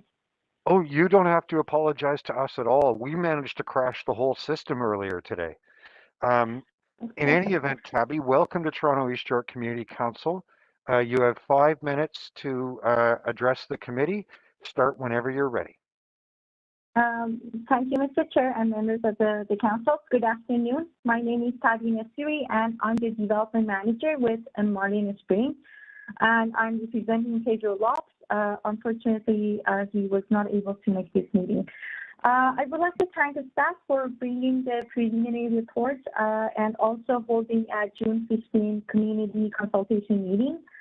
And our team has read the report with great interest, and we look forward to receiving the staff comments in the near future. I also wanted to highlight that we are currently working very closely with the housing staff on this file in light of concerning 8 rental units following a comprehensive site survey that just got completed. And we're looking forward to take the next steps that is part of the application and housing application process.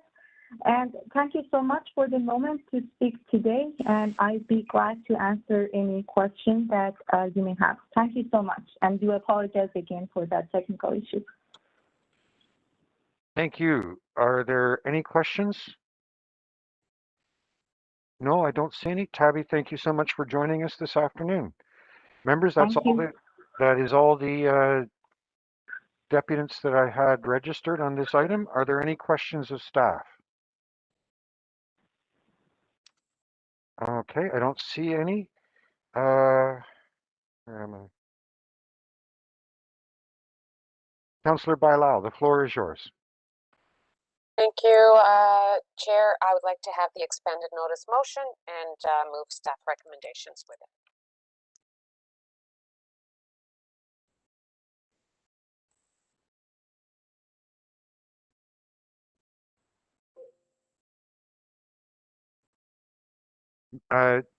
Members, I don't know if you heard me call the vote there. All those in favor? Opposed? Carried. Members, I need a moment to confer with the clerks. We have a piece of new business that we need to sort out.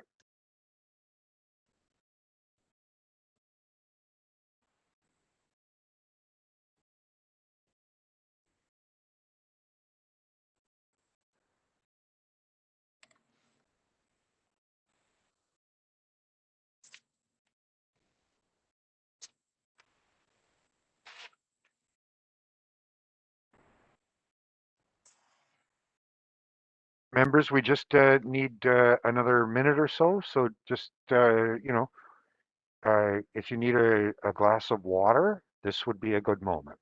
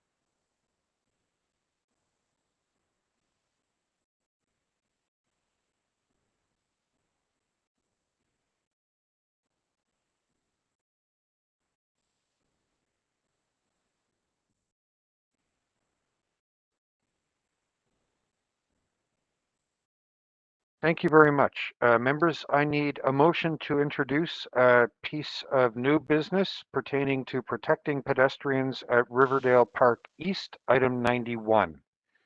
Councillor Fletcher is moving it. All those in favor, opposed, carried. Is it posted now, Ellen? Okay. So members, if you are checking your meeting monitor or the councillor's portal, you can see item 91. Councillor Fletcher, I'm going to give you the floor. Thank you very much. And I just want to really thank the clerks and Ellen. Thank you so much for the back and forth on this one. Very unclear, but I thought there was going to be a report here at this particular meeting, but it's not here. So I'm asking that that come in September with a preferred location for that signal, which has been on the radar since 2005. So I guess that's just 16 years, Mr. Chair. 16 years ago, I did not have gray hair. It's true. Are there any questions of the mover? Any comments? No, seeing none. All those in favor of the recommendation in the letter? Approved, that carries. And I believe that completes. I do have one other motion, Mr. Chair. Oh, you're kidding me. No, it is to a formal motion to thank our clerk staff for, and you for this meeting today, for your maintaining the meeting, the professionalism and patience in a very difficult meeting. So that would be, I think we'd all vote for that. Yeah, I want to say, you know, it's too bad you guys couldn't see the work that the clerk staff and the IT staff have done in the room today. Despite multiple technological failures happening, we've been able to conduct the people's business because of these incredibly dedicated and skilled public servants. So yeah, I join you in that. Thank you so much to the clerk staff and IT staff for everything they've done for us today. Okay. Can we just have a show of hands? All right, there you go. Show of hands. Everyone's hand is up. So many hands. Wee with the hands. Okay. We're going to do the bills. Yeah.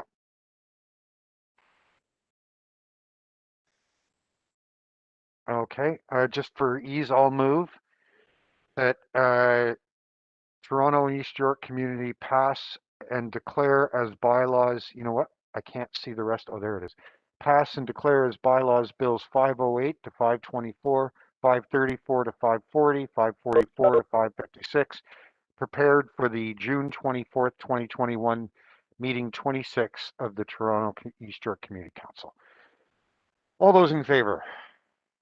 Opposed? That carries. And